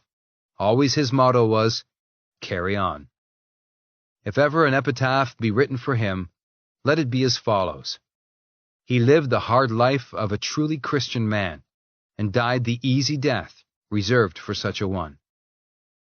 If anything he ever wrote has helped even one person to find a purpose in life, or helped any individual to better understand the purpose and meaning of life, or helped one soul to regain its place in the divine scheme of things, then I am certain that his noble soul rests in peace within the love and protection of the God he tried so hard to serve while he lived his few years on earth. This was Satan, Prince of this World, by William Guy Carr.